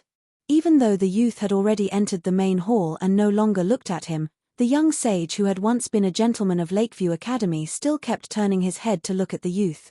You're tuning in to the Celestial War YouTube channel. Don't forget to subscribe and join us on this journey to catch the most captivating stories.